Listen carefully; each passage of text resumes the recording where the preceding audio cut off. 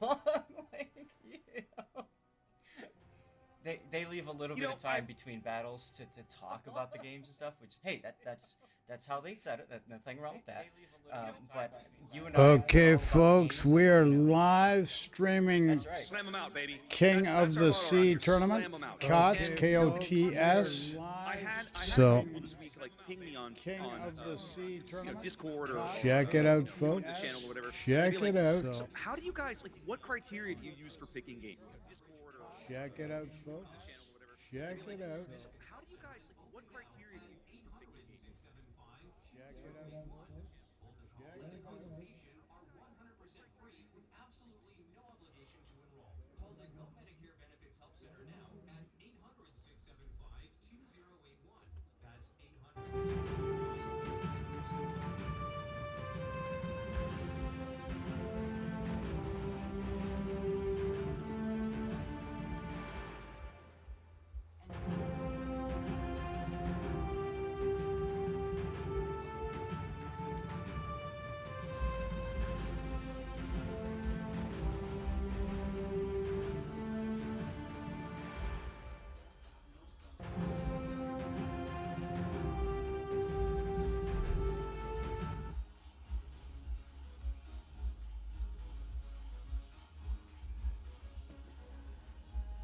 Our goal is to cast as much as we possibly can. Downtime pisses us off as much as it pisses you off. You're here to watch games. We're here to cast games. When there are no Seems games, like we got a that bit of makes a us lag angry here, and do angry. folks. We don't A want bit that. of a lag. So we do Lord our best to try to Zath, fill you're those gaps lagging, with games buddy. as quickly as possible. That's Sometimes, Sea I'm pretty Raptor sure, as speaking right you now. Longtime viewers know. Sometimes that doesn't always work out so well for everyone. But we do try. Any questions, So, just throw it in anyways, chat, guys, folks. Chat's your friend. schedule, is going to start with a B in Civil War. Zath, we're starting with the B in Civil War today. That's correct. Hey, before we get into that, should we fill everybody in and yourself on what happened yesterday? Sure, bring it on, man. Let's talk about it. So here's our results from yesterday, and now Raptor came home last night from a very busy day. I'm sitting on voice call with him, and he's like, "Oh my God, GGWP didn't make it." You know. Oh my God. You know, and all this other talk about these different other groups, and I had the wrong screen up. Come on, there we go. That's okay. That's okay. So like, you know, it was fun to look at. So yeah, GGWP out. We're used to seeing them moving on in the tournament. They're gone. Who else was it that you were so surprised to see? Star Brazil, right? Star Brazil not making the top 16 was a real shocker to me, Zath. We've watched those guys progress over several events now. They've gotten really good. I think the last 2 to 3 tournaments, they've been kind of a regular in the top cut, let's say. And them not even making it to day 4, to me, like, that's a huge disappointment. And I look at those guys and I'd be like, I mean, they won 3 games yesterday. But in the particular group they were in, that wasn't quite enough. They lost on tie breaks, and that feels bad. They're not in day 4. They're out of the event. So I look at that and I go, man, that's, to me, I look at that and think, man, that's a bit of an upset. I mean, let's be honest here, you know. So, anyways, let's see who else kind of didn't make it that I look at and I go, what happened there? I'm a little surprised to see. Of course, we talked about GWP being on the sidelines. That's a bit of a surprise. I'm a little surprised to see Salsa on the sidelines. Yesterday they won 3 games. We saw them fight several teams like to the very last minutes of a game on day 2. And I was like, man, I bet these guys are good enough to sneak by, you know, in like a 2nd or a 3rd place bracket. Didn't quite make it. They lost. They were 4th again in Group D on tie breaks. Right. I'm looking here, trying to see what else. Who else kind of surprised me? I tell you who did surprise me that did make it, Zach. One of the surprising, like, oh, they made it. The SCV guys. The SCV guys made it to this cut. And we talked a little bit about that. Just, you know, we saw them on day 1. They didn't look amazing, right? But like, apparently they played well enough to get to this level of the event. And then, you know, here we are. So like, it's definitely some interesting things went on. Seems be a bit of a periodic lag in the stream, folks. So just bear with it. Nothing I can do about it on this side. Yesterday was some crazy battles. QCN, you were also talking about. Oh my God, they not only did they come in today, but they're also finishing 1st in their group, which was pretty awesome. The Nigerian princess needing everybody's help yesterday didn't get Everyone's enough. help, yeah. So that was interesting as well. TNG looked really strong in the battles that we covered. So there was just this huge feeling like we're seeing some very competitive games, and I think what's cool about this is, I didn't hear of any like blowout, like this game was over in 10 seconds or less kind of a deal. So to me that was really cool to see and to hear about and to cast yesterday. Just a lot of competitive battles, some mistakes to be sure, but Sure. we always Oh, talk absolutely. about But this. it's it's the fun of it all. You got to make mistakes are going to happen. That's just the way it goes. And they're trying to find ways to kind of grow and improve, and they're doing their research, and then they come out yesterday swinging. Yesterday. Okay, folks, just so you know, this is wargaming in a competitive format. This is the most competitive format going. It's called KOTS, King of the Seas Tournament. So this is going to be going till the first week in November. And that first week in November is when the final championship, world championship, because right now, I believe we're looking at the North American server here today, and the games will be on the North American server, but you have a Russian server, Asian server, and a European server. And come later in the sequence of events, it's going to be a battle for top spot around the world. So any questions, make sure just post in chat. And remember, Bob's your uncle. There's Z52 play and how critical it was to some of their little strategies that Hydro. And of course, the B cap on Northern Waters, very easy to lock up with a solidly positioned Z52 until you're able to push people down the flanks and then spot him and throw in shells from the sides of the map. Right. So very interesting what we're going to see happening as a result. It was interesting. Star set up for that shot, and they had a V-Deuce, as you like to call it, up in the northern part because it's got Hydro, but of course it doesn't have Z52 Hydro. And you could see how integral that was for their plans, and it was perfect. I mean, just probably the best use of a ship ban that I've seen in most of competitive. They knew their opponents, TNG Love did, it. and they used that strategy, and it was fantastic. So I love hats it. off to them for picking that. And honestly, one of the things that I like about the ship ban system, I say, is I'm kind of setting up the ship bans and the map picks for the match we're going to cover here in a little bit. Yeah, they put it Those in, are all I available see. now, so when you're ready. Yep. I love that because what it does, Zach, is it rewards you for knowing your opponent. It rewards you for doing a little bit of homework. It rewards you for either knowing them from clan battles or having friends over there and just talking with them or whatever. That little bit of research, that little bit of extra outside the game and intel, you're rewarded for that little bit of extra effort. And I like that. I'll always like that. I know there's probably people that think the ban system is a little silly in that regard, but I am a huge fan of it for expressly that reason. All right, I'm looking. I see who our room contact is, but I don't see the room up. I don't see it up either. In fact, right. The status board doesn't say they're in room yet, so we're kind of just waiting. I tell you what's that though. Is there anything else you want to talk about? Hang on. One second. Chat asked a really good question.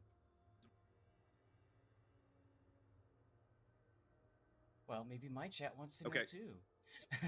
Well, so they asked a question. They were like, "Where can I see the bracket?" And it was like, "That's a great question."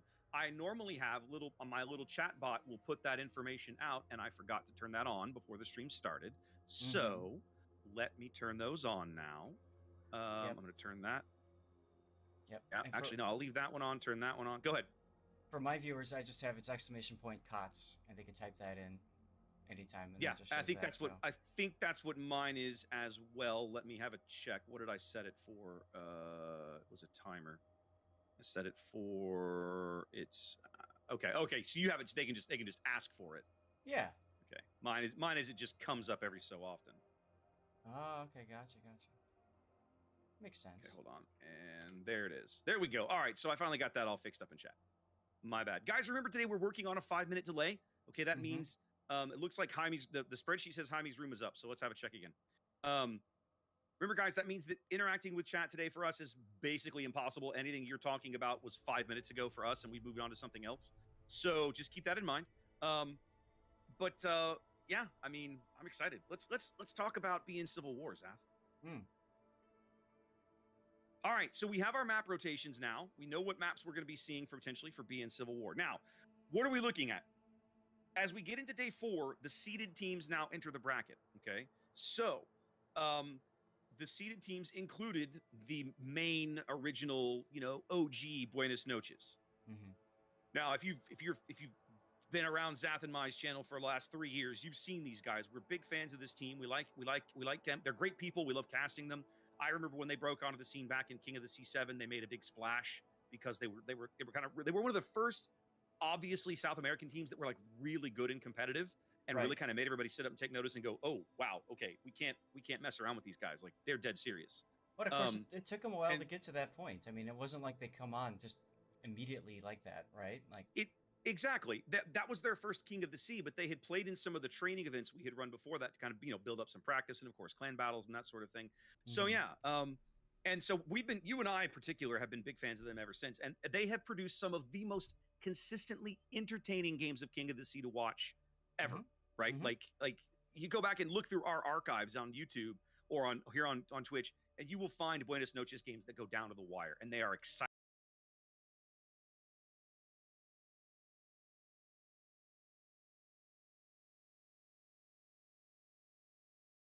I'd already picked it. Like, hope you don't mind. I was like, oh no, I'm way ahead of you. I already signed this up. I was like, my man, right? My man.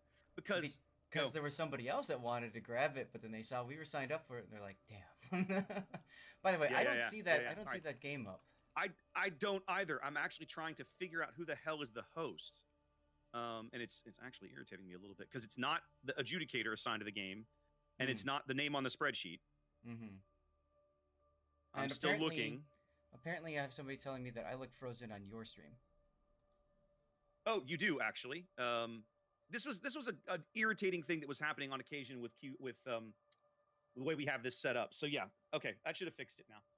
It managed to not happen the whole time we were working the first weekend, but it's definitely something that can happen on occasion. So, all right, let's see. We've got to figure out who's hosting this game. Jaime says he has it up, but I don't see him. It might be under special K. Nope, it is now. No, it just showed up. It took forever, but it shows up now. If you search for JAYMI. Yeah, it's Jaime. Yeah. Yeah, he is the host. There it is. Literally just started up. Go. Finally. Whew. I know, right? Okie dokie. So, guys, we're getting into the room. We're a little bit delayed, but it's a best of 3. So if this goes 2-0, then hey. In addition, the matches aren't probably going to go full 20 minutes each, and teams do have a 10-minute break they can request in between battles. Most of the time, though, they'll choose something closer to 2. I love it. John the Impaler has already rated up into Summers. Game loss. Game loss. You're done, sir. Ban ship. You're done. Oh my goodness. I love the chat. We do a prediction over on here. We have Kaduzinen that runs predictions. And Cheesehead63 said, I think Buenos Noches will win this one. That's a good choice. I don't know how you came up with that idea, but oh man.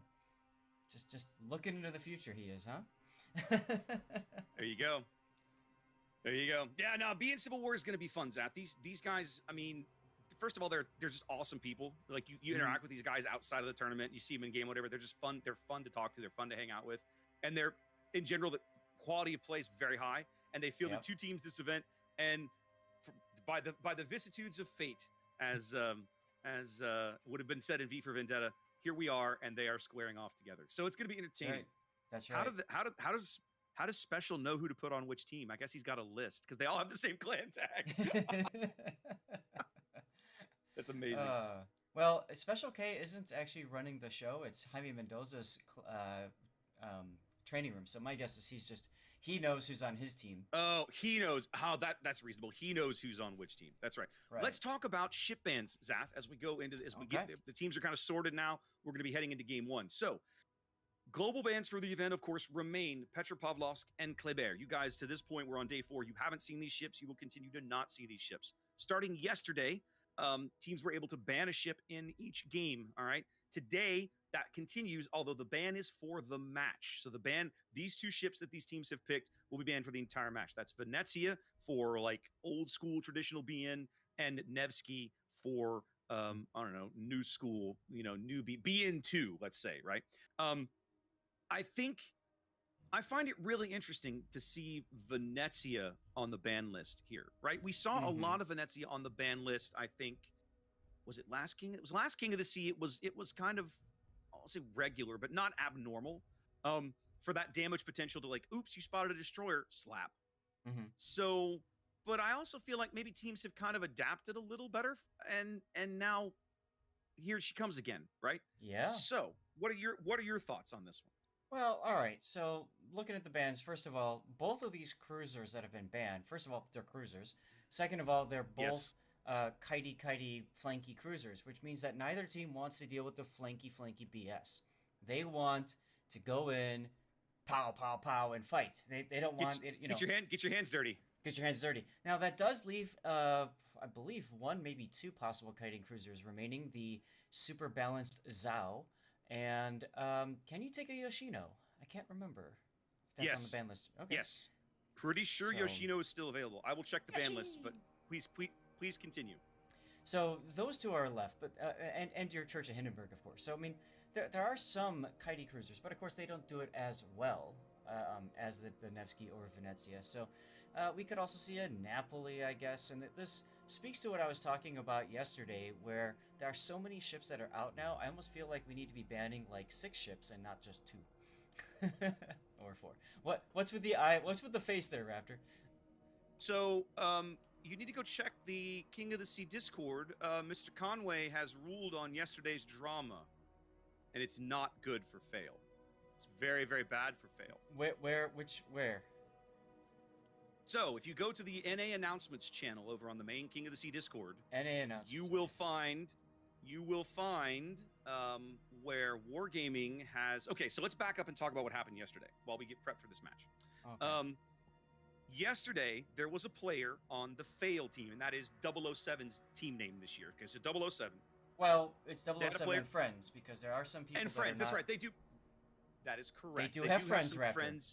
They do have friends. They do have friends. And they had friends on their team who were not wearing the 007 tag. Fair enough. But by and large, it is largely 007's entry into the event. Okay. And so they had people, they had one guy on their team who was playing with, playing in the event with his Wiki press account. Let me back up and talk about what that means. You and I are both members of the Wiki program, kind of loosely, far less involved than we used to be, but when you sign up to be a wiki editor, you are given a press account because the expectation is you're able to play, research, see all the available ships in the game, whether you can personally afford them or not. Right. So Wargaming gives you a press account, right, and says, here's your press account. Everything is available on it at all times. When new ships are released, we just add them. You don't have to earn them. They're always available. They're all there, regardless. Steel, research points, whatever. Everything's there, so that you can just pick it up and go play it to work on wiki stuff. Maybe you need screenshots, maybe you need game footage, whatever. Okay. Historically, we have been like when you and I joined the program all those years ago, it was made very clear to us, that was 2016, right? It was like, these are not you can't play these in ranked, you can't play these in clan battles, which weren't even a thing at the time, but when clan battles came around, they basically told us, no, you can't do that. Right. Over the years, that messaging apparently in the wiki program has maybe gotten a little muddled and wasn't communicated as clearly as it should have been. Okay. So there was a player on that team playing in this event with his wiki press account. All right. As opposed to his personal account. Right. That got flagged up as a potential problem. I guess somebody complained and it wasn't really covered in the rules. Go ahead. The issue is that player was using a ship that player does not have on their own account. So that was the crux of the problem, was that they were using that ship that they quote unquote hadn't earned themselves, and this tournament is really you play the ships that you have available with the captains you have available, and we commented on that last weekend. You might not have a full 21-point captain for every ship that you're taking in the COTS, right? So that's kind of a balancing factor for the teams as well. And in a sense, that's part of why the argument is that it's unfair, because they brought a ship that they don't have themselves on their own personal account. Right, right. And so here it gets even more complicated because the player in question is an adjudicator, and the team impacted has a King of the Sea admin on it. And so rather than kind of create this impropriety, what's the word I'm looking for? Um, Conflict of interest. There we go. They basically said, guys, we're gonna kind of recuse ourselves. We're gonna leave this to wargaming, right? We're gonna let Mr. Conway kind of rule on this and decide. And literally, just 2 or 3 minutes ago, Conway has come in with his ruling and said this particular player is not eligible for awards, and the team kind of forfeits and is out of the event. Like their games are now all basically losses for the day. More or less. That's a second rule violation for fail, right? They used ASW in the THC game we covered, and now in the ultimate fail, they've been completely out of the tournament. By the way, they're asking if we are ready to go in our battle.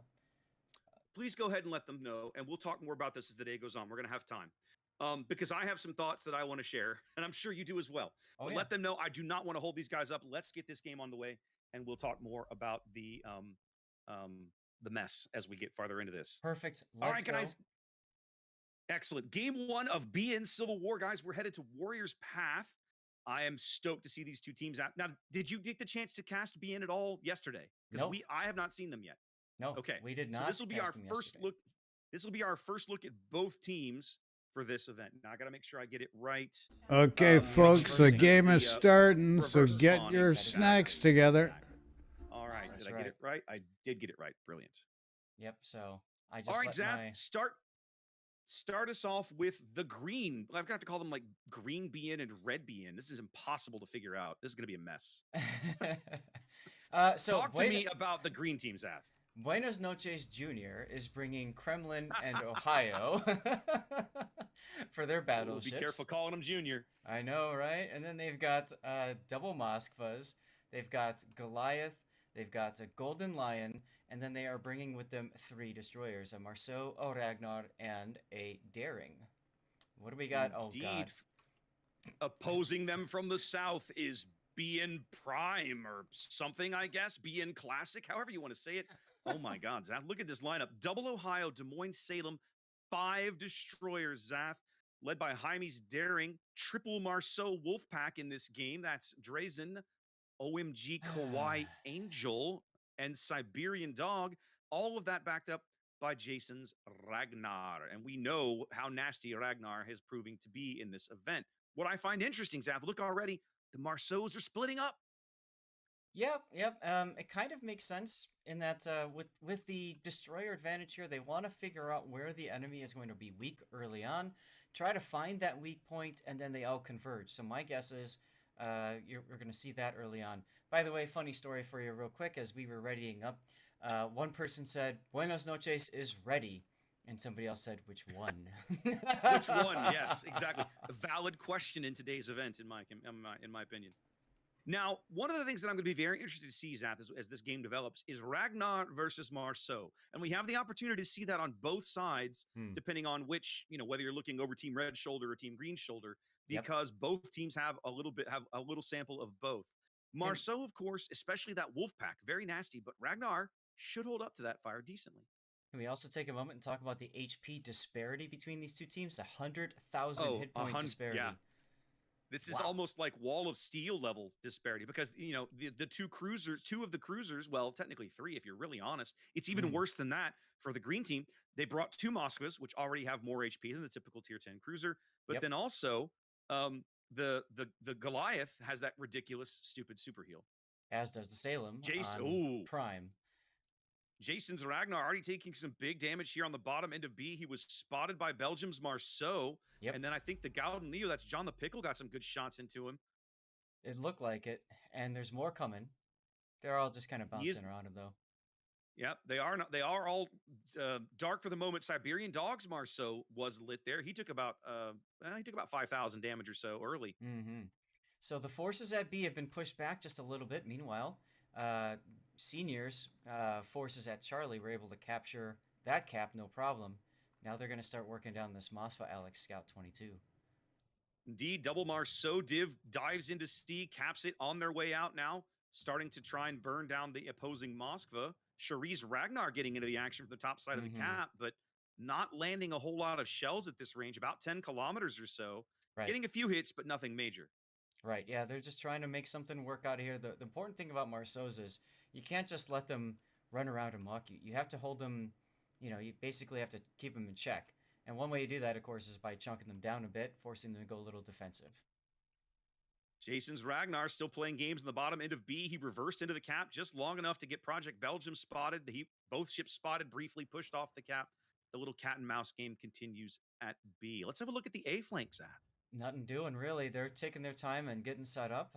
Now, yesterday we saw a Salem. Oh, right about this point in time yesterday, the Salem was already dead on the south spawn. That didn't happen. That hurts. Yeah. Speaking of hurting, take a look at Charlie. Look at the 10 line. We're about to see this Marceau possibly get Dutch ovened. Ragnar shells too. And the bombs connect. Oh, OMG he does Kawhi take a Angel. big hit. He's got to go dark, but he's shot. Yeah, Kawhi Angel now under 5,000 HP. We're not even 5 minutes into this game, and he's given up a ton of his health. They have put good damage into Charisse Ragnar, but Angel now burning again. Yep. Burning now, engine out, burning at the stern. Recently, I shared a video about why the Ragnar is OP, especially in a competitive format like King of the Sea. And the thing is, the Marceau, if the Marceau does not have IFHE, it's not able to penetrate the Ragnar's 25mm side plating armor, which means that those HE shells will just shatter. I'm guessing that Kawhi Angel has IFHE based on the damage he was doing to Cherie. But that's anybody's game because we don't necessarily know what it is. Yeah, we don't know. Running. We could ask, actually. We might ask. Actually, they probably won't tell us until after the match is over. They're not going to tell us in between secrets, games. Comrade. Trade secrets, my son. But it is interesting to note, and of course, being prime, I suppose, for lack of a better word, already with one of their Marceaus, one of these destroyers. I won't say he's dead because he's not, but he's effectively out of the fight, Zap. This guy can't get spotted again, and he's just on the edge of this Moscow radar, about a kilometer outside Alex's range. He has to be very, very careful for the remainder of the match. By the way, I have someone in chat saying that our colors are reversed, but I'm pretty sure that Jaime is part of the Prime team, so I think we're right. Whatever. So being the alpha spawn alpha team for this match, maybe I'll check it. I'll check it in a minute. It said the alpha team for this was being small or junior. That is correct. That's beta, correct, and that's whatever. what I have on my screen. The dash BN is the red team this match. I know. We'll call it Chibi BN. Chibi BN. No, you can call it that. I refuse. I flatly refuse. Oh my goodness. So while all that's going on at C, over at A, Jaime managed to just shove his daring in and take it. And now we've got Nab at half health in the Salem. But of course, he's pushing a super heal right now. Yep. Getting most of that HP back. A lot of that damage that the Marceaus did to Cherie kind of gone away on the C flank now as Cherie's healed back up. But of course, Kawhi's Marceau doesn't have that option. He's stuck on that very low health pool he's got. No, he's going to be playing at max range. Yeah, 6.5 minutes into this game, and Green BN, which I believe is that should be Baby BN or however you want to call it. They still have not picked up a cap. BN Classic here has been sitting on C for a while and worked out to about 180 point lead. What are you laughing at? Kingsman just got Dutch ovened, and then there was a follow-up slap by the I think that's the Kremlin, yes, by Marco. He's at half health now. Oh, okay. Sitting just south at sea, but I love how you called it Baby BN or whatever, because that's chibi as well. as whatever. As the Marceau and B now, Project Belgium is in trouble. He thought he could get in there and get away with the cap, and no. They are good. It looks like they are going to finally push him out. He hasn't had a tremendous amount of health. It's Belgium, Jason, and Siberian Dogs Marceau lurking around the B cap all game. It's kind of been 2-on-1 for BN Classic, BN Prime here from the south, as Belgium has been unable to cap, and Jason now continuing to put pressure in. Looks like he's going to bag B, as it looks as if Jaime's finally going to grab A. I think we're about to see total board control for BN Prime here. It's looking like that. I'm surprised we haven't seen a push at C yet from the other BN I'm team. I'm really with you, man. I keep expecting a green push at C. They have so much Yeah, firepower. They know one of the Marceaus is beat to crap. Like they have to know he's low, and they just kick the teeth of the Kingsman's Des Moines in. Like they should be able to shove that Kremlin in and take this cap. I mean, I realize he's on about half health ish or so, but I still feel like they should be able to move in and take that cap because they're almost 300 points down. We're only 8 minutes into this game. They're getting to the point where they're going to be so far behind, they're going to have to make desperation moves, and yep. that's where things can go really wrong in a hurry. Well, and you can kind of see that now. Marcamo in the Kremlin and Oh, John Lamento moving up desperation for moves Verde are Nunez. friggin' the worst But kind. of But course, they're also listen, you jamming- want I to like that. you want Yes. to play They're your also definitely strategy Rojo to in the force Warships those team kind of right moves now. because that's how Ganser and Jaime in a you killer lock fight up the over in win. A. That's This why is strategy really is so important. Uh-oh. If Verde Noches can pick up an early kill here, that would be huge. They don't because Rohan Noches actually picks Yes. up Belgium in the middle of the board there. Yes, as we flipped over to check out what happened in A, we missed out, unfortunately, on that other death. But that's the thing about maps that are this size. It takes forever to get around and see what's going on. Look at Jaime now. Jaime showing broadside to Ganser. Ooh, he is, but he's going to get these torps in the water and leave Ganser with a bunch of really bad choices, and it's going to cost Jaime his ship by the time it's all said and done. Ganser needs to really... Yep, there goes Jaime. Is Ganser going to take one of these torpedoes? He is. Yes. Oh, my goodness. That is a really important trade. If Jaime hadn't gotten that trade, that would have been bad, but he did get it. And Yeah, so... he did. trading destroyers here, that's something that Rohan Noches can actually afford to do here because of how many destroyers they have. And how many points they have, too. Remember, they've got the board. Yes. They're getting the ticks and everything. So this is a best of 3, guys. So even regardless of which side, Verde or Rojo wins, it's still going to go into at least a game 2. But what an interesting start, huh?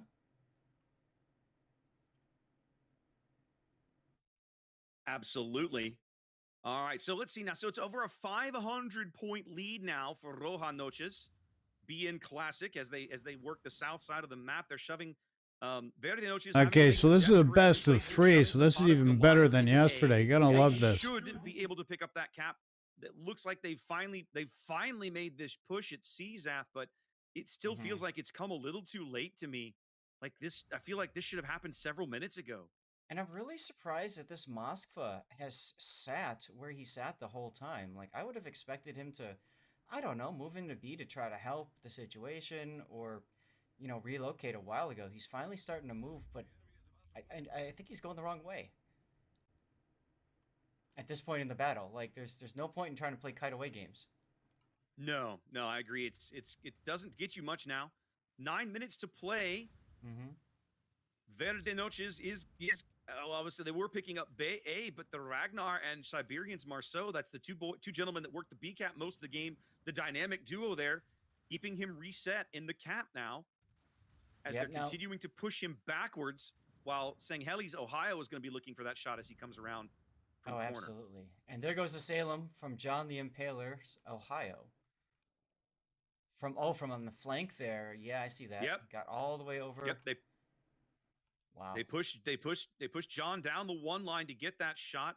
Sangheli is looking for this Goliath shot he knows has to be there if they can continue to push Zapata backwards, but Zapata not spotted right now. Yep. So for the moment, the gap is closed to a little more than 400 points, and the Verde Noches is making good inroads for the moment, but they've got a lot of ground to cover. True, but Verde is in every cap now, so Rojo is not gaining any points whatsoever.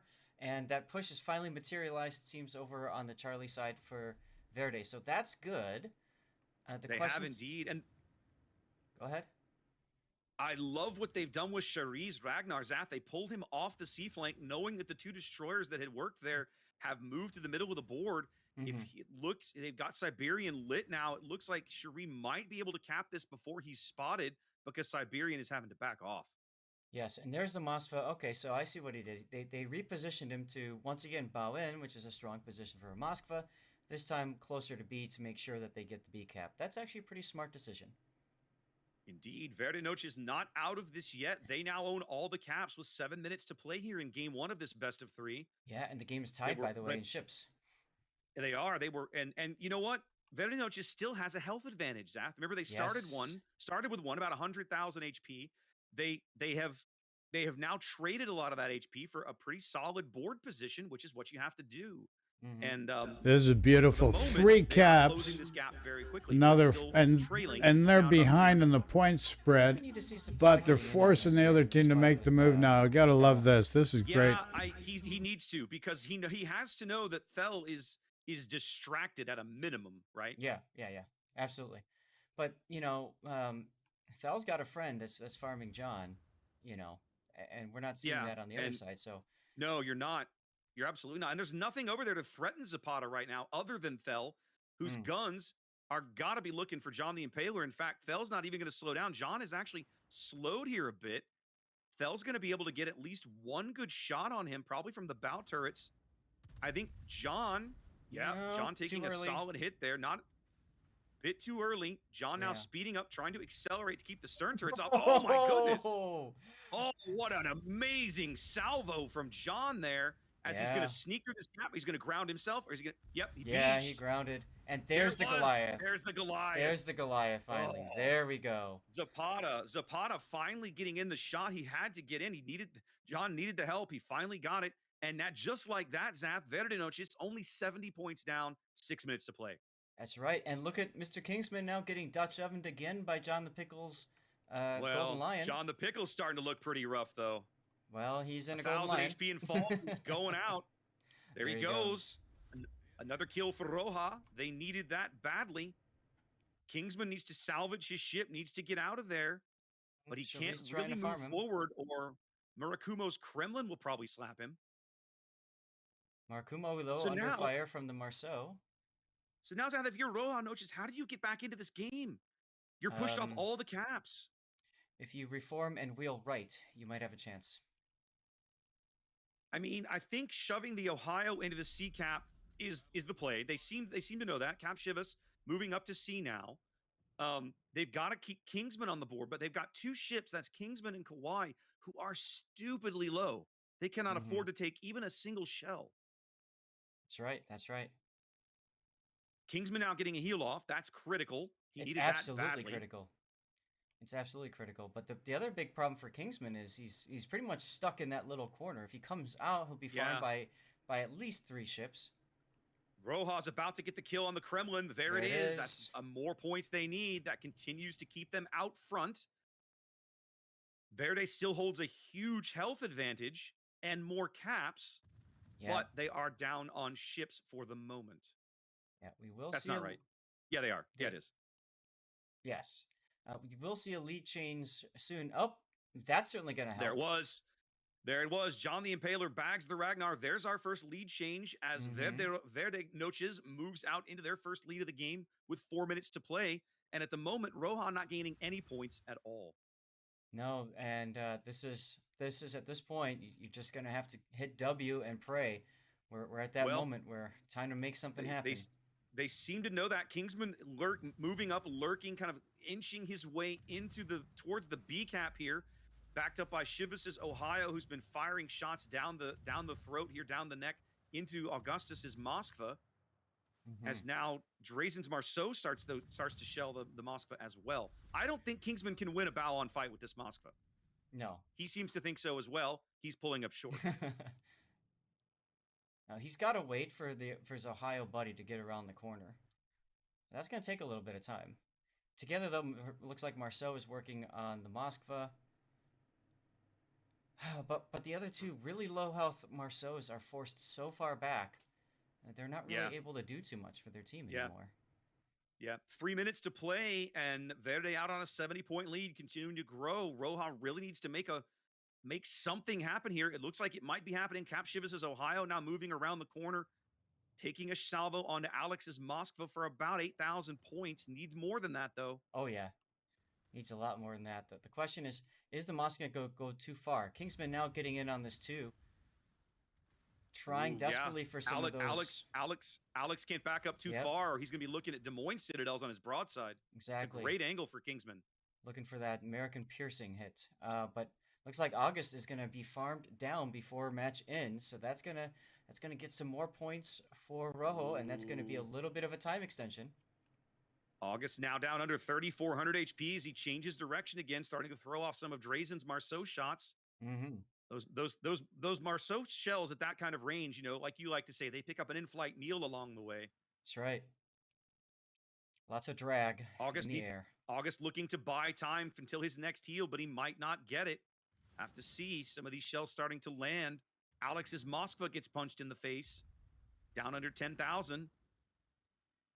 The two Moskvas. Oh, 11 hit 11 points. HP's going out. There it is. August is out. But that's not enough for a lead change. All it does is close the gap with 90 seconds to play. If Cap can kill the Moskva, that might be a lead change, but he's got to do it at the right time, or he's going to give Green. He's going to give Green time to tick up points. Here comes. There it is. There's the lead change. 70 points up now for Rojas. Just a minute left. Kingsman now coming under fire from Zapata's Goliath. Kingsman coming under fire. 70 seconds to play. Still technically anybody's team as anybody's game as Kingsman drives into the cap. No gain now for Verde Rojas. They need this kill on Kingsman. They're going to get it. The Goliath shells are coming in. That's it. There it is. That's it. There it is. Now, lead change back to Verde. Drazen Jeff trying to get in there desperately and saying maybe at least I can stall the point game, extend the game that much longer, but only 45 seconds left in the game in general. So, yeah, they got a bag of kill. In fact, Rojo the Goliath shells are going out on Siberians, Marceau, right now. Oh, you missed them all. You missed them all, Zath. All those epic dodges. 30 seconds to play. Question is, what's Jeff going to do? He's got to make something happen. But what can he do? He can't. All he can do is bag the cap. He will bag the cap before the game ends, but it's not going to flip the lead.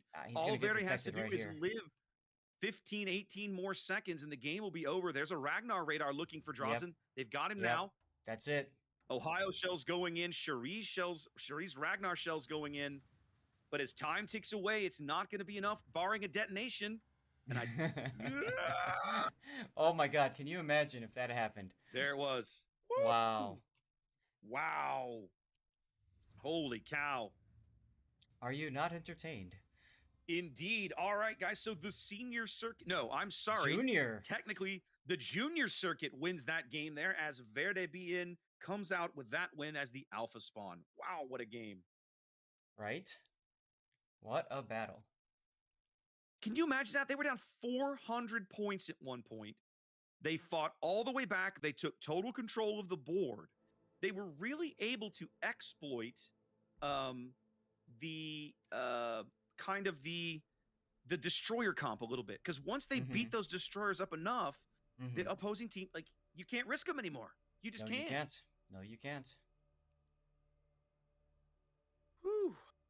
I love it, and it was so cool seeing the back and forth going on. You know, just wow. All right, so that was a great game. That was Team B that won that one. So there we go. Indeed. All right, now I got to go make a couple of changes here. Let's see. So that was an excellent game. Excellent game all the way around. Well played. Of Rojo, because it's the land of fire. Indeed. Well, they were Verde last game, Zath, but this time they won't be, right? Right. Because now we're swapping spawns. Just to increase everyone's confusion, the BN version that was green last game will be red this game. Right. That's what happens when you pick the Civil War. Oh well. Gotta maximize everyone's confusion, Zap. Goodness gracious. Okay, there was something I was gonna do while I was in here. Oh, I know what it was. I need to make a couple of OBS tweaks here to yeah, here we go. Yeah, I've been tweaking some things as well, but that's how it goes, right? Yep. And then we move from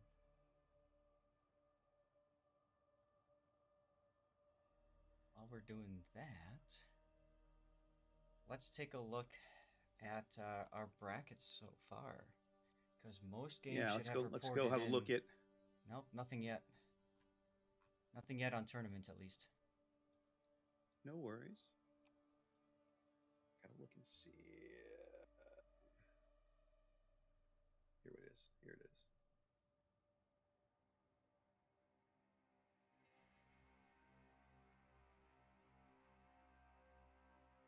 Ooh. Man, there. guys, when we see battles like that, that's why we cast King of the Sea, right?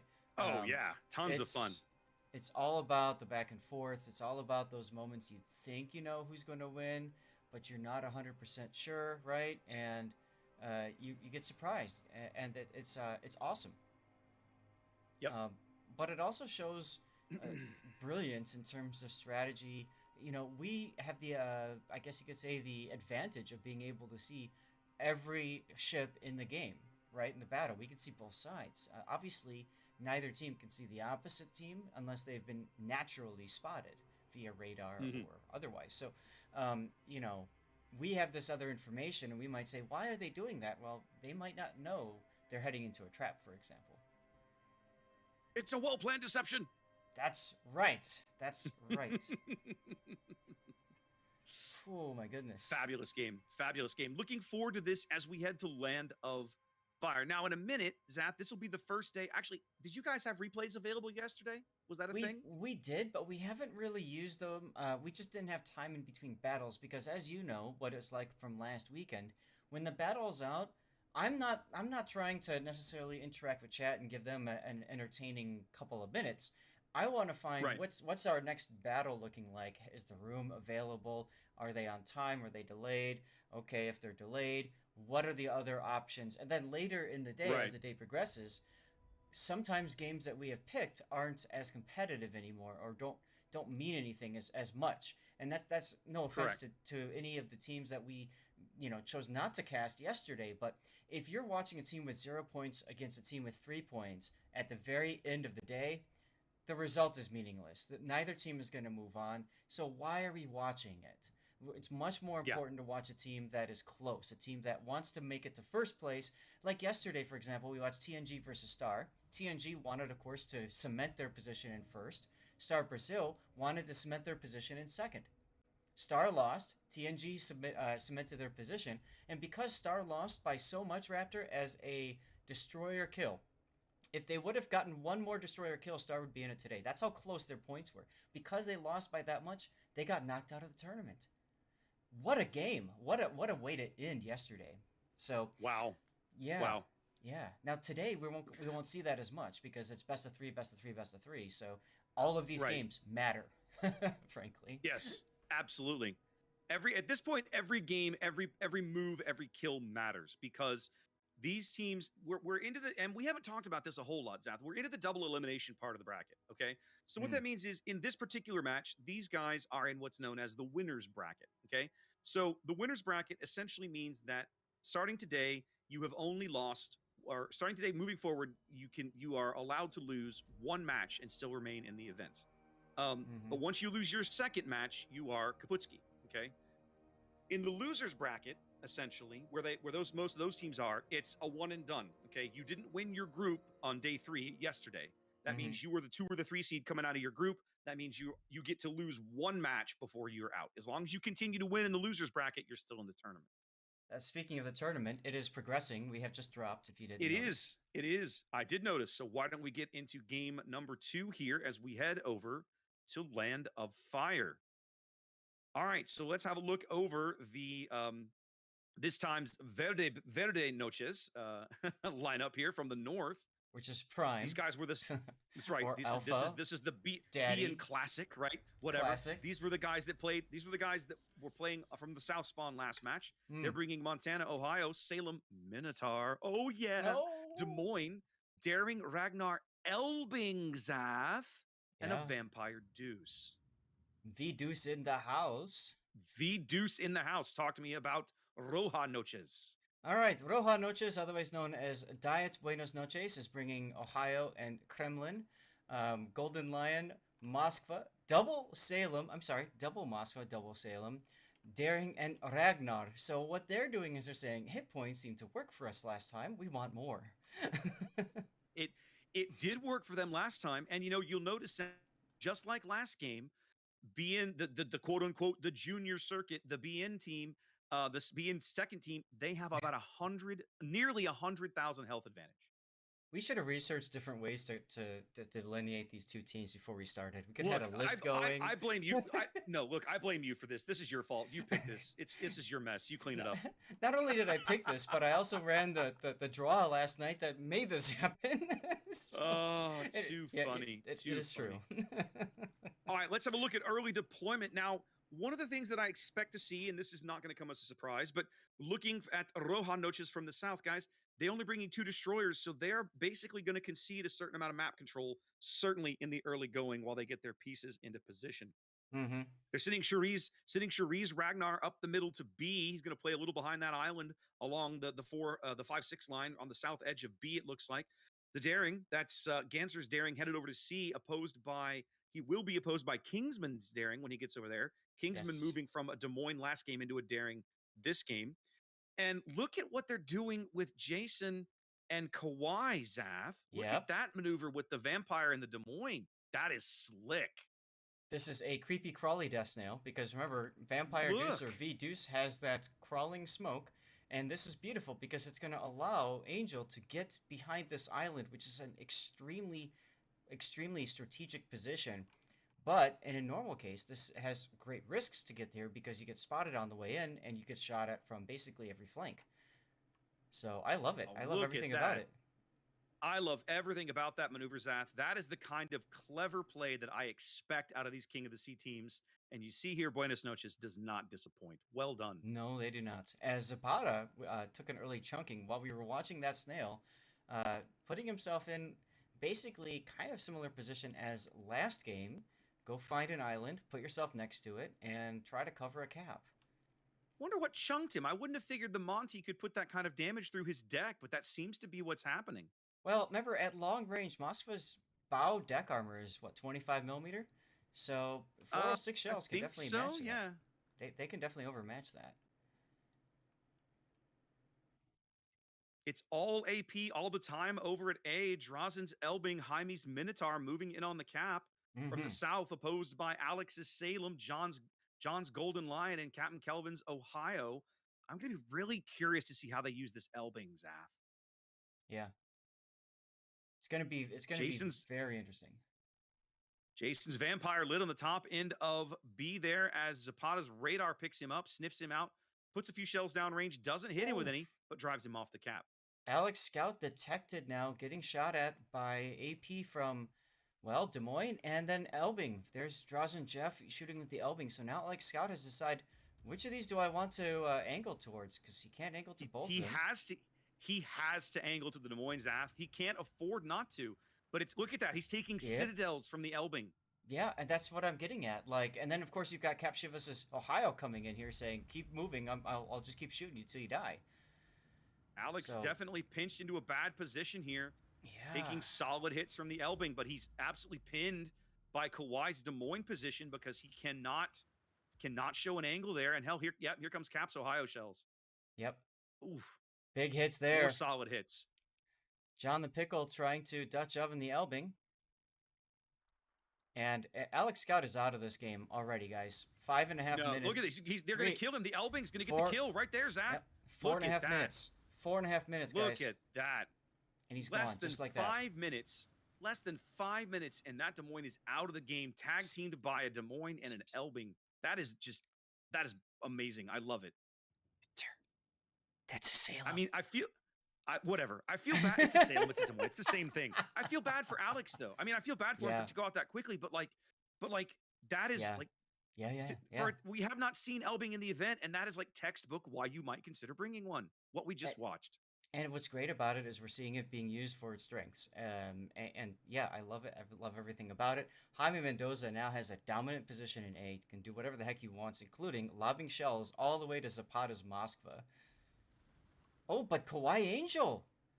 Kawhi Angel just got slapped. That had to have been, what, the Ohio? That has to be, no? Where did that come from? That had to have been the Ohio. That had to have been Captain Kelvin before he traversed that island. So? Oh, yeah, he's got his plane up. Yeah, he does. Plane up right there into his face. Kawhi Angel saying, you know what? I think I'll just back up and think about this for a little bit. Yep. I'll reconsider my life choices. But for the moment, Verde Noches with about 100 points lead here, 6 minutes into the game. We haven't spent a lot of time looking at C, Zath. Yeah. Ganser's Daring apparently won this fight. Neither Daring has taken any damage, but Ganser obviously got here quick enough. And now we're looking at Kingsman and the Conga Line Torpedoes seeking out Belgium's Moskva down there to see if those land. We also missed some of the fighting. As you can see, Siberian and Shuri both down quite a bit on health. They must have been slapping each other at B-cap. Speaking of slap fights, look at the Fidget Spinner Island on the 10 line. We're about to see maybe a Salem slap fight over here. Possible. Where are Murakumo's guns looking? Is he looking mid? He's turning his guns now. He's going to try and pitch them into this Salem slap fight here over on the 10 line. Yep.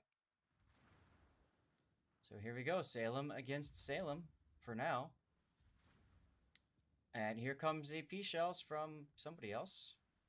That was really long range. Was that the Ohio? That's the Moskva. That's Project Belgium's Moskva coming in with the AP from that angle. Jaime goes down.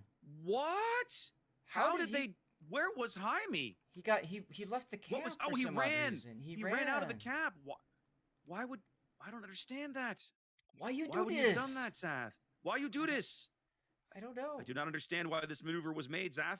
But it's going to allow Kelvin to move into the A cap with his Ohio and halt Verde's point gains. We're about to have a tie game. And in a moment, the red BN will be moving out into the lead. That's right. That's Diet BN. Huh. So now we still have that slap fight going on here with the Salems. Both of them are choosing to shoot AP. Do you know why? Oh, big hit there from that Moskva.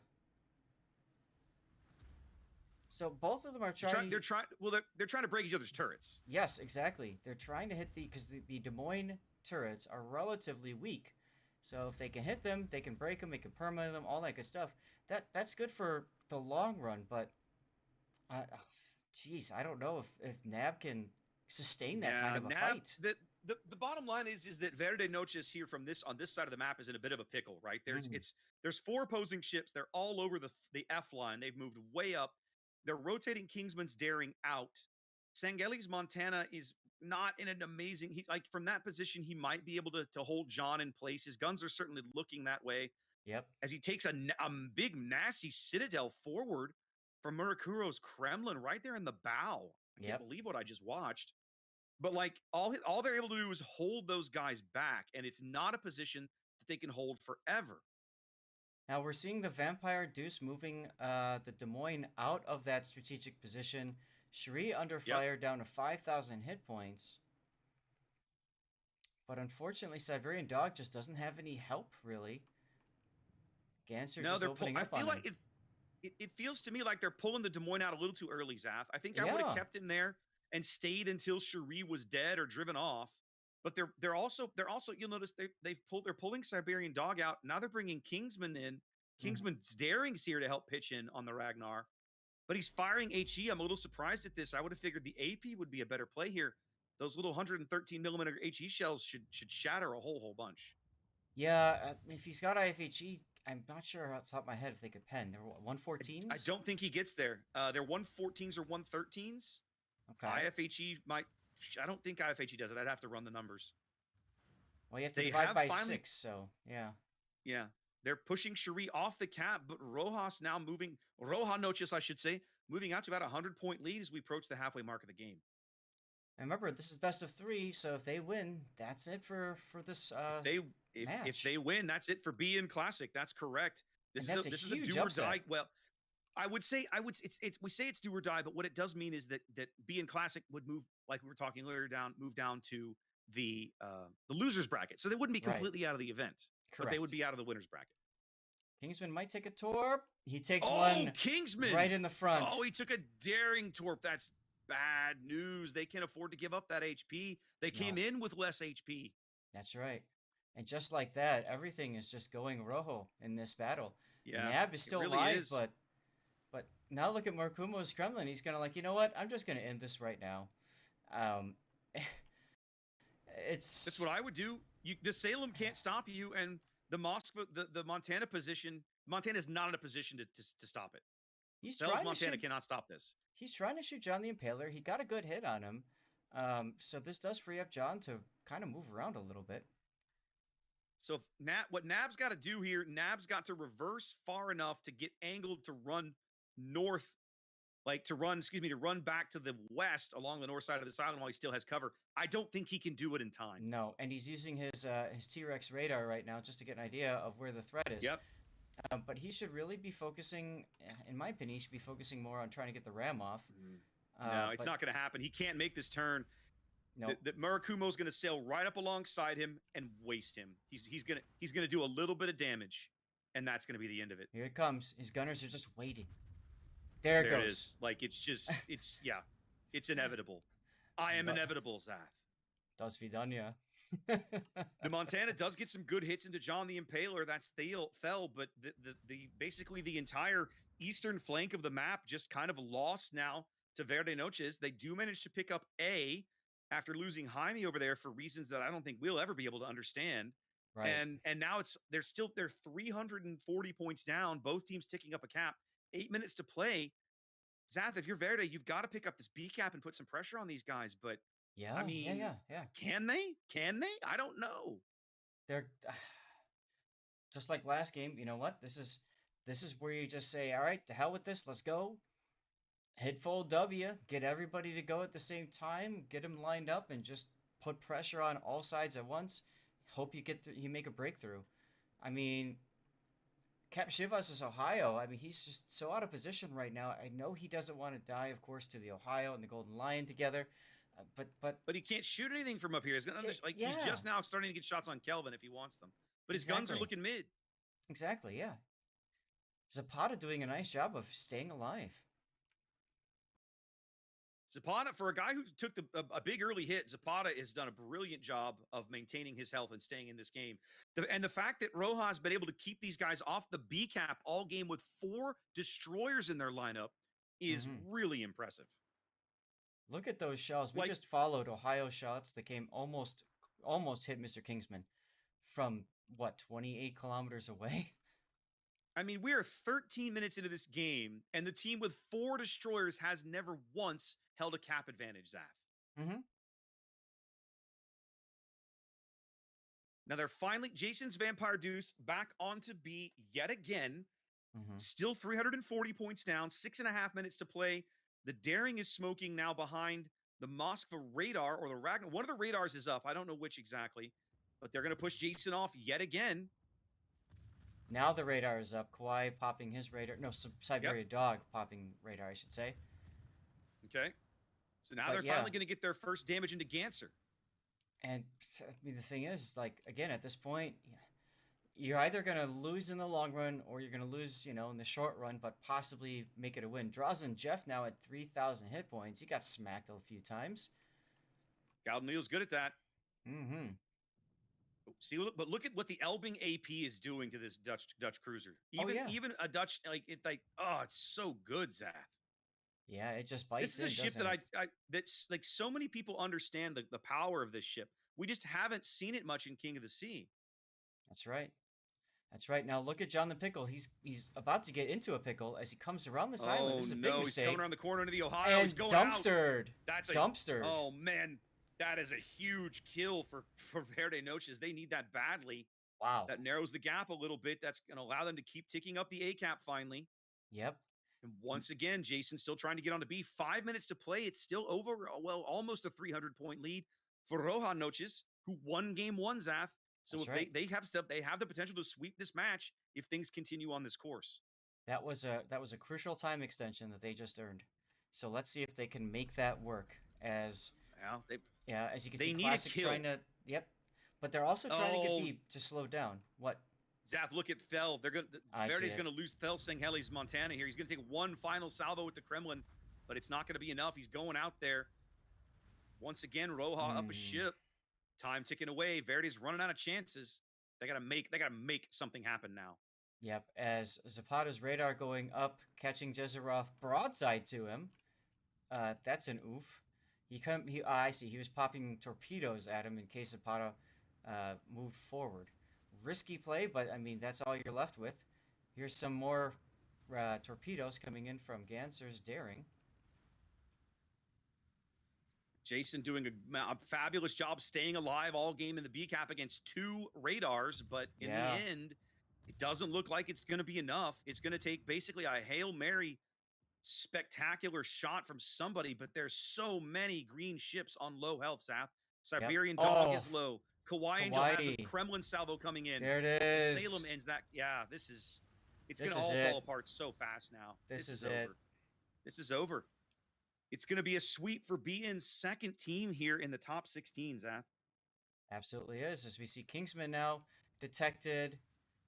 Is he gonna just concede, or he's trying? He's still staying dark. He's trying to live. 3 minutes to go in the match, but it's gonna be over sooner than that. We're gonna need a game 3. We are. It's up over 900 points now. A single green death will speed that up even faster. Jason's Vampire now farming Kelvin's Ohio, but it's coming kind of late now. All that's left on the board are the 4 destroyers, and kudos to them for living this long. I say as Siberian goes down. But the bottom line is that, I mean, they kept 4 destroyers on the board almost the entire game, Zap, but at no point did they ever have cap control. No. That's stunning to me. That's crazy to think about, because usually when you bring destroyers... it's some of it is a testament to how well the Rojas team played, and Kingsman's going to go out here in a minute, and that's going to be the game. But it's also a testament to the kind of the power of radar, right? I mean, you look at that. You've got 2 Salem, Moskva, and Ragnar. You got 5 radars on the board. The opposing team brings 4 destroyers. You have a huge health advantage. All you have to do is kind of chill, wait them out. That's exactly what we saw happen. And goodness gracious, if it didn't work out. But wow. Yeah. That early mistake by Alex could have been critical, and in the end, it didn't matter at all. It didn't even matter. I mean, how crazy is that? Jeez. All right, so let's see if we can find ourselves a battle here to cast, as a lot of games have gone 2-0. 07, PN, AP, Beach, all of these seeded teams so far going 2-0. SCCC and Bonks knocking out all these people that have been fighting the past 3 days. That hurts. I mean, that's King of the Sea. That is King of the Sea. That's King of the Sea. Bruhasius, BRUJ. I see it. Oh, hey, look, it's AR versus Nam. So we are coming in right now. So bear with us, guys, as we get all this set up. It's going to take a moment. It's a game 3, so it's 1-on-1, and this is loser bracket 1 point. Okay, so where have you hopped down to? Loser bracket 1.6. Bruhasius, BRUJ. Oh, got it. All right, so we're gonna go. Oh, they're going to a game 3. Excellent. Correct. Excellent. Now I just got to get my game client to respond. So that's why you keep me around, right? There it goes. Yeah. Well, there's a lot of reasons I keep you around, Zath, but that's one of them. Yes. Well, thank you. You're welcome. We're moving on to North. All right, let's get this done. AR won the first, so Team A, then Team B is our setups here.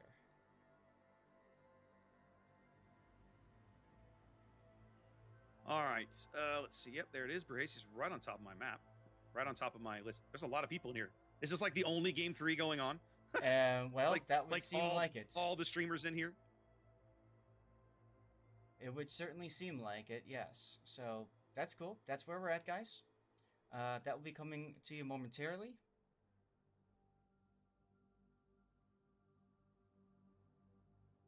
All right, so let's get this set up here. We're bringing you guys game 3 of AR and Nom. AR apparently is the alpha spawn, so let's make a change here.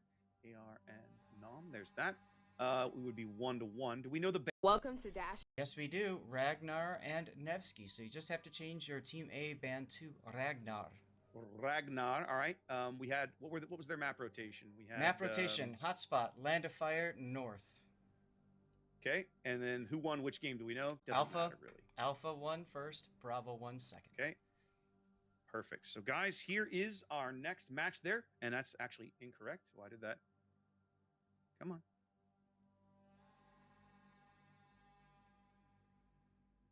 1-1. Why is this not?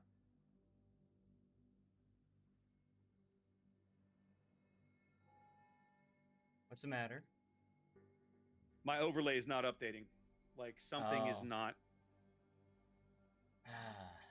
All right, It wouldn't I be gotta. tournament if we don't have technical glitches here. Yeah, something in the stream helper is not working, so I'm gonna reboot it. It's all good. Something in the stream helper is not working, and I don't know why. Come on. No, wrong folder. No, not that folder. That folder.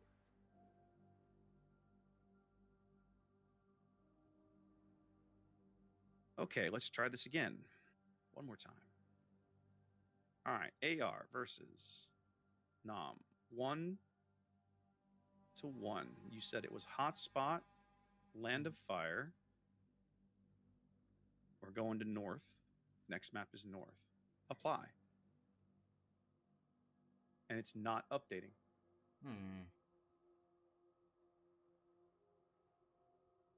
Error. I'm getting all these errors. Why am I getting errors? Well, we can troubleshoot in a minute because we're about to get started, sir. Yeah, but it'd be great if I could at least get the like, this is, what in the hell is happening? Like, the stream helper has just taken a total crap. That sucks.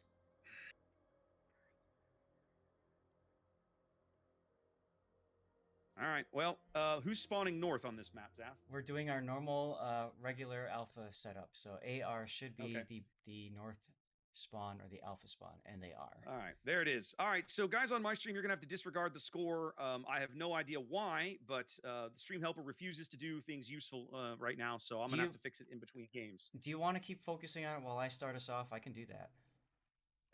Honestly, Zath, I'm not sure I know how to fix it right now. So for now, I'm just going to say, guys, I apologize. It's actually 1-1. You're going to have to live with it, but the team names are at least correct. So run with that. Okay.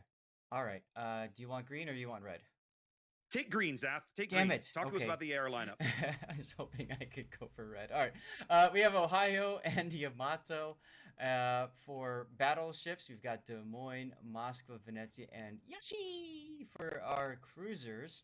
Oh, as well as a Salem, and a Gearing and a Daring for our destroyers. So there's our flank cruiser with that Yoshino-Venezia pair. As you can see, they're kind of moving off in that direction towards the west. And it looks like Salem is going for, I'm guessing he's heading towards the sea cap. All right, opposing them from the south, we have Nom bringing Montana and Conqueror. Des Moines, Moscow, double Stalingrad. Haven't seen a whole lot of Stal in this event, Zath.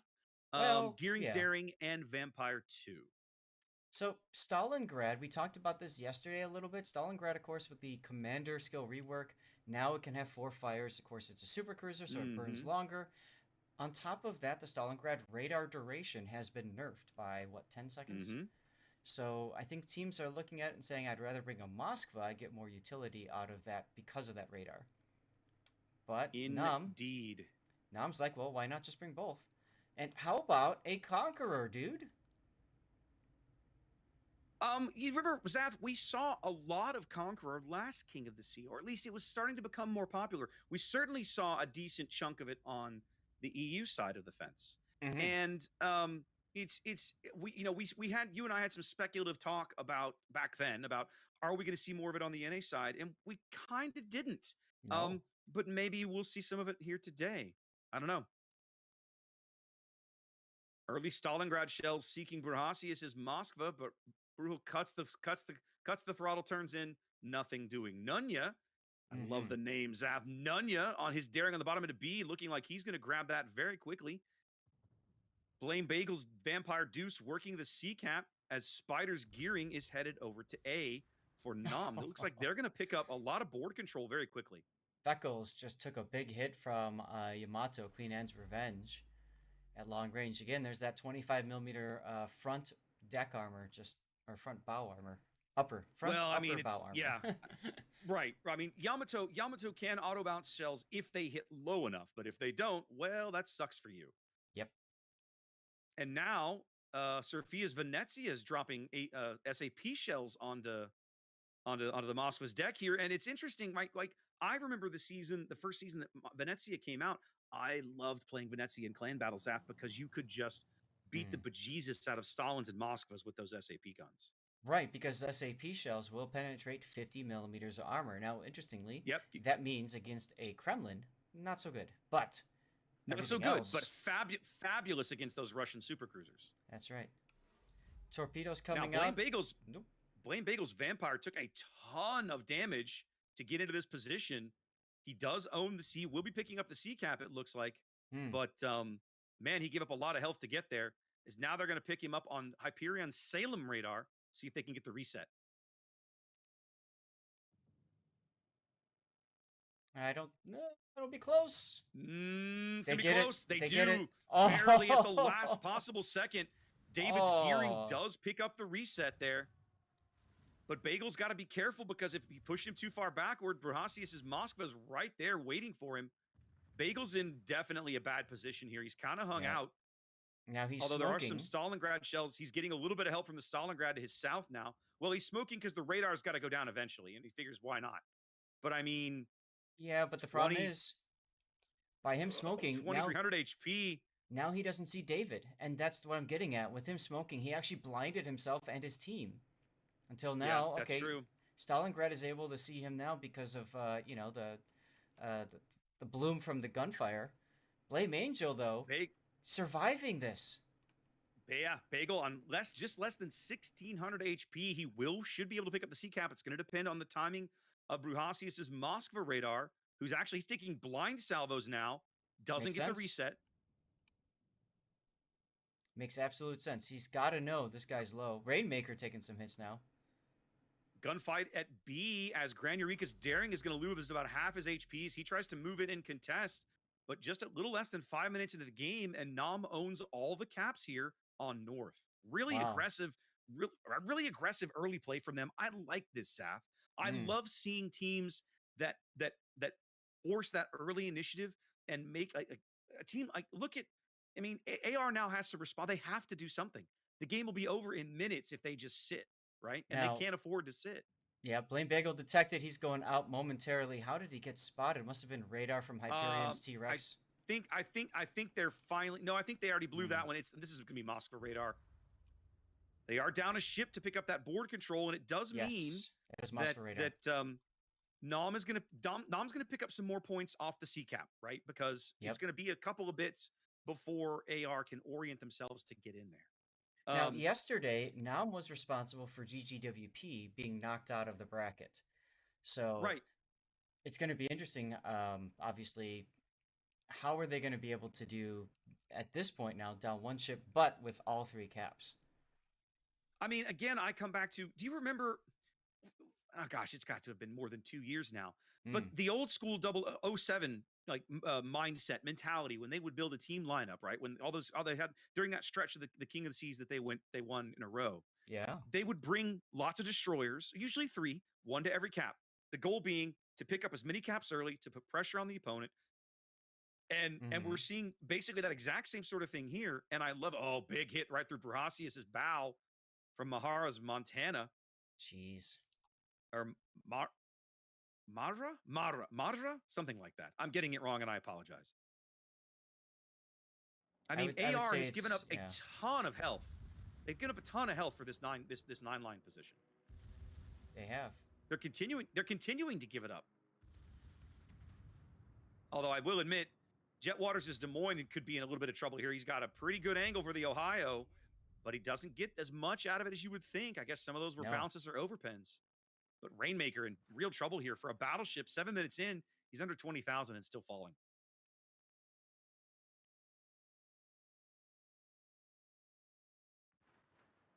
I gotta say, it's very interesting to see the aggressive play here, and I'm curious, are they going to be able, is AR going to be able to turn this around? Although Rainmaker, look at Rainmaker!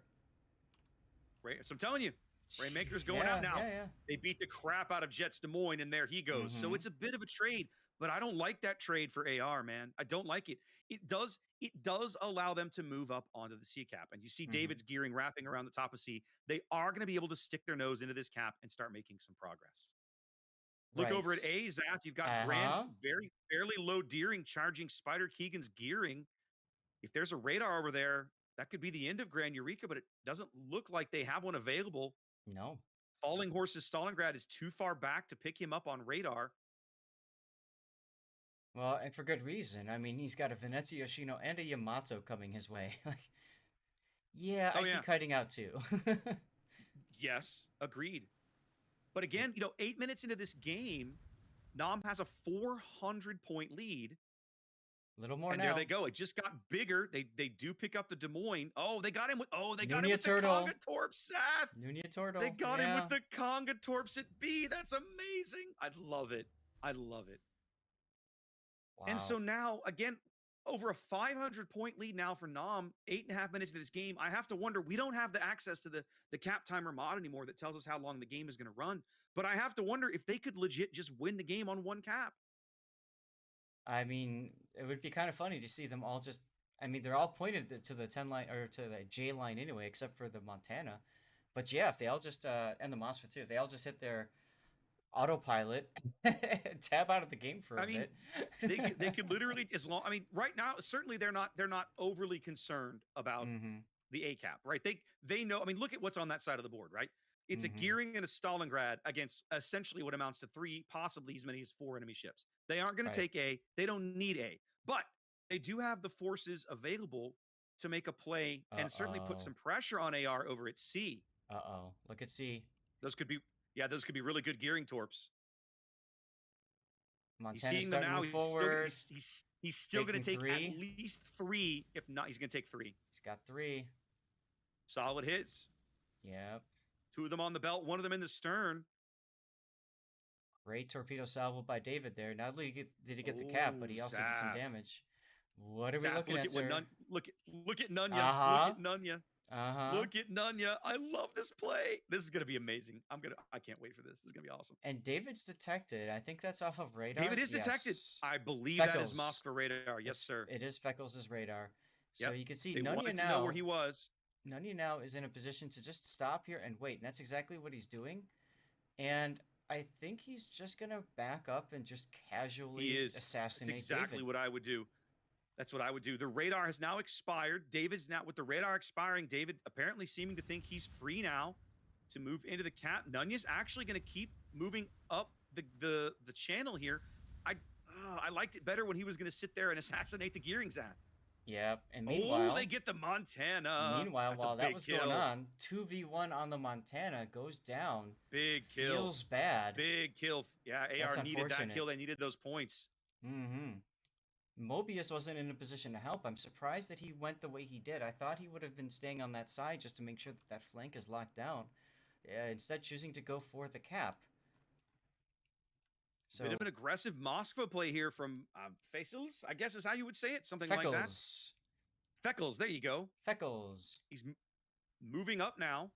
He's going to go camp the B cap. He's going to make sure they don't lose control of that cap. But again, down a ship now. Things look a lot bleaker because now it's just the Stalingrad versus the Salem and the Moskva over at C. I'm not sure how you get back into C. They have a whole lot of firepower here. You don't. I mean, Ocean Liner taking some torpedoes from the Gearing as well in the Conqueror. So now it comes down, can you win on one cap, Zath? You've got plenty of time on the clock. If you can keep them out of B, is it enough? I think it is. I don't think it's enough. I don't think you play it like it's enough. I don't think you want to play it like it's enough. But Spider getting some shells onto Grand Eureka. Yeah, this could be huge. If they can get Grand, that's more points on the way. 700. He's fishing now. They can't see him. No, He's they can't. Guessing. They can't. Oh man, my kingdom for a radar. But yeah, like I've seen so many clan battles and regular games. You think that you're gonna win, and you just don't. The math is wrong. Sometimes the mod's a little off. There's a kill that you don't expect. You don't expect you're gonna lose a ship, and then it happens. I would not recommend playing it like you're gonna win. Look at Mobius now. Yeah. He just needs to inch a little bit farther into Stalingrad, and then there it is. Drop anchor. That's all he's got to do. But look at Bruhasius' Moskva. He's gonna come right up along the side of him. This is honestly, he's either going to go for the close pass or the ram. Either is acceptable. It looks like he's going to go for the ram, and I think that's the right play. You've got a ship lead now. The trade is acceptable. HE shells Question mark? Mobius's last salvo going downrange. HE at the Yoshino. He does get about 5 or 6K out of it. Oh, big ram. Solid ram there. Again, that leaves AR kind of closing the gap. I mean, I say that, but again, it's you're up for Nom. They're coming up on the 900-point mark. They've pushed Spider up onto the cap. They have no way to spot Spider other than face spotting him with Gran Eureka's daring, and that's going to get Gran killed. That's correct. Meanwhile, speaking of getting killed, Yoshino at 2,000 hit points. Nunya Turtle now in the channel. That's a big. They need those points. In smoke. There it is. Does the job. Nom now 50 points from a win. They can easily win on just the B cap alone. All they have to do is sit in B and don't let it go away. If they can put any pressure on these guys I mean, Gran can't get spotted. If they kill Gran, the game's over. Right. Queen Anne's Revenge, though, might take some torpedoes. Looks like he's going to take at least one, maybe two. Stern's turning's taken two. One in the stern, one in the belt. The Venezia trying to push the gearing off, but again, we're 30 points from a Nom win here. When they win, that's it. They're moving on in the losers bracket, and AR's tournament will come to a close. That's right. Beckles now, torpedoes on the face. Is that enough to kill him? He's gonna, nope. He's gonna take one. He's gonna take, no, look at that. Oh, what a move. Well done. That's it, Zath. I don't see it. They've got to get into the cap. They've got to get into the B cap to stop it, and they can't because the Moskva is right here.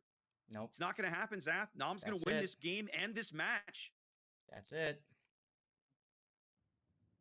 That's all she wrote, ladies and gentlemen.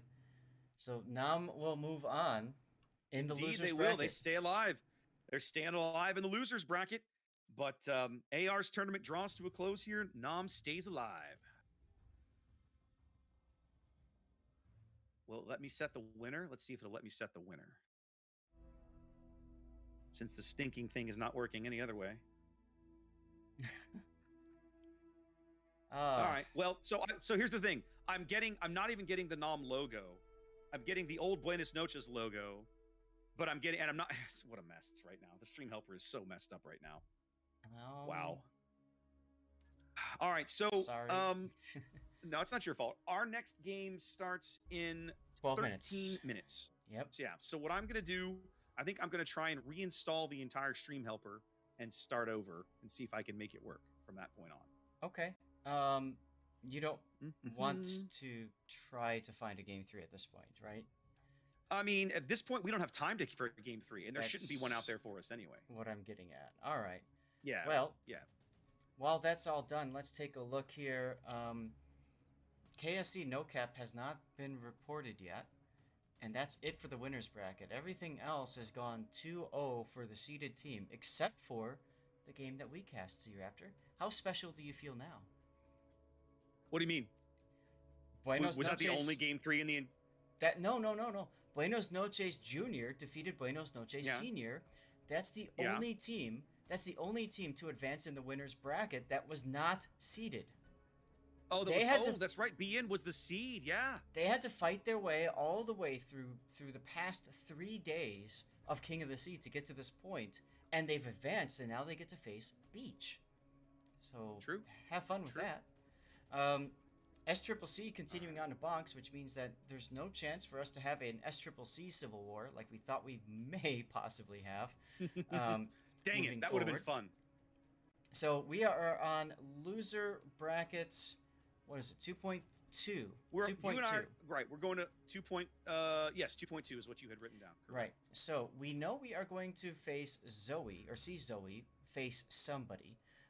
Right now, SCCC2 versus Bluff is currently in game 3. So that would be interesting to see. I almost kind of wish we could have cast that one to see how that moved on, but you know, that last game was quite impressive to say the least. So we'll see what happens with that result. Some other interesting results to share with you while you're figuring all this stuff out. QQ7 taking RBMK, just clubbing them out of the tournament. 2-0 sweep. NACL taking care of Yes CV. Your CV mains have been defeated, good sir. NACL moving on. Wow, wow. I'm sure NTG Golfman is going to be excited about that. Well done. Yeah.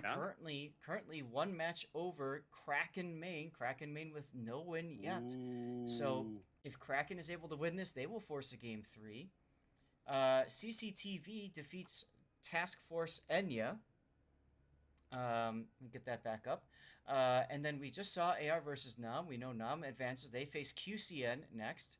And then CAG XPN is tied up at 1-1, and Sur A-Ship is also tied up at 1-1. So we're still waiting on a few battles to resolve for us to determine what's going on. And I almost want to see. I'm gonna get myself into the SCCC Bluff game. And they are still in battle right now. They are being cast by Tedster and Toxic. So we'll have to see what happens there. So I'm gonna get out of that training battle. I'm gonna see if I can find the Kraken battle because I'm very curious to see what happens in that one too.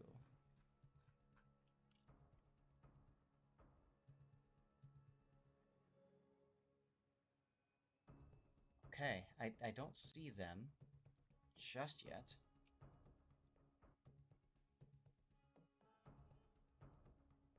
Which one are they? Kraken is loser bracket 1.4. So let's see if I can find who's hosting that. We can go off of that. That is being hosted by... What? It says Tedster and Toxic are casting that one. Oh, okay, so they needed a game, which most likely means that Well Done 1-2-0, which means Kraken is out. I would expect. Taking a look here.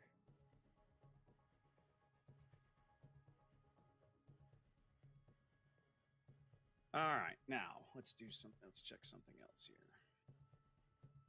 Okay. Sorry, guys, you're stuck looking at Talking Heads for a little bit. Yeah, it's just the way it is for now. After dealing with his tech situation, me trying to figure out where are we at now with the bracket? How is it filling in? There we go. Okay, we've got a couple more reports, scores to report in here. KSC No Cap still question mark. I want to see if I can find that game. Oh, there it is. Okay, and then Nam, never mind, we did that one. Sur. Armada del Sur moves on and advances against Furia next. So they're moving on. A-Ship now knocked out of the tournament. We cast a couple of their games previously. And looks like Overlord Bo and Mini Hannibal, and I'm not sure if William the Dank is streaming or not, but he's also in the KSC No Cap game. They are on Land of Fire right now. KSC No Cap is winner bracket 1.4. So let's see if we can find winner bracket 1.4 and see what's going on. They don't even have the map rotation listed on the bracket information sheet, so we don't know what game they're in now. Wah, wah, wah. Okay, well, we'll have to see what happens there. But for the most part, the winner's bracket is resolved, other than that one game. Moving on, we're going to see TNG face QQ7. Zoe facing, who knows yet? We'll find out soon. Buenos Noches Prime versus NACL. Treta versus, I'm guessing that's going to be Well Done. CCTV facing whoever loses in the winner's bracket that we're waiting on. QCN versus Nam. KSE versus either CAG or XPN, whoever wins in that battle. And Furia versus Sur. So that's going to be interesting because I believe Furia is also a Latin American team. So that'll be good. Looks like Raptor, you're still coming up dry there with your attempts. I'm basically trying to replace the entire Stream Helper folder and file and everything. But I'm having to go back to the original regional assets pack and like unzip it again so I can pull out the stuff that I need, because I don't want to try and overwrite scenes in the middle of casting because it'll be a total nightmare, right? You know, you and I have gone through and done some cleanup and some tweaking for our particular setup for OBS and everything. Yeah. And for some reason, this is just not. It's not working today. While we have a Anyway, moment, it's almost done unzipping. cool. While we have a moment, just a reminder, guys, that most of you are here. Many of you are here for the Twitch drops. You get the special King of the Sea container mission. That mission drops 2 King of the Sea containers. You have to watch for 90 minutes on my channel, Sea Raptors channel. Which reminds me, should we do the squad stream action? I forgot to talk to you about that. Oh, I didn't even think about that. Yeah. Let's do that. All right. Let's do that. I'll send you the invite. Okay. I already got the screen up, so it's super easy. Perfect. Barely an inconvenience. So we're gonna. Did you send me an invite? No. But I can. I have the screen up too. Okay, that was weird. If you are not getting progress, I see somebody in my chat saying I'm struggling with this. Remember, you have to. Just sent you an invite. I'm accepting now. Okay. I think it's working.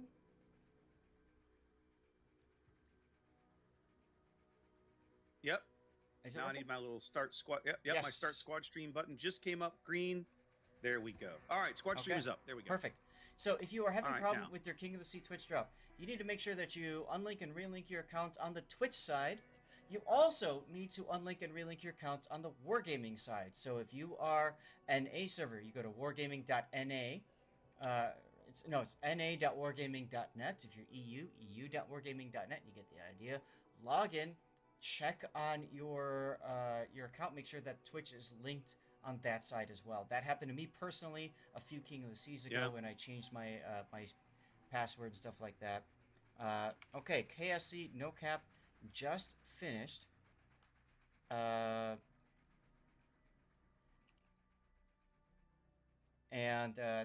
they just got out. I'm saying hello. We're gonna see what happens. Our streamers are leaving. All right, let's try this one more time. Starting the stream helper again. Okay. Okay. So let's see. Can I get this to finally work? Let's just see if I can get it to do AR and NOM. As a 2 to 1.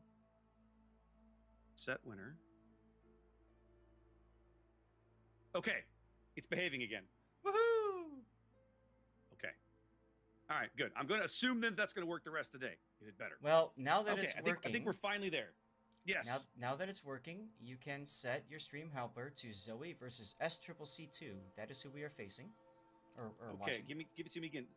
ZOE VSCC2. All right. Have they done pick bans yet? I'm not sure. I just found out that KSC won 2-0 over their opponent. Who was their opponent? That was no cap. So KSC is going to advance in that area. Apologies, sir. I just wanted to get that stuff figured out.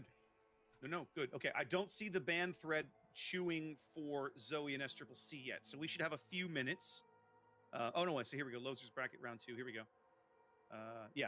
So they're just now starting that process for the losers bracket rounds.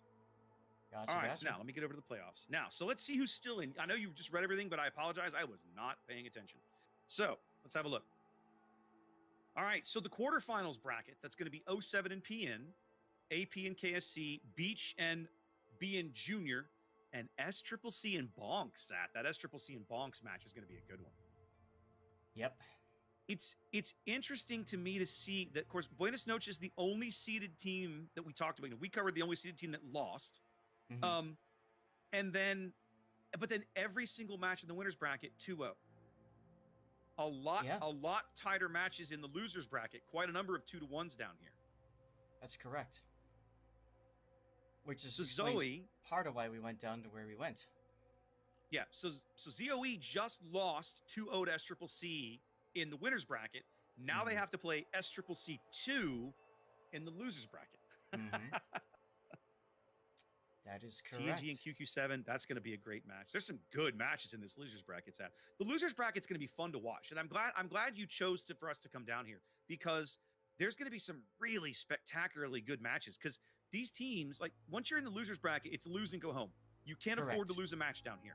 Correct. So every game is important. Every match is do or die for the teams that are playing it.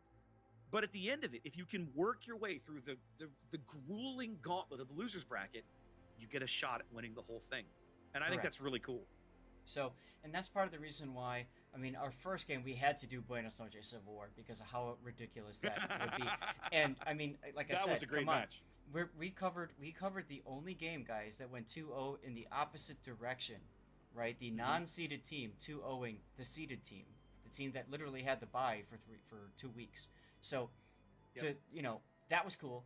Now we're going into the loser bracket because, as Raptor mentioned, this is it. This is for all the marbles. You win or go home, plain and simple. Yeah, yeah. Now, while Zoe and Zoe and SCCC2, I'm just got BN on the brain apparently. Zoe and SCCC2 are they're literally right now in the middle of their pick ban process. So Right. in about 5-ish minutes, we'll probably know the results of all of that. Right, which is for a the little moment, delayed, we don't know. but that's okay. Correct. So for the moment, we'll let them do their thing. I want to go back and talk about. Oh no. We kind of didn't get to finish our conversation. We didn't get to finish our conversation about the fail situation, right? With them kind of being kind of booted out of the event, for lack of a better way to put it. And they actually, it looks like they didn't qualify, did they? Did they get out of Who? Fail? Yes, they did. They did. So they won Group E. So Correct. then in the playoffs, that means, I guess, but they're not in the playoff bracket, Zath. I know. So who took their place? Did they move? No Cap. What did they do? No Cap took their place. So if you go to the playoffs, you'll see that No Cap then faced against KSC. That was Fail last night. They dropped Fail out and they put No Cap in. And they moved the 4th place team up into the winners bracket? That's messed up. Yeah, that's a good point because it could have been. Let's go back to the groups here, right? It could have been QQ7. QQ7 would have moved up into that slot. Here's where I disagree with what was done, and that's what I wanted to talk about earlier, right? No, think about it. Think about this for a minute, okay? Yeah, here's where it gets weird and sticky. The player in question did something with the account that, I'm going to be honest, common sense should say don't do it. However, I do not believe it was explicitly stated anywhere, either in the rules he was provided with for the account usage or in the King of the Sea rules, that he couldn't do it. I think penalizing the player is the correct choice. I disagree with penalizing the team. Well, I disagree with penalizing the team. Okay. That's me. I understand. And so I was talking with a couple other people last night after stream post and stuff, and it was brought up, hey, in sports, if you have a player that does something bad, like especially if you're getting to playoffs, World Series, right, in baseball or something like that, if you've got a player that's found to be using performance enhancing drugs, for example, then don't they also negate the battle or the games that player was involved in? Isn't that part of the typical sports arena handling of those kinds of situations? Because if it is, then I understand that argument. You're saying it's not. I don't know sports that well, with baseball especially. So that's the example I'm going to use. In Major League Baseball, okay, there have been proven cases for years of performance enhancer people using performance enhancing drugs. The Major League policy remains, rightly or wrongly, if the player does something to the player's body that gives that player an unintended advantage, you punish the player, but not the team. Not the team. Okay. Not the team. Okay. And so, for me, like if you had come to me with this dilemma, right? If you had asked me what I wanted to do here, that would have been my suggestion, right? Right. I don't believe that the team should be penalized for a mistake made by the player. Did the team benefit? Yes, they did. But at the same time, they benefited from something I'll admit it was shady. Okay, I'll admit that. But it wasn't explicitly denied. So again, I think taking the player who made the questionable decision and saying, sir, thank you for your service. You're no longer needed and you won't be receiving any rewards, but allowing the team to continue, to me, that's the best. That's the best of the bad options you have available. Now, I understand that. Okay, so my issue isn't really in regards to the ruling. My issue is in regards to the timing of this ruling, and what now the timing is horrible. So the problem with this is, okay, so one, we had an announcement last night. This is what happened. This is the result of that. End of discussion. Of course, Yep. there are players on both sides that are either in favor or against what was ruled, and of course, they take to their keyboards and they put out their feelings. And I've noticed quite a few spicy memes that have come out of this. Great. Oh yeah, just a few. Now, because this is a global event, of course, when we see Conway weighing in on this, keep in mind, guys, he's sleeping, well, hopefully, while all this stuff is going down. Well, all right? this is happening. That's true. So That's he's true. not able to respond to it immediately and say, okay, well, we need to fix this. He's waking up to a bunch of PMs from the organizers essentially saying, FYI, this happened over on NA. Are you okay with this? And I'm sure there were a lot of conversations that went back and forth. I'm sure he communicated with plenty of other people. And guys, when you communicate, you're waiting for a response via text. There's lag time, could be 30 minutes, could be 3 hours. Regardless, we get to the point where he makes this decision moments before the start of King of the Sea today. The problem with that... Technically, he made it 8 minutes after the official start time of the event. Right. So the problem with that, of course, is now you've got to make these changes. And what we were just talking about earlier was, why did they just substitute out fail with no cap? It would have made more sense to put QQ7 in fail's place and essentially move everybody else up. But if you do that, you essentially negate all the time, effort, and research that each of those other 3 teams have put into knowing their opponent that they're about to face. Because now, guess what? They have a different opponent who probably runs different strategies, different ships, different bands, etc., etc. So it's almost like you're penalizing 3 teams for what 1 team did, and these are 3 different teams. So my issue is with the timing in which this came out.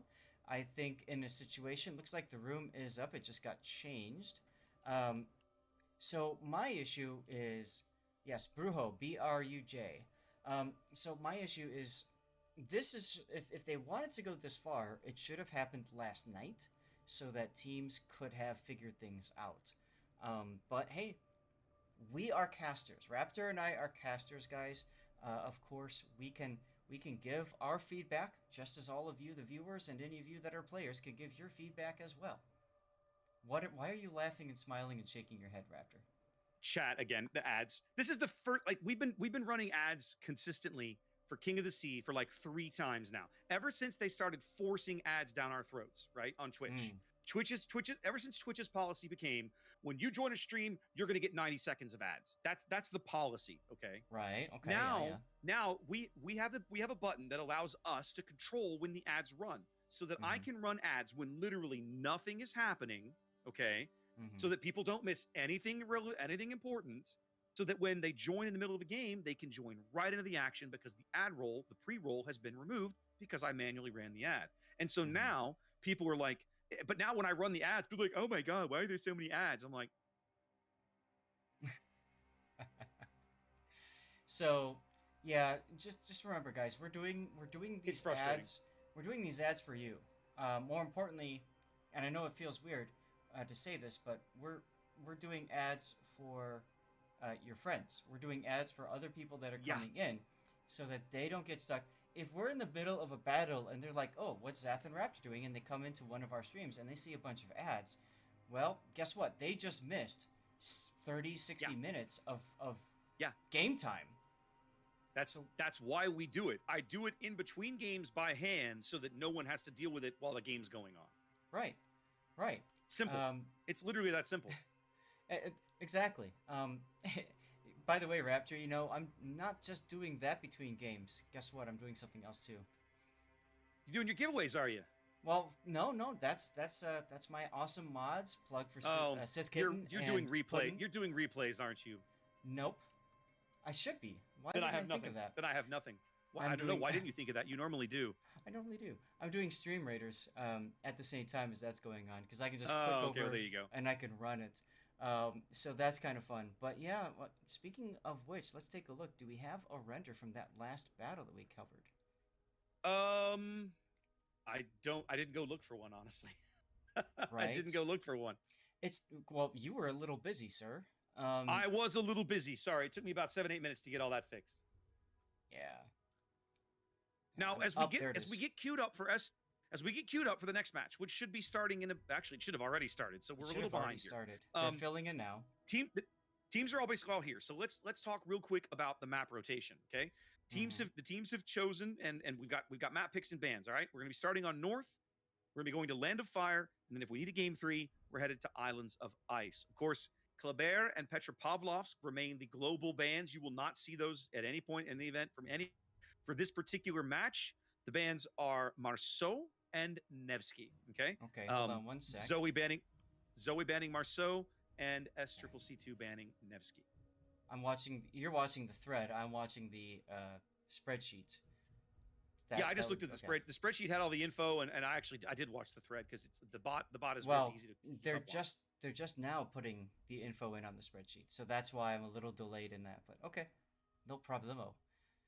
And there is a replay render that is up there, so I'm looking at that as well while we're sitting here talking. Okay. All right, so at the moment, SCCC2 is missing one player. Everybody from Zoe is here, so we're waiting on SCCC2. We're probably going to be kicking this game off very, very soon, I would think. Absolutely, yes.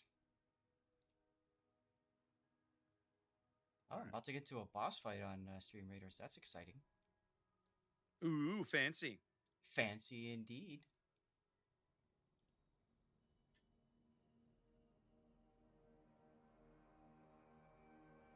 Now, let's think about this for a minute.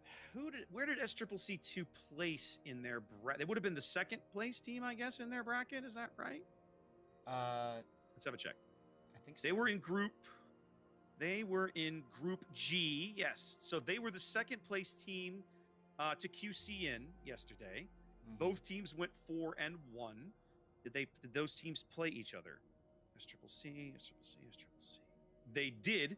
And QCN won the head-to-head, so that's why SCCC2 finished in second place in Group G. But they went 4-1, so they had a really good showing yesterday. And they would have come in.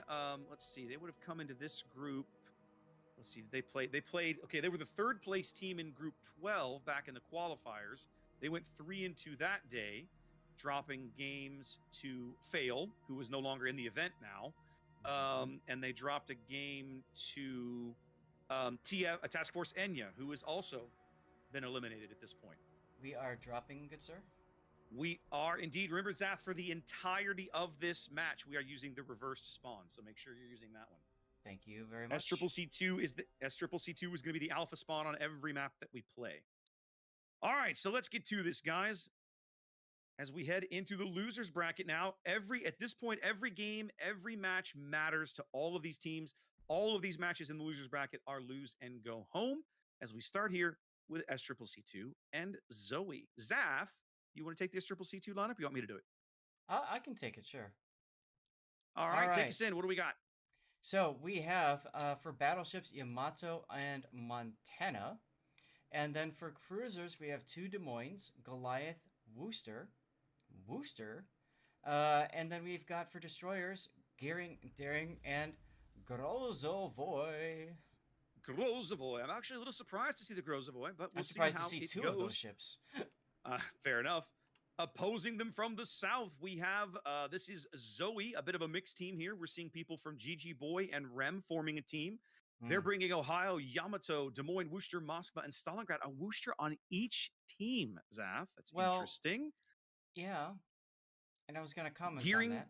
But go ahead. Okay, Gearing, Daring, and Shimakaze. All right, Zath, go ahead and make your comment about the Worcester. Let's talk. Okay, now that Shimakaze, by the way, running 20-kilometer torpedoes. So here's the deal. The reason I wanted to talk about the Worcester is because so far in all of the battles that I have cast at King of the Sea, I've seen Worcester once, and then I saw a replay of a Worcester that was Kraken Below's Worcester. I've seen a Worcester twice in King of the Sea so far this season. Both times they've lost. So I was going to comment about it's interesting seeing SCCC2 bring in a Worcester, but then of course with Zoe bringing a Worcester, well, I guess that means one of these Worcesters is going to win. One of them is. We'll have to see. Now, I earlier we watched a Vampire Deuce smoking a Des Moines up into a very aggressive position on Land of Fire in the BN match. Here we're seeing Shimakaze Smoke doing the same here for Loli Spotter's Des Moines. Loli Spotter, I see what you did there, playing a radar cruiser. His Des Moines getting snuck up to this island south of or kind of over here on the southeastern edge of the B cap. Both teams shoving a Des Moines into that position. Dual radars at the same time. Did you see that? Yep, I did. Both Des Moines popping the radar here as the AP salvos begin to go out. Zoe has an opportunity here to do some big damage against Eddie is a punk. Eddie is a punk. What a great name. Yep. 37. Don't forget the 37. Against Eddie's, that's right. Eddie's Des Moines there. Lolly Spotter taking some decent hits there. He did not spot those AP shells coming into his face. This game is starting with a bang here, Zach. Lots of fighting going on around the B cap. Blue Morpho's Grozavoid dives the C cap. The shells are flying hot and heavy here now, folks, in this game. He might be able to bag C. Puercotron Shimakaze. There we go. He's lit again now somehow. He was lit very briefly there. Not sure. Not sure either. But it doesn't matter. He's going to come away with C. And the Grozavoy is another ship that it would be worth talking about because, of course, it's got the utility of pretty much every consumable available to a destroyer. So it's got the heal, it's got decent guns, it's got torpedoes that are pretty decent. It's kind of like the jack of all trades, master of none kind of a ship. So brings a lot of utility to the team. She does. Grozavoy is very much a utility destroyer. The thing that she doesn't do well, it is not a torpedo boat. The reload on the base reload on the torpedoes, I think, starts at 2.5 minutes. So you're getting Shimakaze torpedo reload, but you are not getting Shimakaze torpedoes. That's the price you pay for having a heal and defensive fire and speed boost and smoke and fairly quick firing guns with good AP. Lolly Spotter. Yeah. Lolly Spotter. I just zoomed away from him for a second. What is he doing? He got smacked by the Yamato. He was being farmed by the booster at long range as well. And now Leopard's daring getting on this too. Well, he's just going to get farmed to death because now the Grozavoy is pitching in all the way from over on the 9 line. Yep. A single fire and Lolly's game's going to be over. More shells falling in and there he goes. Nope. That's a Yamato takes shot. care of it. So they did a great job of smoking him up into the bottom end of the B cap, but he did not do a very good job, it seems, of protecting his health once in that position. And just like that, a ship lead for SCCC2. Very easy to feel like you've got that advantage. You got to that place safely. Now what can I do to make something happen? And then you saw the result of that. He just got whacked a few times too many. One too many hits with the snake, as Robin Williams would have said. Yes. Speaking of which, I'm a little miffed that you didn't catch my Patriot reference. Which one? In the first battle, when you said, what can they do to win this against, I think there was a second battle, and I said, if they reform and wheel rights, you might have their flank. Yeah, no, I heard it, and I thought, wait, what is he doing there? Never mind. I've got nothing. Puerto Cartron. Shimakaze is in a gunfight with a Grozavoy, Zath. What are you doing? Who takes their Shimakaze and voluntarily courts a gunfight against anything? Well, fortunately for him, Blue Morpho decided to pop his smoke and prevent himself from spotting Puerto Catron. So he's gonna just sail away from this, just kind of like, ha ha! I did that. Puerto Catron has got some backup in the area. He's got an Ohio to Moscow nearby, but man, why risk that? Goodness gracious. SCCC2 owning C, picking up B, 230-point lead and climbing here. 5 minutes gone in game 1 of this best of 3 here in the losers bracket, day 4 of King of the Sea here on NA. Yeah, very interesting. Now look at Hu Tao in the Yamato turning broadside. He's got full W going. He might take 1 gearing torpedo. I think it'll be okay actually. He'll be fine. No, 1 on the butt. Oh. No, right between the screws, Zath, right under the turn of the stern. Kobayashi says no. Indeed. Now, as you look at the map here, you know, we're 6 minutes in. And Zoe's got a pretty good little solid group controlling here the A cap. Yamato gearing Worcester opposed by, hey, Yamato gearing Worcester. So like literally a mirror match at the A cap. Where things are going to be interesting is on the C flank where Zoe has so many ships. There's 5 ships over here, Zath, including this Daring, who's currently radared by Eddie's Des Moines here. Brujo just got smacked by the Montana. He took a friendly Shimakaze torp in the bow. That's gotta hurt. Why would it hurt? Technically, it didn't. Correct. Conga line torps coming in for Eddie. It looks like they're all gonna miss. Yep, they are. Woo! Eddie being forced back due to concerns with that Ohio. Here comes Ohio shells. Yeah. Good, solid hit on Eddie there. And here comes Leopard. Trying to smoke him up. That Ohio position is going to be very big. That's Lego Mr. Panda here, moving up the 9 line, able to punch one of those cruisers in the face if he can spot them, which for the moment, he cannot. He's going to need the Stalingrad on his left flank. Who is that? Way down here. That's Kiev Rex. He needs to move up and try to get those guys under radar so he can do these guys. He's got a ways to go there. They're 16 kilometers out. Yep. Now, you see the plane went up, and I just followed those shells. They went in between.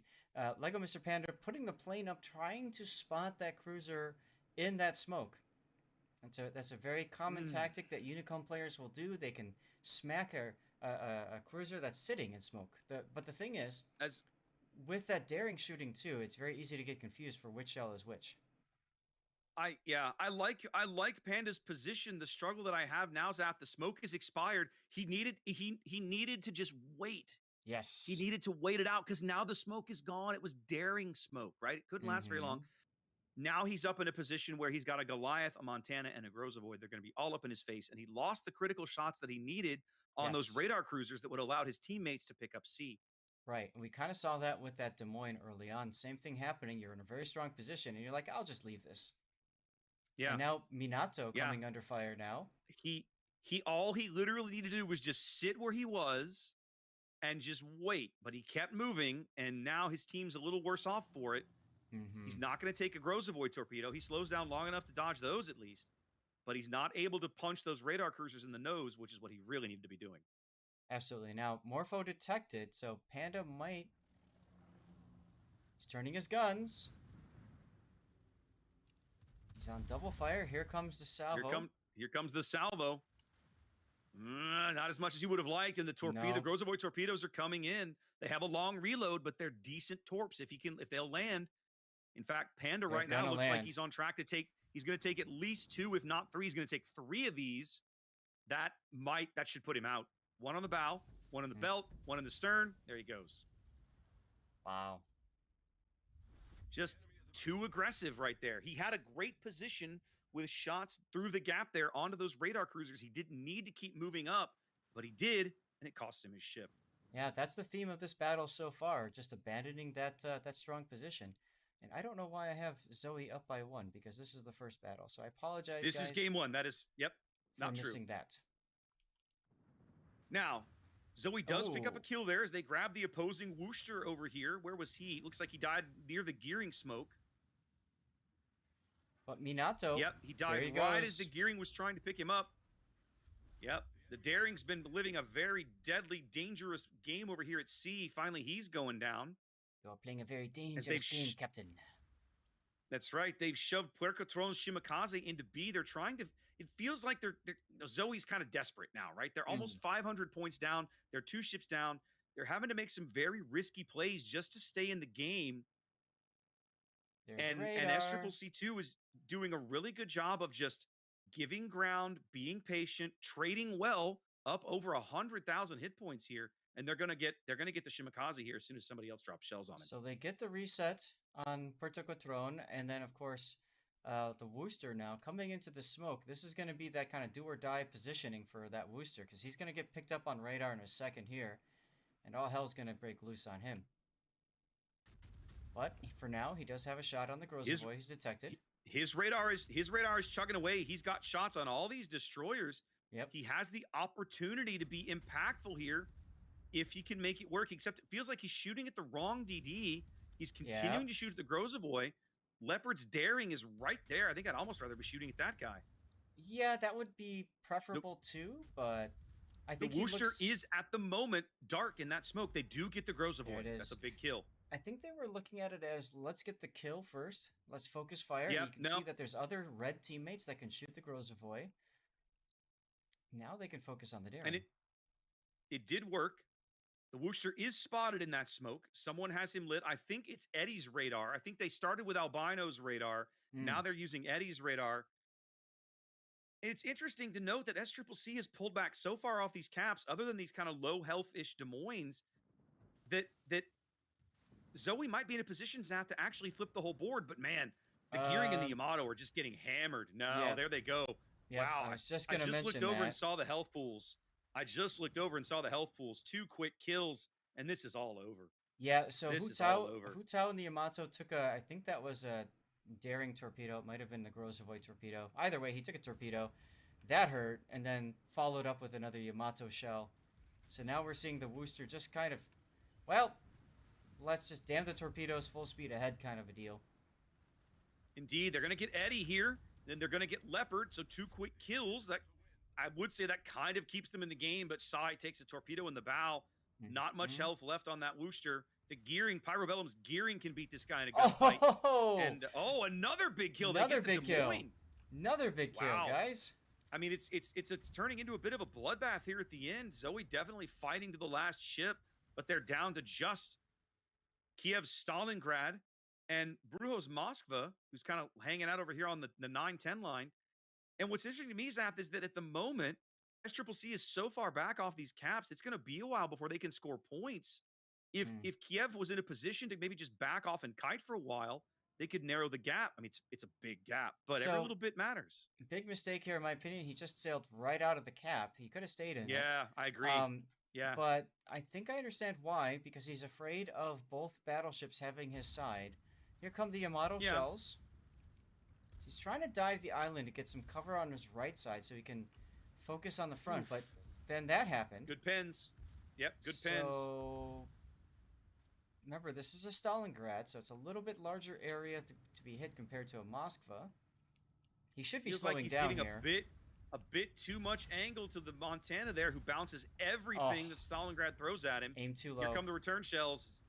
Nope. Stalingrad doesn't take much in return. But the Goliath's easily going to flank him and put him out here in a minute. Yep, Sacred's coming around. Now, Brujo is kind of stopping or hitting the island. If he kept on going, he actually would have had a good broadside shot on the Goliath, but Goliath says, good day, sir, and that just leaves Brujo as the last surviving red ship on the board. He's literally just firing into the ocean, so he's spotted. Here come the Montana shells. Here come the Yamato shells, and there it is. And that does it right there, ladies and gentlemen. So now I want to talk about what I don't like about what Zoe just did there. Although we're actually at a point now where it doesn't matter anymore. But let's talk about then why you might not have done that up to this point of the event. Okay. Because, well, what is in the 2 qualifiers in the group stage, Zath, what was the tiebreak done on? Points. Yes. Points. Yes. The points you score in a match mattered. Now, as of today, it doesn't matter anymore. So, all right, fair enough. I can see why you might not care anymore. But for me, why is this? There we go. But for me, it'd be a bit of a hard of a mindset to break, right? Like, fight to the end, yes, but earn as many points as you can on the way out the door. It feels like that's going to be a thing going forward in future King of the Seas, and I feel like it's probably just a good habit to get into. Hey, take a look at your tournament, by the way. Okay, hold on. 07 lost their first game against PN. Okay. PN's a good team, Zath. Beach defeated Buenos Noches Jr. in the first battle, and SCCC taking a game off of Bonks. Remember, it's best of 3, so... Well, and also remember, SCCC and Bonks is a rematch of the last North American finals, Zath. Yes. And they're meeting here in the quarterfinals. Only one of them is going to get back to the semis, which are next weekend, by the way. Well, technically, can't the loser get back to the semis through... Well, No. okay, they can get to the finals. The winner... Yeah. They keep so whoever loses that match has the potential to work their way back to the grand final through the losers bracket. Right. But only one of those teams is going to go back to the top 4. Right. And they can make it to third place. They cannot get into first or second. Is that correct, or can they potentially? That is not correct. The way it works is, okay, I got to make sure. I'm probably going to get this wrong. It is a little strange. Let's look at this. The winners bracket final, the top 2 teams. Okay, hold on a minute. I got to look at this.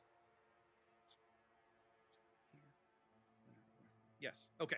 The top 2 teams of the winners bracket will play in the winners bracket final. Okay. Yep. The winner of that is technically the loser of that drops down and plays the losers bracket final. Because again, the losers bracket is double elimination. So what happens is the team that has fought their way all the way through the losers bracket and not lost a match, okay, gets down to the end, has only lost 1 match, or wasn't the seed, right? They're playing now the guys from the winners bracket who only lost 1 match. They play the losers bracket final, which is technically the 3rd place game. Okay. Whoever wins that game, that final, that losers bracket final, then goes back up to play the winners bracket winner yet again in a grand final. Right. That is then determines 1st and 2nd place. Gotcha. Okay. So it is a bit more confusing, but that is where we are at. All right, sounds good. Hey, look, we're going to game 2 very quickly. Look at this. That's correct. We are. I was just going to mention that. Let's take a look. Yeah. Wow, that was fast. Okay. On to game 2 here of this best of 3 match in the losers bracket between SCCC2 and Zoe. Zath, I'll talk about the SCCC2 lineup this time. How's that sound? Fine with me. All right. Let's have a look at the green team. Spawning from the north, as they will for the entire match. SCCC2 bringing Ohio, Montana, Moscow, Salem, Des Moines, and Salem. Didn't see Salem's last time. Seeing him on the roster this time. Daring, Vampire Deuce, and Ragnar. That's right. Now, we did see a Salem on this map before. That was the one earlier today that died so quick. On the map. Absolutely. You'll see Salem's on this map pretty commonly. Yes. Talk to me about the red team. Red team bringing in Ohio and a Kremlin. So Hu Tao choosing instead of the Yamato. He wants a little bit more tanky. Then we've got Venezia, double Moskva, Des Moines, Lolly Spotter bringing that Shimakaze once again, and a Daring, and this time a Yu Yang. Actually, no, Lolly Spotter was in a Des Moines. He was in a Des Moines last time. Yeah, he was in a Des Moines last time. Yeah. Puerto Catron was the Shimakaze last game. This game he's in a Yu Yang. So now I have to wonder, Zath, right? This is our first Yang of the event. Yang is a destroyer that we typically see utilized for death snails, right? The smoke. Usually you see either Yu Yang or Harugumo filling that smoke role in a death snail. But given where that Yu Yang is positioned and where he's going, my money in this instance is that as a radar Yu Yang. What do you think? The way he's playing, it's got to be. It's got to be, because he is definitely being very aggressive with that early positioning. It's almost like he's being sent straight to C and to tell him to get to C before anybody else can. Looking at the enemy's lineup, they have a Daring, they have a Vampire Deuce. Neither of those have an engine boost. The Ragnar's got an engine boost, but it's a short duration, kind of a hit, and that's it. So it kind of makes sense. They might look at their enemy and say, guys, we can nab C right now. Let's do it. And then we're going to have to turn back around again. Yep. I think it's interesting to see the Vampire and the Ragnar working together. I think it's even more interesting to see the Ragnar out front, given that the Vampire is really the better cap contester and stealthier of the two.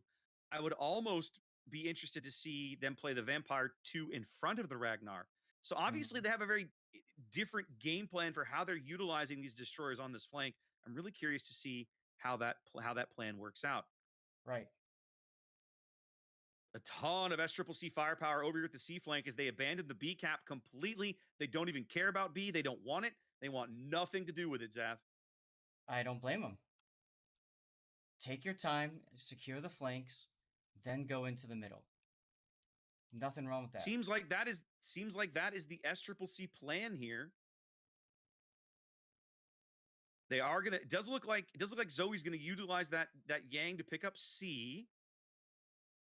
They're going to be able to pick up B because there's literally nobody there to oppose them, which just leaves A. And the forces they have at A's at, that's a Shima and a Des Moines. They don't look like they're interested in A, honestly. Yeah, I'm kind of confused about that. Now, that Shimakaze Lolly Spotter is using 20-kilometer torpedoes, and you can kind of tell because of how far those things are reaching already. They're just still going, yeah. I think that what they're trying to do is make it so that A is their kite flank. And obviously, nobody wants to just charge into 20-kilometer Shimakaze torpedoes for the entirety of the battle.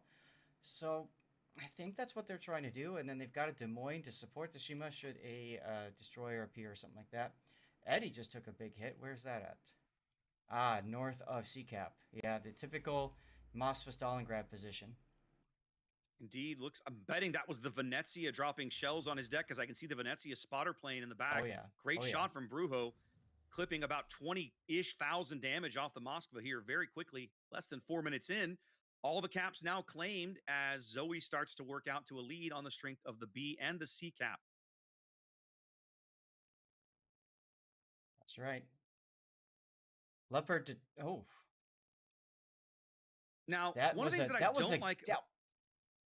Was he must have been spotted. Yeah, Leopard just he lost is spotted. A lot of hit points. Leopard is lit right now, and I think it was Yang radar. Yeah, it sounds about right. Yeah, because he was right at that 7.5 kilometer, like right at the edge. Oh, they get the Shima. That was fast, Zaf. Look at this. That was. We talked about that A flank not feeling like it was a priority for these guys, and it's definitely not. But man, it's going to cost them big because the Shima's out.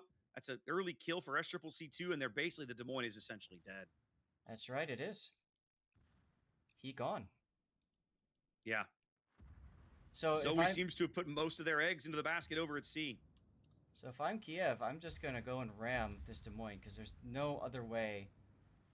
Yeah, he's taking too much side right there. Taking citadels. You can't. Took another one. Man, just get up there and ram him. You can't save your ship. No. You've got to get the trade. You've got to get the trade here. You're dead already. You have to get this trade. No, it's too late now. No, that's it. The destroyers. He slowed down. The destroyers were just going to farm him out now.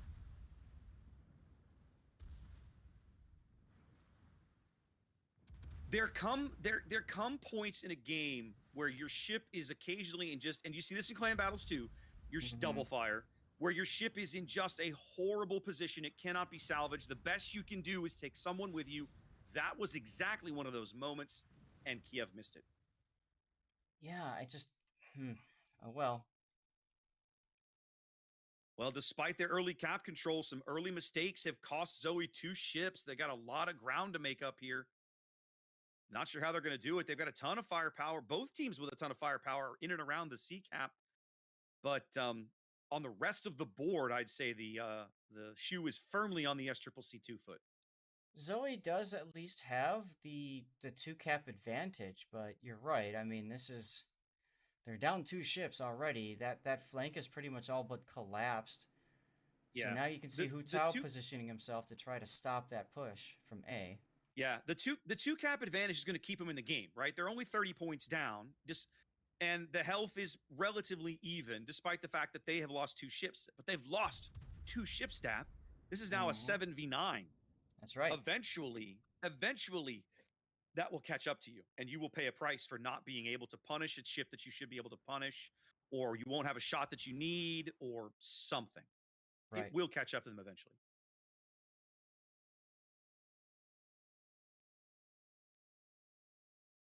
Seven minutes gone, and despite what the game score tells you, it's really been kind of all SCCC now.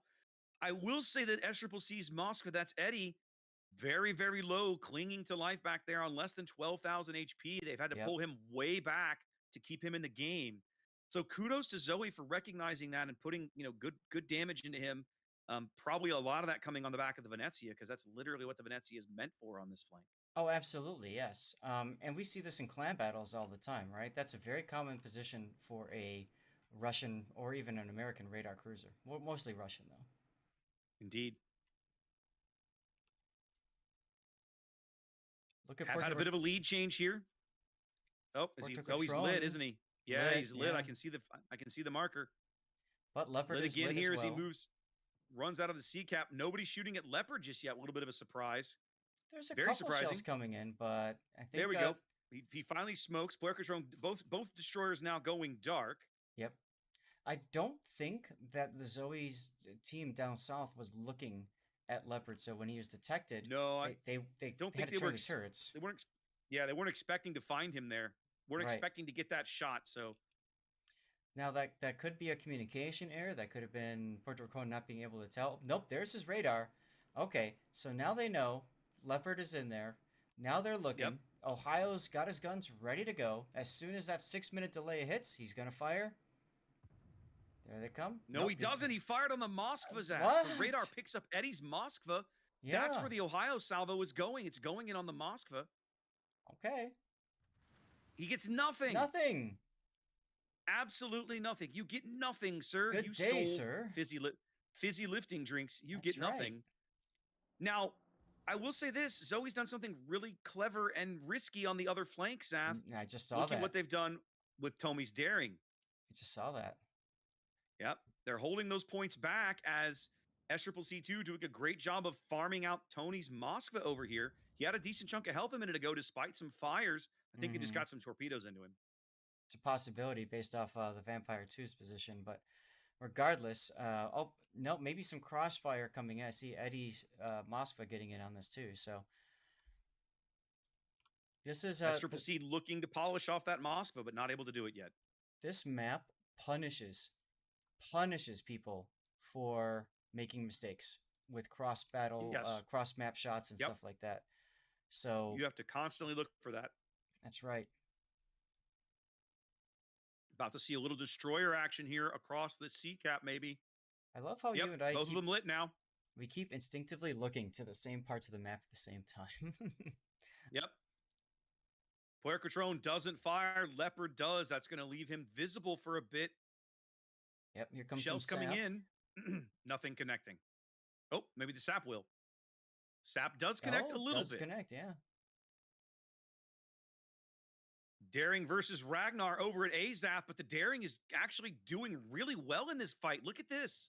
Mm-hmm. This is how you beat a Daring, ladies and gentlemen. Sorry, a Ragnar. Look at the Daring firing the AP at this guy. That's exactly what you've got to do here. Well, you want to pen that 25mm plate armor, so that's why you want to use AP. Yep, the Ragnar going bow, stern on now, continuing to shell him with the HE. Now the Ragnar getting the upper hand because the Daring can't pen him from at that angle with the AP. Well, and look who's coming to help the Ragnar. Yep, the Des Moines continuing to reverse. Daring might go down with this salvo. There it is. That's a big kill.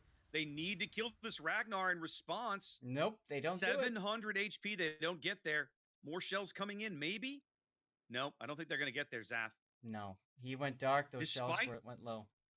Despite being down 3 kills. By the way, Zath, all those kills belonging to Albino's Ragnar.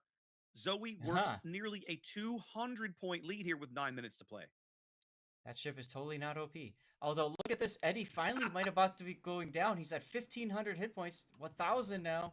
500. He's burning out. There it is. Yep, there it goes.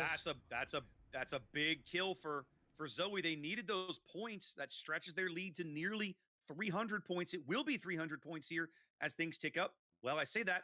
Now Leopard's back onto sea. Leopard's back onto sea, and Tony Etche is now being focused heavily. Tony's definitely the play for the 4 surviving SCCC ships on that side of the map. There comes a radar off for Leopard. As now Puercatron's, everyone's shooting him. Puercatron gets in on him with the guns as well. Bit risky for Puercatron here because the Daring can heal back some of that damage. The Yu Yang cannot. That's all sticky. Let's look at it from Puercatron's perspective. Oh, he's at 1,500. He cannot go out here. They can't lose this ship, Zath. They can't give up the points. But look at this. He's managing to. Yu Yang is a most of it so far. Very slippery ship, and we can see that right here. Very spry. Look at this. He's managed to dodge it all and go dark, right? Zath. Look at that. Not over just yet. There's a couple more shells in the air. Well, and the torpedoes, Zath. He's turning into the torpedoes. Oh And no, Tony goes this could down on be the other side. catastrophe. Tony goes This could be down. That's catastrophe. He's it. gonna take one. That's He's it. going out. Wow. Oh my goodness. 2 quick kills for SCCC, and now things are in dire straits for Zoe. They still cling to a lead, but it's narrowly 100 points and change. Hu Tao in the Kremlin now is about to take conga line vampire torpedoes. And they're not going to be able to keep Leopard Staring out of the sea cap any longer. No. So we're about to see Hu Tao go down. There he goes Hu Tao. Yeah, this is it. That's going to be the final lead. That's going to be it. The lead hasn't changed yet, but it will shortly. SCCC is going to win this game, but man, what a fight by Zoe. Absolutely. Not only are they going to win this game, they're going to win this match overall too. They're going to win the match. When they win, and it's all but assured now. SCCC2 will be moving on. Zoe's tournament will draw to a close. They've had a really good run, Zach. They have indeed. They have indeed.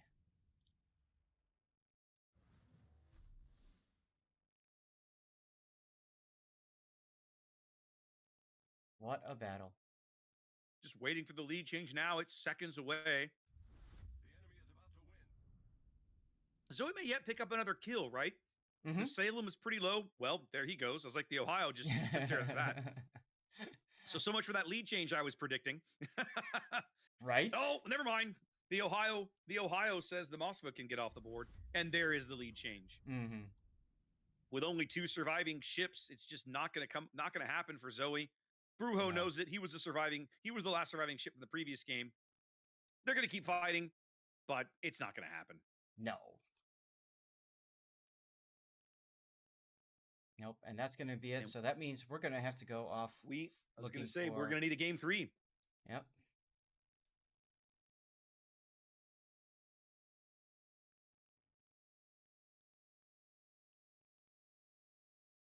Ooh, let's see. I see a couple of possibilities, Zaf. Oh, yeah? What do you see? One in the winner's bracket, if we were interested. Okay. One in the loser's bracket, if we're interested. Okay. In fact, I see one in the loser's bracket I'd very much like to go check out. And who would that be, sir? TNG and QQ7 are tied a game apiece before they head to before they head to game 3. So I'm going to let them who is that? That's Antonius. I'm going to go try and ping him on Discord and let him know and see if we can sneak in there. Sounds good. Brujo goes down to a daring. That's oof. And that's basically going to be it, guys. SCCC going to win.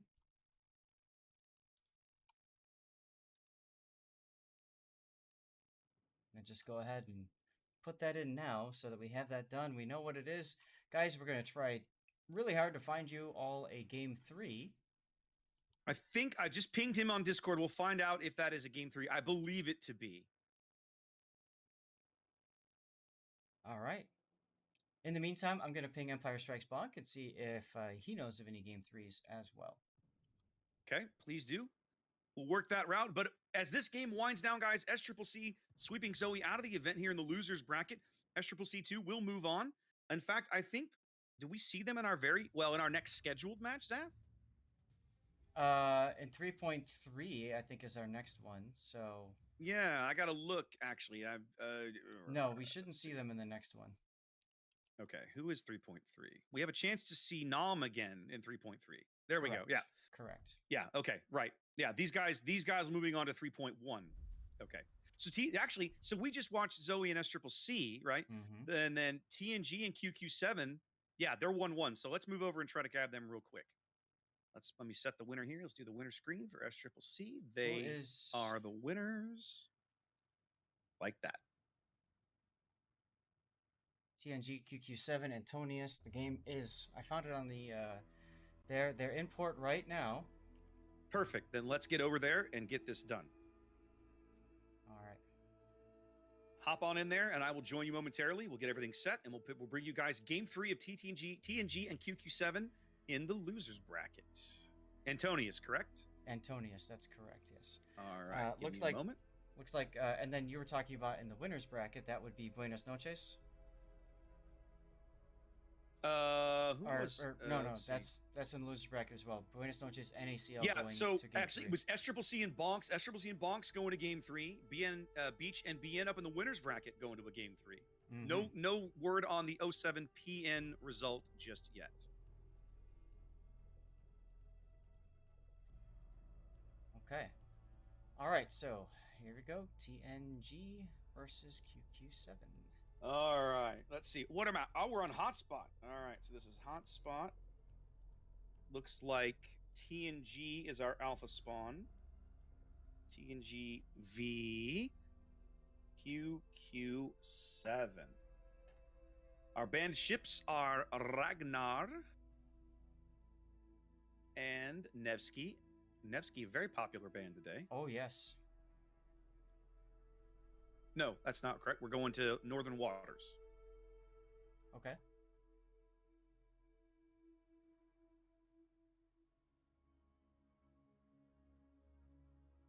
All right, so we are at 1-1. So we head to Northern Waters. Right. Land of Fire, Hotspot, Northern Waters. Land of Fire, Hotspot, QQ1, Game 1. There we go. All right, let's make sure this is working. There we go. All right, guys. That didn't work. Why did that not work? I hit apply. I thought I had this fixed. Oh, I'm sorry. I didn't. No, I got it. I got it now. There we go. I didn't have the right team picked on the drop-down menu. That was operator error, not anyone else's fault. That was operator fault. All right, there we go, guys. We're going to bring you guys Game 3 TNG QQ7 here in just a few moments. They are 1-1. Looking, the winner of this match will go on to play SCCC2, who you just saw. So, relevant there. Let's see who else has reported in score-wise. Let's have a quick look. Of course, we know SCCC2 won their match 2-0. BN and NACL are tied up 1 game apiece. WD, we didn't talk about this, Zach. They did knock off Kraken earlier. They moved on. They have moved up, or maybe you mentioned it, but I missed it. So they're a game up on Trada. CCTV2 up a game on No Cap. Nom up a game on QCN. That'll be good. I'll be very curious to see Nom if they make it to 3.3. That'll be fun. KSE up a game on CAG, and Sur up a game on Furia. Up in the winners bracket, we mentioned earlier Beach and BN and SCCC and Bonks both tied at a game apiece. AP up 1-0 on KSC. PN up a game on 07. That's a bit of a surprise. Well, we're still waiting on the results of that one, so we'll see what happens. We are indeed. I'm letting them know that the streamers are good whenever, and we'll go from there.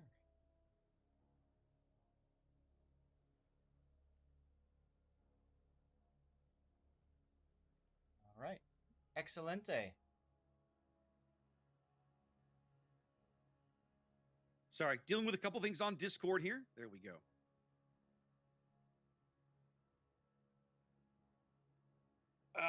All right. As we head to Northern Waters, a map we've not seen today, these guys played Hotspot and Land of Fire to get here. I find that really interesting. I'm wondering, I'm going to be very curious to see what the general consensus is about 4-cap Hotspot, right? When everything's all over. When the tournament is like, completely done. Yeah, we talked about that yesterday. Absolutely loved it. But hey, we're dropping. We are indeed. So there you go. Going here to game 3 of this particular match. This is do or die for both teams. Whoever wins this game stays in the event. Whoever loses this game goes home. That's right. Okay, enjoying the action. There's some really good stuff going on here, guys. Any questions, comments? Throw in chat, okay? TNG. Thanks. We covered them yesterday a little bit, so that'll work. So talk to me about the TNG lineup. TNG is bringing Ohio times 2, Goliath, Des Moines, Stalingrad, Moskva, Gearing times 2, and a Daring as well. Double gearing. That's really interesting. Yeah. Okay. One of them, Zath, running what looks to be what's his name? Who's the ridiculous hockey commander? Oven Chicken. There you go. because one of those gearings has 500 more hit points than the other one does. Yeah, the formal name is Ovechkin, but we always call him Ovechkin. Ovechkin. There we go. Alexander Ovechkin, right? Alexander There it is. Ovechkin, yes. All right, opposing them from the south, QQ7 coming to the dance with double Montana, Minotaur, double Moskva, and Zath 4 destroyers, Z52, double Shimakaze, and a Khabarovsk. Yes. Very interesting lineup for these two teams. Very interesting. Now, one of those destroyers, guys, actually is running 12 kilometers, the Shima, and then the other one, Somalia's Best, is running 20-kilometer torpedoes. And look at that. Some of them are running the school bus camo. Others, I don't think got the memo, but hey, it's all good. So you said Somalia is the one running the 20-kilometer torps, yes? That is correct. And he's the one headed to the sea flank. That's interesting. So that might tell you that the plan is to kite away C on that side. Yeah. And push AB hard. And you can kind of see that forming right now. Polarberg with the Minotaur putting himself into a position to support Doom Master. Now, one of the things I want to mention is TNG banned the use of Z52 in order to get here and be the number 1 seed, or number 1 in that bracket yesterday in their group, I should say, taking out Star. They chose this time not to ban the Z52. So we'll have to see if that impacts the course of this battle. They chose instead to ban the Ragnar. Well, they've already got Mario Andretti's Daring locked up on Zed Hydro as Doom Master crashes the island here in the middle of B. They're determined to keep Mario off this cap, not give these guys any chance to get in here. It's going to happen. They're going to pick up B very quickly. Now, one of the things I want to point out, Saf, right? If you remember the last event, the last King of the Sea 12. Yep. We covered Double O or QQ. I think it was Double O at one point. And it was Polarberg was on one of those teams playing a Radar Minotaur. And we talked about what a huge impact he had on that game. He is watching him. I think the term that I used at the time was watching him play Minotaur is like watching the master at the canvas.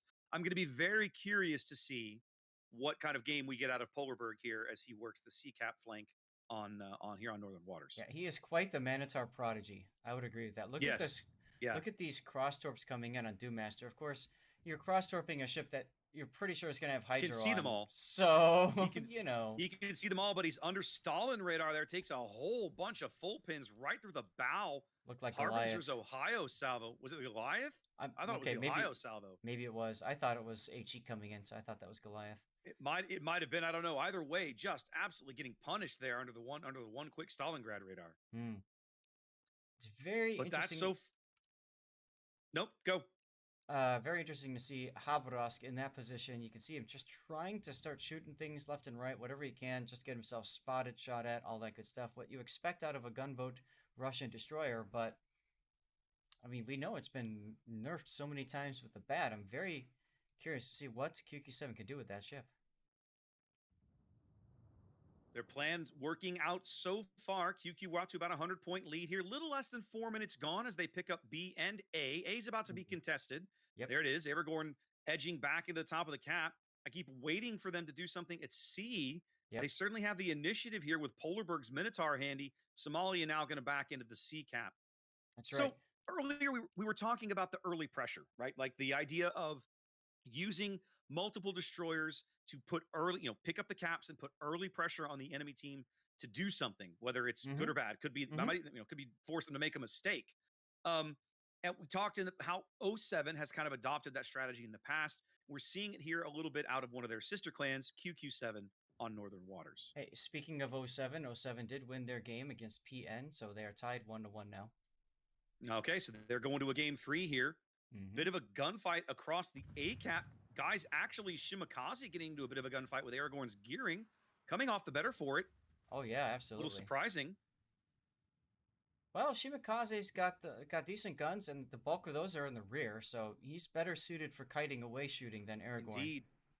It was enough to drive him out of the cap, reset Aragorn, get a few more ticks, which is what they did, and now guys has dumped the entirety of his torpedo salvo into that smoke, knowing Aragorn has got to be back in there trying for the cap.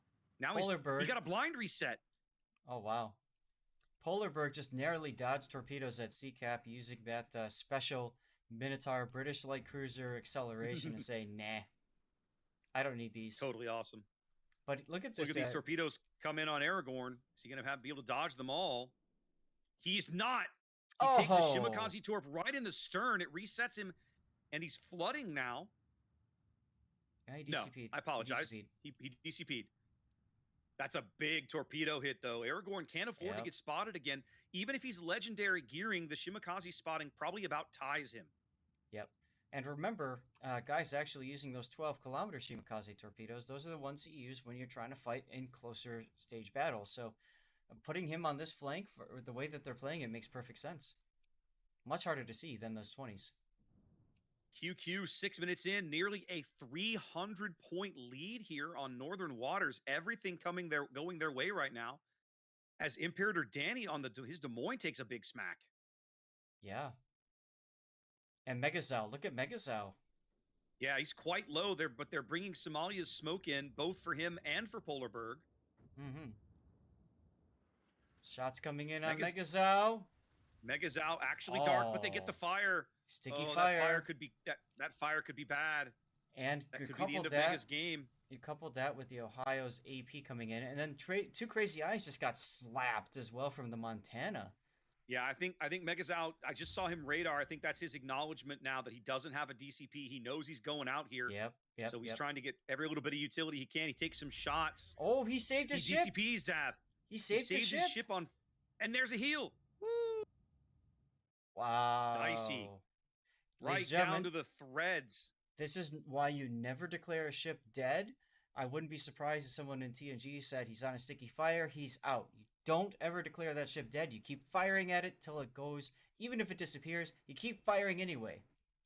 Because look what just happened. Megazao's back up to 10K. Well, and look at Hoodlum's Kaba now, in between the B and the C cap, courting a gunfight with Righteous's Stalingrad. That's a ballsy move.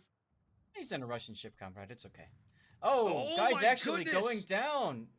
Oh my goodness, they bagged the Shimakaze at A. That's a big kill.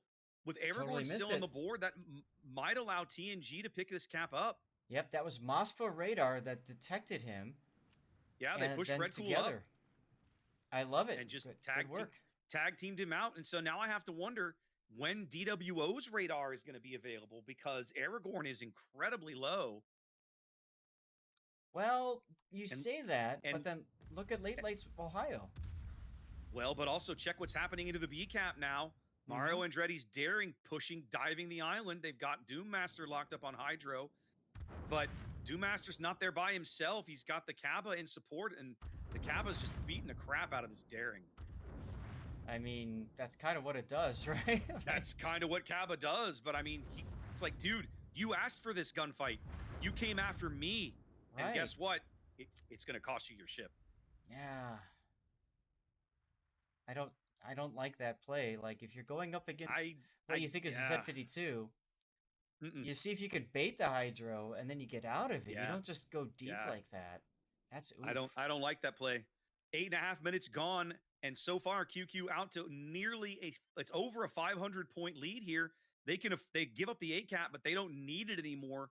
No, they're within minutes of victory here. They can literally just kind of do what they do. Just don't lose a ship, hold what you have, and they'll win here in just a couple of minutes. Right. This is what I was talking about. It's at that early pressure, right? They racked up a 300-plus point lead before TNG was ever on a cap circle. That's correct.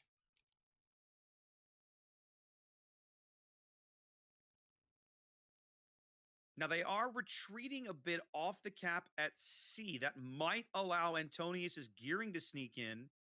He is well outside the radar range of Polarberg's Minnow, and the Moskva is still in the game. That's Megazao's Moskva. Look at that, Zap. This guy was on 500 HP at one point. Look at him now. Yeah. 25,000. You wouldn't even think he was in trouble. Nope. You'd never know it. Ooh, QQ into a bit of a trouble as they getting close to 900 points, but Hoodlum getting a bit of focus here. Needs to turn on some of that speed and stay away.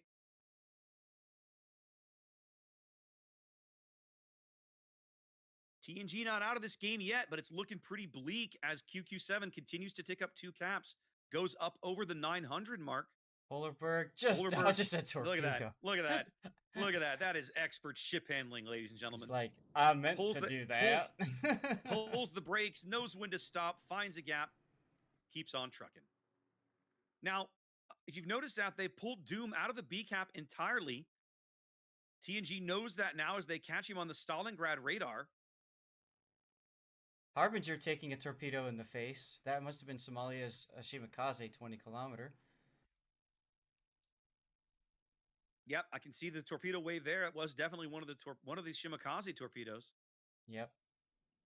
I think they were trying to bring Doom Master Zed back to pick up the gearing and get that kill, but they don't need it.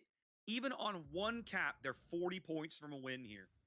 That's right. All they have to do is hold the B cap. You keep Righteous out of the C cap. Out of the B cap, and you win the game. Yeah, well, Righteous just popped his radar. Yeah, his radar's out. Doom Master. How is Doom lit? That's why I was saying. Radar. I'm pretty sure the Stalin popped his radar. No. Stalin popped his a minute ago. I think they've got him on Red Cool's radar. I think they pit him with the Moscow radar. Let's see. Righteous is going to step onto this cap. There it is, 984 points, and just like that, QQ7's victory is denied. They're going to have to get a kill if they want to win this game. Yeah, they might get one. Look at over at CCAP. Look at all the torpedoes coming in right now for Goliath. That's it. Oh, wow! I couldn't get over there in time. Holy hell! Yeah. Did you see whose torpedoes those were? Those weren't Shimakaze torpedoes. No. Those were Polarberg's Minotaur torpedoes, baby. Oh my goodness! Oh my God, you're right. Polarberg got that kill. Polarberg got that kill, kids. There it was. QQ7 with the win. They're going to move on. TNG's tournament is unfortunately over here in King of the Sea 13. By the way, Raptor, while all this was unfolding at the end, I hope you don't mind. I got us another game 3 because we still have 23 minutes until we got the next game. So you need to look for Jason. Let's go do it. Search for Jason. Spell it. Jason. Thank you. You know, like you spell Jason. I'm just making sure because we've seen a couple of weird Y's and EI's and all kinds of goofball spellings. Oh, for God's sake. You know I'm just messing with you. I know. So right. This is AP versus KSC. Okay, what map are we on? Land of Fire. Okay. Give me a minute. I got to get it all set up here. Yeah. Same here. It's going to be a hot minute. KSC versus AP. That's in the winners bracket, isn't it? Yes. Winners bracket 2.2. 2.2. Okay. Hotspot North were the two previous battles. Hotspot and North were the previous two battles. AP won the first game. We're going to Land of Fire. Okay, thank you. What are our bands? Our bands are Nevsky for AP and Ragnar for KSC. So literally just flip what same bands we just had, we just flip them around. Okay, correct. There we go. AP won the first battle, and then the second battle won by KSC. All right. And I'm just now putting that in. Screen is set. Let me get in here. Click this button. And we need... There, I found it. Coming in right now. Cool. Now this team is still filtering in, so we do have a couple of moments left to see. So, excellent. All right, another game 3, another winner-take-all. This time in the winners bracket. So the winner of this game playing for the right to move on to the regional semifinals. So we're up in a quarterfinals here in the top 8. Right. Now let's take a look at that bracket here and see. So we've got the... Oh my goodness. Raptor, look at this. All 4 of the winners bracket matches have gone 1-1. All 4 of them. They all went 3 games? All 4 of them went to game 3. This is what we'd like to see, ladies and gentlemen. Indeed. And Zatha, you see one of those matches is already over. Really? What is it? It is the BN team moved on to the top 4. Zath, they defeated Beach 2-1. Oh my God! Wow. Yes, indeed. Diet Buenos Noches going all the way to next weekend. Guys. Stop calling them diet. That is terrible. Okay, fine. Chibi Buenos Noches. Oh, Moving on. Even worse. You are so fired. You are so fired. Oh my my god. god. Oh my god. Wow, look at there it is right there. There it is right there. So they have to wait until Saturday, ladies and gentlemen. That's correct. Their day is done. Their day is done. And now their watch is ended, at least for today. Their watch is not over. Their watch has paused. Paused for a few days. Meanwhile, you Outstanding. guys, we know that QQ7 advances. We know, we don't know about some of the other ones just yet. CCTV2 versus Nam is coming up. That will be our next match when this game is over, right? So we know now what our next matchup will be. That's so let's correct. write that down. It's going to be CCTV2 v Nam. Okay, and by the time we get over there, I suspect they'll have done picks, bans, and stuff. I would assume as such. Yeah, so yeah, probably. Seems likely. Seems likely. All right, excellent. All right, AP filtering into the room. We got a couple players down still, but they'll figure it out shortly. Yeah, so I'm gonna go ahead and run an ad and farm some salty tears there. I'm waiting for the stream to catch up here so I can slam out another 60-second ad.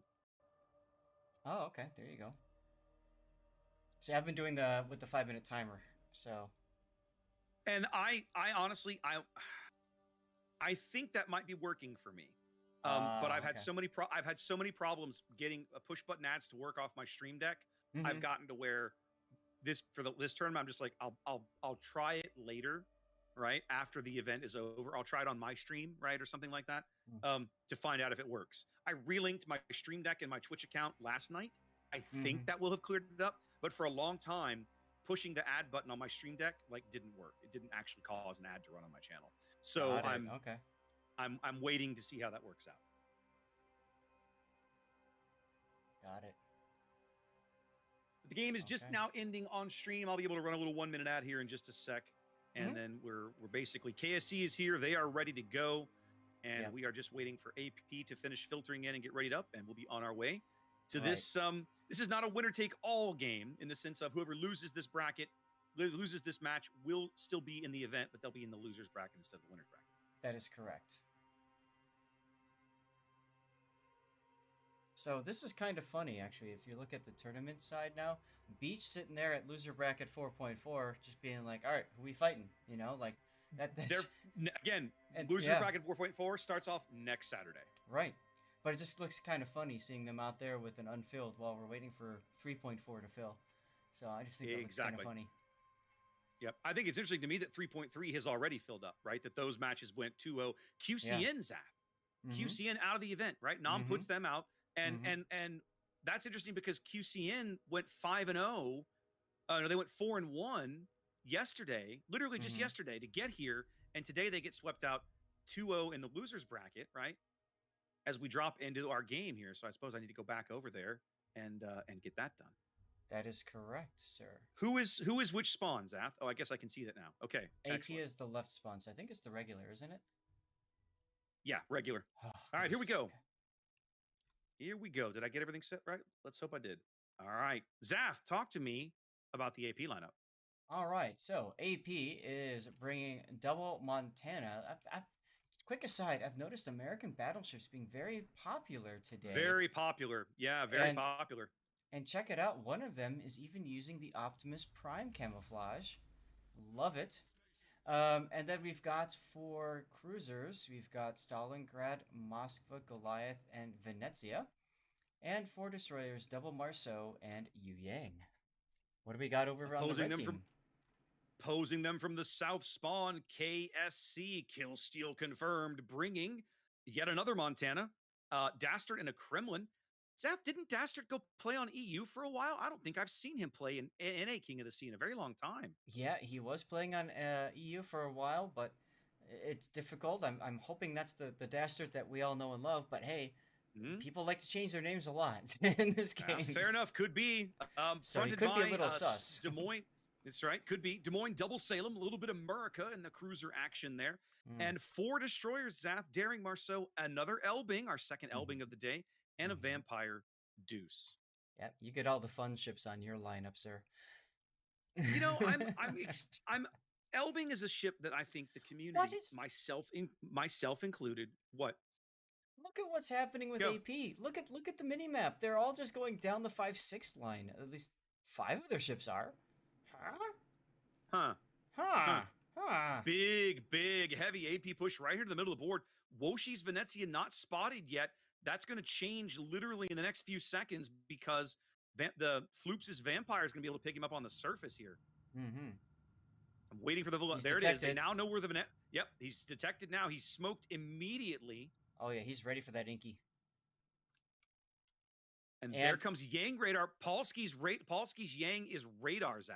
Yeah, oh, yeah. There it is. So the Vampire smoke. Yep, the Vampire and the Salem are about to drive into this radar.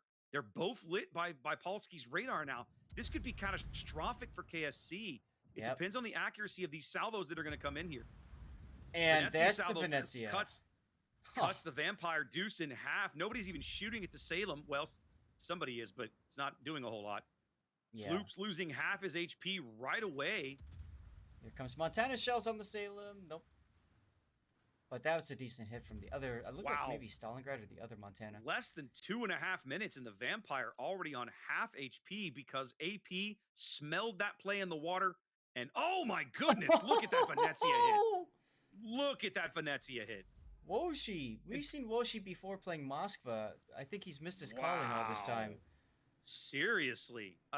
Just 2 back-to-back and hugely impactful salvos in this game. And we're not even 3 minutes in. AP's out for blood, Zath. They are, but you know what? I love this. I mean, they just completely caught KSC flat-footed. Wow. Completely flat-footed. Man with an RX-7 Salem, that guy is lucky to still be in the game. Well, he does. Woshi hit him so hard. Wow. Goodness gracious. Now, while all that's been happening, KSC has picked up the A-cap. AP seems disinclined to even fight over it. And it looks like they're going to pick up the C-cap. Yeah, it looks like they're going to pick up the C-cap because so much firepower went to B, they were able to deny the cap, but they didn't get any kills out of it. That's right. Now, Vampire Deuce does not have a heal. It's got the creeping smoke. No. It's got hydro, but unlike the daring, it does not have a heal. So Floops is going to have to play the rest of the battle with just under 10,000 hit points. Ouch. Yeah, he's got to be very, very cautious.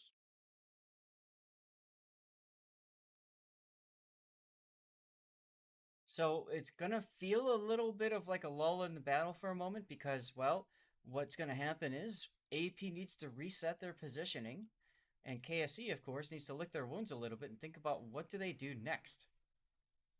Especially how do you extract the two lightly damaged or moderately damaged ships at BCAP. They gave up. Think about it, Zath. They gave up a ton of health to get this position.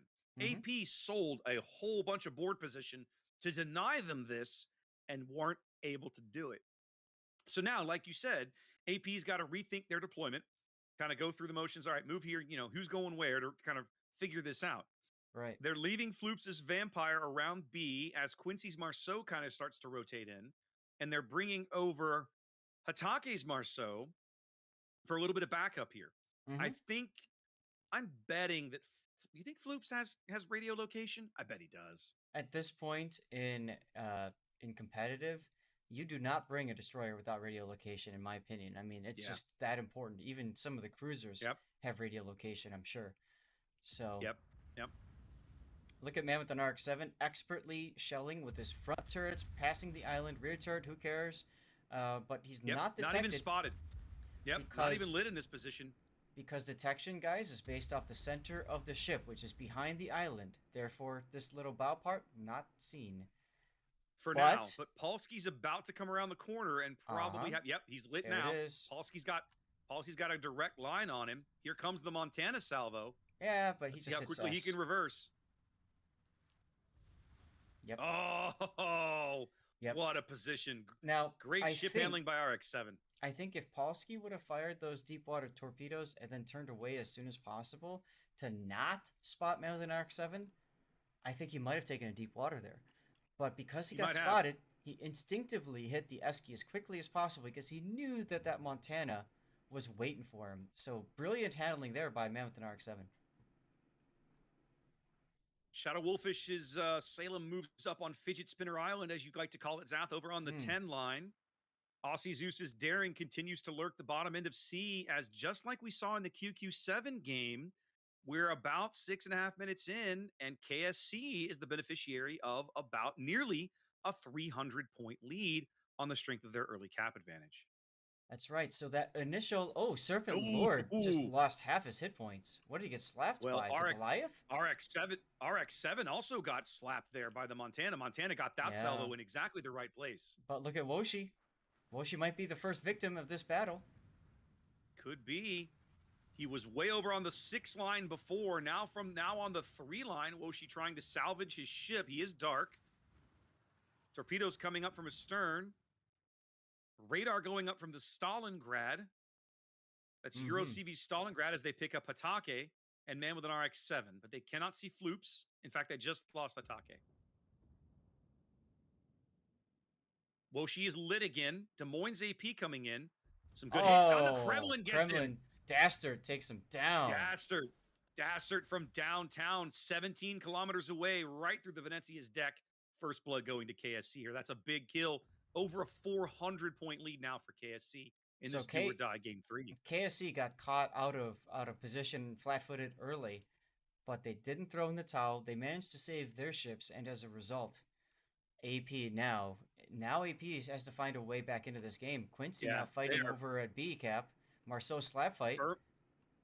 Firmly on the back foot now is KSC pulling their Marceau out of that cap. They do not need to risk a ship for a cap. They know it. They pull Hatake's Marceau out of the cap, but it might cost Quincy his ship. He's getting quite low. He is dark finally. He is. Oof. Yeah, he's going to be okay for a little bit. Remember, Marceau does not have a heal. Now, the other one... Hatake and Akayan get more of a gunfight here. Coming in now. Rotating out the other Marceau. Quincy opens fire. Now he's lit on the surface again. That's going to invite more shells. It's back off a little bit. Hatake trying to pull south and maybe speed juke some of these shells. He's dodging a few of them. This feels like a Star Wars Montana salvo right coming in. Oh, the Montana salvo clips him for a good hit. Yeah. Look at the torpedoes coming in on Marceau from C cap. I think Akaya is in real trouble here. He's going to have to turn to avoid the torpedoes.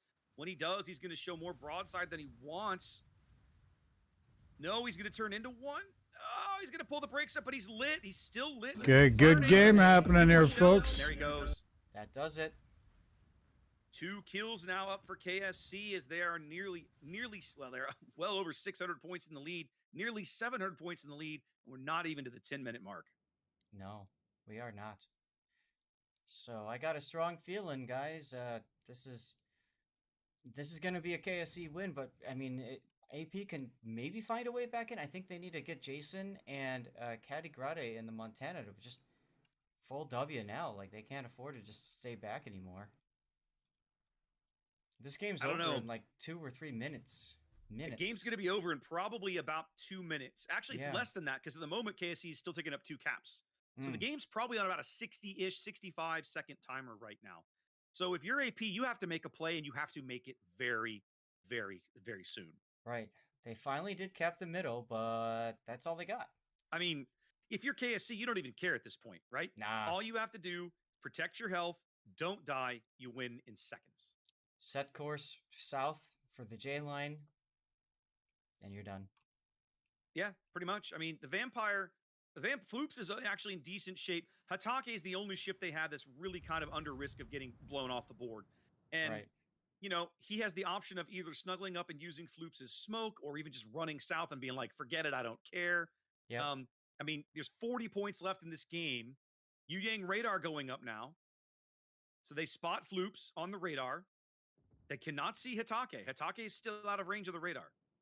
Vampires blinking in and out depending on the range that Polsky has. They punch RX-7 in the nose. Yep. Caddy Grande's salvo coming in on RX-7, but RX ready with a heal. Yep. Less than 10 points, seconds away from a KSC win, Zath. No, that's going to do And it. That's it. That's it. there it is. There it is. KSC wins game 3. They are moving on to the North American semifinals here in King of the Sea 13. What a match. I really, really liked AP's like very bold kind of, let's get in here and make this happen play early. The problem was it felt a little like they sold a little too much on it, right? Like this has to work or we don't get there, right? Right. And it didn't work as well as they wanted. They didn't actually kill either ship. And then from there, they had for at least three ships kind of out of position, and they never really recovered. That's correct.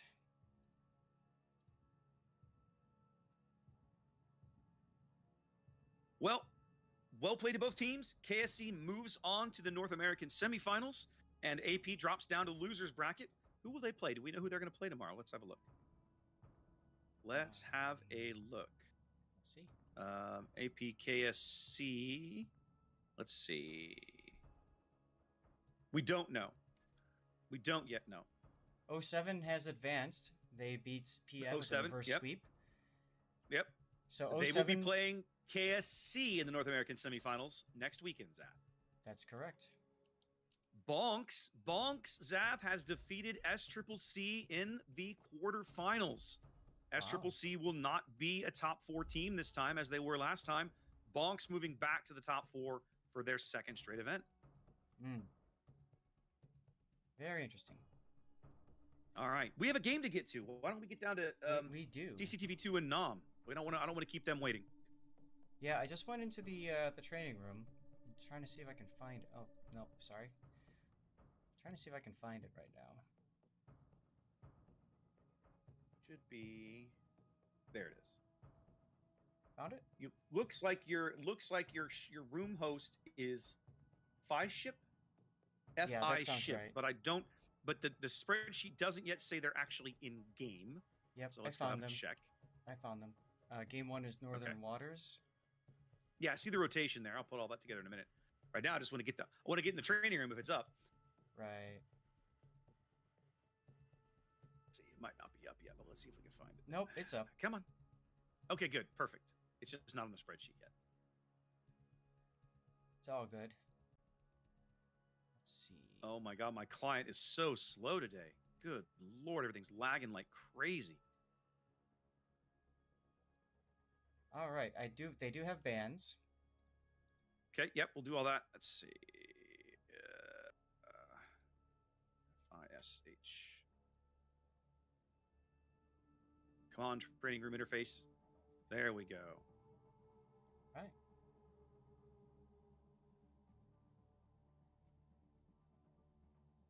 All right, there we go. Excellent. We're in the right place now. Now, let's go have a look at pick bands, which is going to be back over here, back in this channel. There we go. All right. And, oh, wait, I need the bots. I need the bands. There it is. You've got it. All right. What's the map lineup, Zath? So the map lineup, we're going to start with Northern Waters, then we're going to move to Islands of Ice, and finish in Land of Fire, what we just saw. If needed. If we need it. If needed, correct. If not, we'll go scramble for game 3. Yep, our ship bands for this match, Ragnar and Marceau. I actually like both of those bands. Does mean we might get to see Nevsky for the first time all day. That would be neat. Alpha Spawn. Alpha Spawn for game 1 is CCTV. Alpha Spawn for all games is CCTV. All games, they're the North Spawn. Okay. Correct. Awesome. Easy peasy. Let's get this set up. Yep. You know what? I'm gonna take a moment and hit the head as we got a moment. You do that. And then we will be back shortly. You do that. We banned Ragnar. No. Ragnar and Marceau. Our rotation is going to be Northern Waters, IOI, Islands of Ice, and Land of Fire. All right, so when I push this button, everything should magically work, and ta-da! It's nice when the stream helper behaves. I don't know what was happening earlier. Anyway. Well, guys, we are down to our last scheduled match of the day. So, by now you should know the drill. You're going to get at least 2 games of this match. And then if for some reason this match is over in 2 games, we'll look around and see if we can rustle up a game 3 before we call it for the day. In the meantime, guys, this is of course, we're down in the losers bracket again. So this is a critically important match. The loser of this match, their tournament is over. So obviously both teams want to win this match. Yep. Let's have a look at some results here. Let's see if I can get Tournament TV to behave a little bit.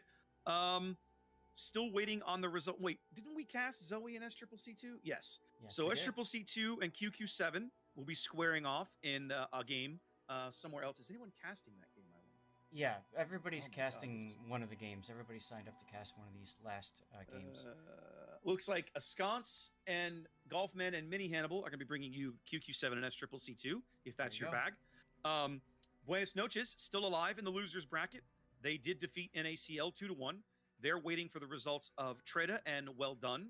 WD still playing their match. So we're waiting on the result of that game before they know who their opponent is. Of course, we're going to be bringing you CCTV2 and NOM here momentarily. And that just leaves KSC and CAG went to 3 games, waiting for the result of that to find out who will be taking on Armada del Sur. Right. So that's it. These are the last 4 games of the day here in the 6 p.m. bracket because there's no winners bracket this late in the day. Right. Exactly. Okay. And all right. Well, that makes it easy. Yeah. And you said we're going to be stopping, but I am actually planning on streaming just a little bit afterwards. Well, I'm talking about tournament coverage, right? Yeah. The tournament coverage will be over at you have at least 2 more games guaranteed. We will probably look around if one of these matches goes to 3 games. In fact, absolutely, it looks as if BN and if this match is more or less these guys don't necessarily have to wait for anybody. So it's possible we might be able to catch a little more of the BN match or the KSE match, depending on how that all shakes out. I'm sorry, I said KSE. KSE has won their match over CAG. They will be taking on Armada del Sur. Ah, okay. But in the meantime, Zath, we're going to Northern Waters. Are you ready? Yep. Did we drop? Nope, not yet. Oh, we did. We did. Let's go. We did indeed. We dropped. I thought I heard that name. That sound. Get on in here, boys. We dropped. All right. Let's have a look at the CCTV2 lineup. They are bringing Yamato and Kremlin as their battleships. Des Moines, Moskva, Golden Lion, and Nevsky forming their cruiser corps. Out front, Gearing, Z52, and Daring. That's right. Meanwhile, Nam is choosing to bring in Montana. There's our second view of the Conqueror. That's that ocean liner once again, rocking, I believe that's King of the Sea camo. A Moskva, a Stalingrad, a Des Moines, and what you're clapping for right now, the Hindenburg, of course. Yay! All of these ships using King of the Sea camouflage. And Gearing, Daring, Z52 rounding out the destroyer lineups. It's been really funny to me, Zath, to watch the evolution of how teams approach Northern Waters. Because the first couple of times this map was in King of the Sea, nobody would touch a Z52 with a 10-foot pole. But starting last event, starting in King of the Sea 12, more and more teams are starting to bring Z52 on this map. And it's really interesting to me. We saw last game, you had a team without it and a team with it, and the team with one was, I'll say it was pretty decisive, right? It made a big impact on their ability to hold that cap. Yep. And now we're going to see, opposing Z52s. In fact, Nom's Z52, that's face. I'm going to mispronounce this game, and I apologize. Feckles. Whatever. I'm going to mispronounce it horribly, and I apologize. But his Hydra was already up, Zath. He put it up when he was coming through the G line. Oh, and it feels like that might have been a little early. Yeah, I think it's going to give the CCTV Zed a little bit of a leg up because his is going to last longer. He's probably not going to pop his. They're about to. There. There. Yeah. He knows now he's Hydro. There. He just has started his timer. Right. So Nom's Z52's Hydro is going to run out before CCTV, but there's a lot of fire coming in for 5 ship. Yikes. Feckles, yep, taking some hits. But I think the reason why they wanted that early Hydro was so that 5 ship gets detected as quickly as possible. Just dive the cap. That's true. Exactly. That allows Feckles to get in for free. Ish. Yep, it pretty much does. Although he is getting Dutch ovened, as you like to say. Although that missed. So way off. Yeah. Now, we saw it from our angle. I don't know if you saw it from yours, but because of that delay in Fishep hitting his Hydro on Feckles, the Golden Lion Oh, Sky Five Ship's Blue. going down, Zath. He's going to burn out right Oh here. my goodness. Wow. Wow. Jeez. The Conqueror hit him, Zath. At 20 kilometers, the Conqueror hit him. I mean, just load HE. So like I was saying, Sky Blue and chill. Sky Blue wasn't able to hit Feckles partially because of that slight delay in Fishep hitting that Hydro. Yeah, they didn't know where he was, whereas the same could not have been said for Nam. As soon as that Hydro picked him up, the whole team knew where he was. And Fishep had that few seconds delay where he had to push his button. Target acquisition, team's got to pick him up, and it makes a difference. And I'll tell you what, Feckles' Hydro is going to last longer now. You know what, Zach? You're right. You're right. You called me on it, buddy. You're right. You're exactly right. Not only that, he's going to get the opportunity to do it again. That's right. That's right. I like that he's getting out. There's no need for him to be there. He's going on walkabout. He's going to get in the backfield spots. Yeah. I love the aggression because there's nothing that can spot him and he knows it, right? Mm-hmm. Do they know where the Nevsky is? They know where the Nevsky is. They know where the Moskva is. They might not know where, I'm not even going to attempt to pronounce Zori's full name. They might not know where the Des Moines is, but he got to feel pretty comfortable about his life choices right now. Flippy just got smacked. Team backed him up, man. Like he had that guy on Hydro. And did you notice like the entire team was like, mission annihilate that guy. Yeah. Well Nam played. was ready for that hit. Oh yeah. They were on top of it. Well played. Doing great work at sea as well. Nunya, torpedoes coming in, but I'm sure his Hydros pick those up. He'll be able to just skirt out of the way as Nam will also pick up the sea cap. I think the bigger story is that Flippy and the Yamato is already under half health. So not only do we have a kill, but look at that. Mobius's Montana's not looking very good either as torpedoes come in. Oh, good point. These are gearing torps. He's going to take one amidships. He managed to turn out of most of them. And you know what's been kidding Flippy? It has to be the Conqueror farming him. Has to be. I wouldn't be surprised if that was the case. As Solgain now has torpedoes coming his way. Is he going to dodge them? He'll be fine. He should. It looked like he was going to start reversing for a sec there, but nah, he kept on moving. Gretchen's Moskva radar going up. They pick up the Z-52, who's putting his torpedoes through the gap there, kind of just angling them to the top end of the A-cap. Gretchen's now actually going to have to play a little games. Gretchen's going to take one of these, two of these, two on the bat. Whoa, just the one. Just the second one just barely missing. Just the one. And that was on his stern, actually. Yeah, good gearing torps from Spider. We've seen really good play out of the Nam destroyers, Zath. Like both games we've seen them. Now, those torpedoes from the Z-52 actually might hit Solgain's Kremlin. Well, and that was, I think that was why he sent them down this slot. He expected the Kremlin to make this move, or maybe even look for the gearing. You know, the gearing might have stumbled into them. You just never know. Nope, they run out of juice. They don't have the range. Lol, German torpedoes don't have the range. Oh well, that's all right. Crap happens. They don't really need A. They just need to kind of hold them in place for a bit. They really don't, because there's nothing threatening the other two caps right now, Zath. That's right. CCTV has nothing even remotely threatening B and C. Now for a while. So now with a, go ahead. For a while, Ocean Liner was down to like a third health, but as you can see, he popped his fancy super heal. Yep. And so now with a 300-point lead, Top Geared is going to barely dodge these torpedoes. Woo! All Nam has to do is just chill, hold what they've got, and defend B, defend C, and they're good to go. And like they don't know it, but there's nothing at C threatening them at all. Fusco's daring is kind of making the move back towards B. I think by now they've figured out the Z is probably moved off. And other than that, they've got enough firepower. They can keep CCTV from pushing through C and pushing through A and turning a flank. Life's good. If you're Nam, life is good. I mean, look at Feckles now with the smoke, ready to just back into A cap as soon as it gets vacated here. Oh yeah. And they don't know that Top Geared is gone. Could he push his Hydro button and find out? He could. Well, Top Geared is well within Feckle's Hydro range. He just doesn't know to use it. But Feckle's also, I would assume he's got radio location, so it should be telling him, hey, something is closer than the Kremlin at this point. It might. These guys might actually face spot each other on the surface. He just backed up. Happen. Top Geared is continuing. Top Geared putting torpedoes now into the smoke. There it is. They've got each other now locked up. Yep, there's the detection. Spotting each other on the surface. Not good Feckle's for now going to die. No, it's not. He's going to get, here comes the Dutch oven. He's diving straight into the torpedo volley. He doesn't know is there. You'd think he put his Hydro up by now. Dodges the Dutch oven. No, he didn't. He's going to take a torpedo right here. 2 torpedoes. He's going to take the second one. Oh, yep. 2 torpedoes. All he needed. Yep. If he had slowed down, he would have avoided the second one, but he didn't manage it.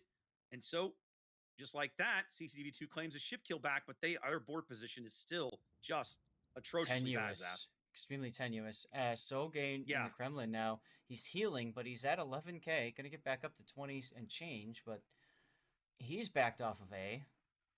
Yeah, I mean, let's be honest. It was a bit of a mistake play by Feckles there, but good play by Top Gear to get the torpedoes into the water, and then it's like, even then, it was a costly mistake. But is it a catastrophic one? It's not. CCTV has just worked themselves into such a passive board position. Nam is still firmly in control of this game.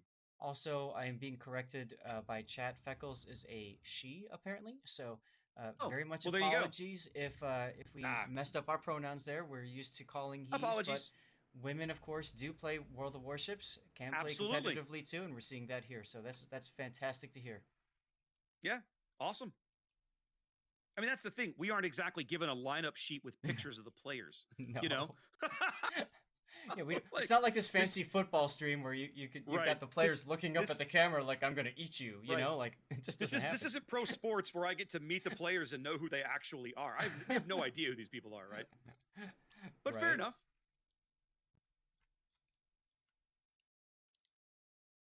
Okay, well, Sky Blue now the farming target for Nam. Well, Nunya's smoke is drawing yet another Dutch oven strike here. Let's see what happens. It looks like Nunya's actually going to move forward back into it. This is going to hurt a bit. Yeah, he only took a couple there. It wasn't could have been worse. It wasn't that catastrophic. Top Geared's gearing, going to try and get into B, which he's about to do there. So B is contested now. They know Nunya's in there somewhere. Not spotted, though. Hits. He just took some hits, so they spotted him just momentarily. I think Fusco got a glimpse of him enough to put shells downrange, but not enough to damage him very much. Somebody smacked Ocean Liner. That's the Yamato. I think it just shoved him in the face with those 18.1-inch shells. Yeah, but it's a Conqueror. Does he really care? I mean, come on. Well, if they're Citadels, he does. He can't heal that much of that. Here comes another salvo from the Yamato. Might have been a mistake leaving the Yamato alone for so long. He's already back at half health. Yeah, look at that. Another big hit. Yeah, another good hit through the deck there, dropping those shells right through Ocean Liner's deck armor. And Ocean Liner just waiting for somebody to spot. There it is. Oh, Conqueror salvo going down on Top Geared. Missed. Oh, all Top Geared pulled the handbrake and it all missed. But I mean, that's the same Conqueror that just hammered 5 ships Z52 earlier in the game. So. Yep, and look at this. More Yanni shells coming in. Oh, Ocean Liner just getting punished. Yep, and there's torpedoes coming too. He needs to hit that super heal. Yeah, I'm waiting to see if his print a new ship button is available, but it's not looking like it. He's in line to take one of these torpedoes, which will be his death. There it is. There's the ship button. He'll be fine now. There's the torpedo. He's going to take the torpedo on the stern. 12K, but he's not enough to get him out of the game. His engine is out. That's enough to get him out of the game as the Nevsky seals the deal. And I think that's a situation. I've done this myself personally playing Conqueror. We don't know necessarily if that's the case, but where you think you look at that mod that tells you how much hit points you can regain, and you're just sitting there thinking, I can't use it yet because I'm only at half or something like that. Yep, you're trying to maximize it. Yep. Bingo. Yep. Well, Mobius. Nam down a ship now, but as they push their Montana into A, here comes the Gauden Leo airstrike. He gets a little bit out of it. Here comes the second wave. Here comes the Des Moines or Hindenburg on Des Moines action here with Montana. Is he gonna go for it? He's gonna go for it. There's a Kremlin looking for this. I don't think this is a good idea. Oh, the gearing, daring versus gearing. Top gear's going out at the top end of the B cap. That's a big kill for Nom. They get that kill right back. Now they're over 400 points up. Their timer's ticking away. They're seconds away from a win here in game 1. Yeah, but look at Nom's gearing south of A. There's the radar. He's at 5K under attack from a Des Moines. Yeah. And Planko. The torps are going to hit. Palenko's Hindenburg. Yeah, he's going to land one torp in the bow of the Des Moines. They are going to kill the gearing. CCTV gets the kill right back. But does the Montana pick up the Des Moines here? I'm waiting for this salvo, but it hasn't come yet. Keep honking, I'm reloading. No, they pick up the other daring. Nunya in the middle of the board picks up the other daring, and once again, we're seconds here from a win. Smacked. They punch Zori in the face. Yeah, but not before he takes not before he takes out the Montana. That buys CCTV some more time. And there goes the daring. There goes the Des Moines. Again, we're still seconds from a Nom win here. 40 points away. But that being said, Kremlin is... Oh, no, never mind. They already have that cap. Airstrike is out looking for Nunya Turtle's fabulous daring, but he's not there. Nothing doing. 20 points away here from game 1 is Nom. They should have this, Saf. I mean, they kind of made a couple of maybe some late errors here, but they had such a commanding lead by the time it happened. It should not make a difference. It won't make a difference. They're going to win game 1. Planko goes down right there. Right there. My goodness. Right there. As I was setting up for a death pick. No, there was 998 points. I know. As I was setting up for that death pick, I saw the shell going for Mr. Soul Gains Kremlin. We caught that just in time. I was already into my game end spiel, Zath. You're messing with me here, man. Sorry, my dude. Blame Angel now having Kremlin shells coming out on the side. Bagel, Zath. Sorry. It's Blame Bagel, yeah. But yeah, Gaun Liu shoving his way into B. Moskva shells coming in. Nothing doing. He's got to deal with a constant steady rate of Des Moines fires. They're contesting B, but again, A continues to tick. As now it's up to Hanawa's. It doesn't matter. There it is. They get the golden line, and that's the game. That's it. It feels like that took about 3 minutes longer than it should have. And you're complaining about this because?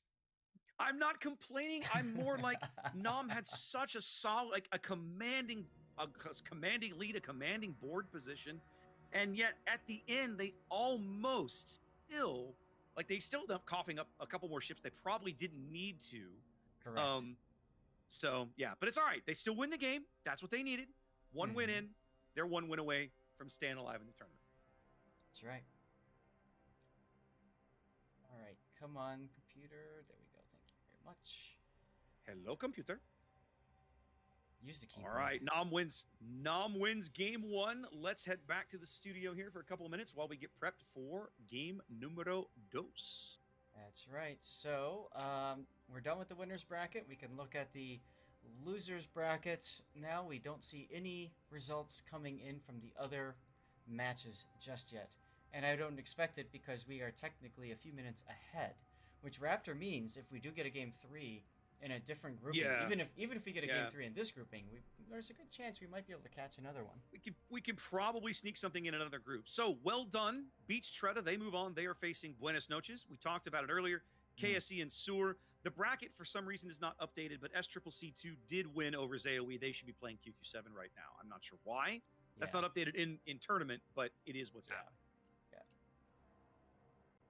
All right, I'm gonna wait for things to catch up off stream here and then sneak in a quick ad before we get into game numero dos. That was a great game, Zath. I love, and I talked about it at the time, right? We saw QQ7 do it. We saw Nom do it that game. I love the early aggression, the early destroyer pushes, because they put so much pressure on the opposing team to, it's like you don't have time to think, right? If you wait even 3 or 4 minutes, well, it's more like, it's not about being dead.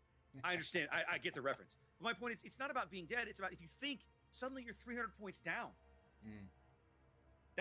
That's not an insurmountable gap in King of the Sea. But it means that you got to get off your ass and do something, or you're going to find yourself 400 points down or Right. 500 points down, which they were. At one point, they were 500 points down, and it's like, hello, guys, fellas, time's ticking away. You don't got time to screw around here. Let's go. CCTV, to their credit, they fought back in that game, right? They got back to where they were at least fighting back. They caught back up on ship kills. They had a small lead. At one point late in the game, I looked, they had a lead on health, right? Yes, they but did. I mean, points-wise, that game was noms from like pole to pole. Yeah. Yep. They clearly did their homework.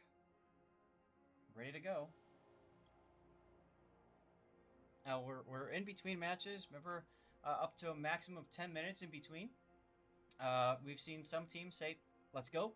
We've seen other teams say, "Well, we need a couple minutes. Someone's got to go hit the bathroom." It's up to the teams. We don't get a say.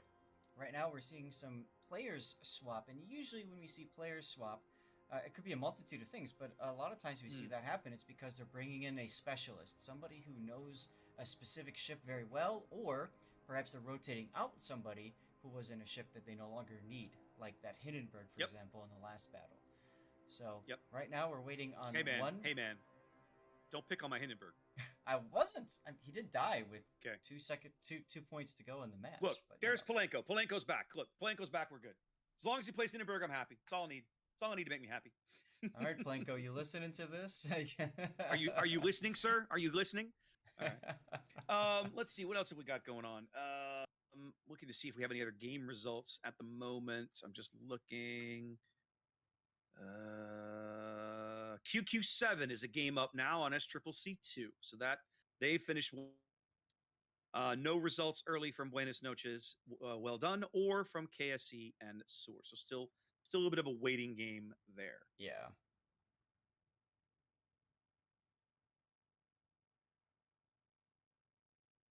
Yeah, remember, there's no change to the bans. It's for the entire series, so Ragnar Marcel still banned.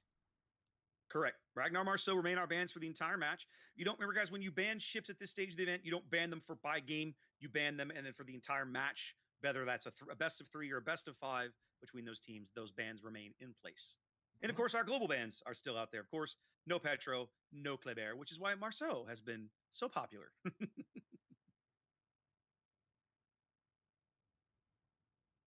All right, well, we're just waiting on the next game. Now, let's look ahead real briefly to next weekend, Zaf. We know these 4 games, when we start next weekend, Zaf, there's going to be 6 games playing that at that time. There's going to be 2 winners bracket games and 4 losers bracket games. The 4 games we're playing right now feed into the losers brackets game. So whoever wins these matches that are playing right now, that's QQ7 SCCC2, BN and WD, CCTV and NOM here, and KSE and SOAR. 4 of those teams will move on to play in the losers bracket next week against either APPN, SCCC, or Beach. Okay, so they'll be starting with those, and then up in the winners bracket is the North American semifinals, right? So you're looking at 07 KSC and BN versus Bonks. Now, my expectation, being over on the main channel, is that we'll probably cover the semifinals and the finals. So, guys, make sure you pay attention. Next weekend, there will be more than just the official casters streaming games, okay? So if you're looking for the action in the losers bracket next weekend, you probably won't want to stay with Zath and I. You'll probably want to look around for whoever else is casting games in the losers bracket, okay? Right, because now we will... Go ahead. No, you're on a roll. So. I was just going to say, because as the official cast, they're going to want to do the semifinals and the finals, right? So you guys maybe don't know this or not, but Raptor and I will be your official casters for the finals next weekend, both Saturday and Sunday. So that's just the one piece I wanted to fill in there. So you'll see us most likely on the Warships main Twitch, and then possibly on our individual channels as well. So if you're looking for loot, you can always hang out on our channels. As the day goes by, we'll probably be restreaming, but we'll be casting. Yeah, you're right. We will most likely be casting the winners, but that's up to Wargaming to decide how they want to set up the look of those finals. And then yes, we'll see what happens to the loser bracket. But I'm thinking. Indeed. Oh, I just heard the game's game. up, Okay, Zaf. let's go to the game. Yep, game's up. So let's have a look at the CCTV2 lineup as we start here on Islands of Ice for a critical game 2 for them. Bringing Yamato and Kremlin, double Des Moines, double Moskva, plenty of radar to sprinkle around the map. Daring Z-52 and Shimakaze. You know, Five Ship has to be looking to redeem himself for game one. Oh, absolutely. Now, top geared, by the way, is 20-kilometer torpedoes Okay. in that Shimakaze. Now, Nam, double Montanas. We've got a Des Moines, a Venezia, a Moskva, and Ocean Liner still bringing a super heel, but this time a Manitar. At least you would assume it's a Manitar, along with a Holland, a Daring, and Nunya Turtle in his Z52. Interesting Holland pick. Now we've seen Nunya play Daring twice. This is our first time seeing him play Z52, but I've Right. really enjoyed watching. I've really enjoyed watching the Nam Destroyer Corps Zath. They have been crushing it so far. And Mm-hmm. Polenko, my buddy, dude, in a Moskva. I'm so betrayed. I am so betrayed. All right. Anyway, let's go. Here we go, guys. Let's look at this. Now, we got Z52 squaring off across the B cap again, kind of to be expected. Yeah. Nam is pushing the A cap pretty aggressively. That Minotaur or Manitar, we assume that's Ocean Liner, diving the island there on the 4 line, backed up by Holland, Venezia, and Montana. Opposing him, only Shima, Des Moines, and Yamato. So my suspicion He's detected is now, that by the way. Nam's, yeah, he is. Nam's going to be able to break in to the A cap at some point as Ocean Liner goes up with the early radar, not getting anything. He took the radar on Five Ship, but got no shots on it. Yamato shells coming in. Ouch. Decent hit. Decent hit. Moskva shells coming in. More ouch. Feels like a bit of a premature radar there because knowing where Five Ship is and being able to do something about it, totally different. Well, sure, but oh, more big hits. The Ocean problem, Liner. The problem with that is you don't know what Five Ship's orientation is. Oh. So, he was very smartly able to just duck right behind the cap, and he's good. And Ocean Liner, what happened there? He wanted to go pink. I don't know. A little bit of miscommunication literally there. Dumped all the torpedoes right. Yeah, big miscommunication in my opinion. He took a bunch more Citadels as he was playing behind the smoke and was still lit, and then went to dump his torpedoes and dumped every single one of them into his teammate's hull. Yeah, now doesn't get penalized for that. He's detected again by Top Geared. Spotted on the surface by Top Geared, and he has no way to fight this because his radar was down, and he really didn't get anything out of that radar at B. No. So very ballsy early play. It's going to cost him the ship, though. I might not, but it's certainly going to cost him a whole bunch of time. They worked the team, the smoke, to get him in that position. He's already abandoning that position, and he actually didn't accomplish anything while he was there. That feels bad. All he did was get shot at. Yeah, I mean, he accomplished giving damage to the enemy team. I mean, he accomplished that, but that's about it. Nunya Turtle now on Hydro, and you can see the result of that Hydro. He's getting smacked. Ouch. It makes you wonder why Nunya's out here instead of behind the island. I realized that they were trying to smoke the Minotaur in, but they sold so much to get that Minotaur up there, and they didn't get it, and now it's costing even Nunya more. Right. Blame Bagel in the Montana about to take a side full of Shimakaze torpedoes. Maybe 2 now. Taking at least, actually, just the 1, I think. Nope, 2. There it was. Maja's Venezia, okay. He's just sitting there doing the thing. Venezia does best.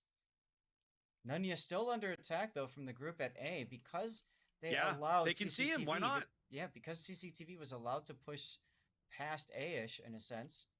Nunya is really not in a good position. No, Nunya's holding the B cap back is that Spider? Yep, Spider's Daring holds back C. And what? Look at Ocean Liner. He stopped. Broadside. Yeah, he's not spotted. He's not spotted. No.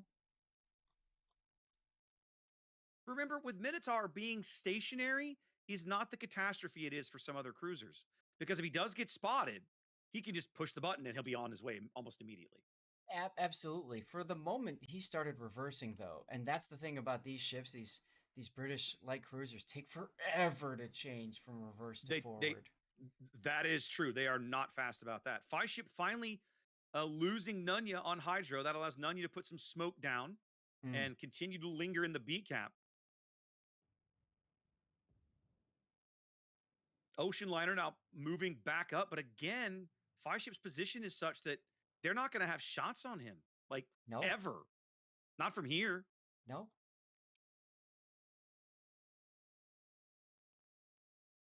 Have a look at the C cap. Not much going on. The Holland, that's Ryoku? Let's call him Moo. Moo's Holland is holding back the cap at the moment. Yep. Very different game from last game, right? We're almost 6 minutes in. Nobody owns the cap. That's a huge change from what we saw Nom and CCTV squaring off in game 1 on Northern Waters.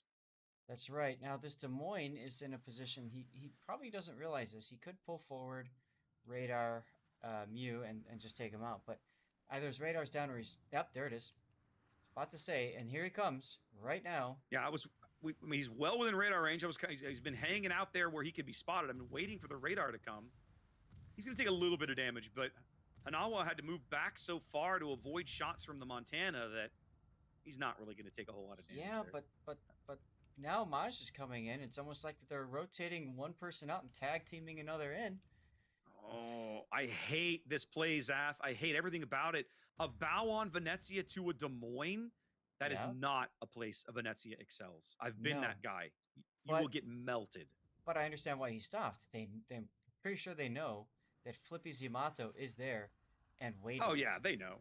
They know. I understand why he did it, and it looks like he's going to reverse rather than hold the position, which is good. He doesn't want to be there to get shot at endlessly. No.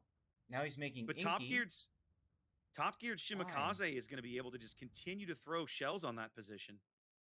Maybe for the Holland here? I don't know why you would put the smoke down.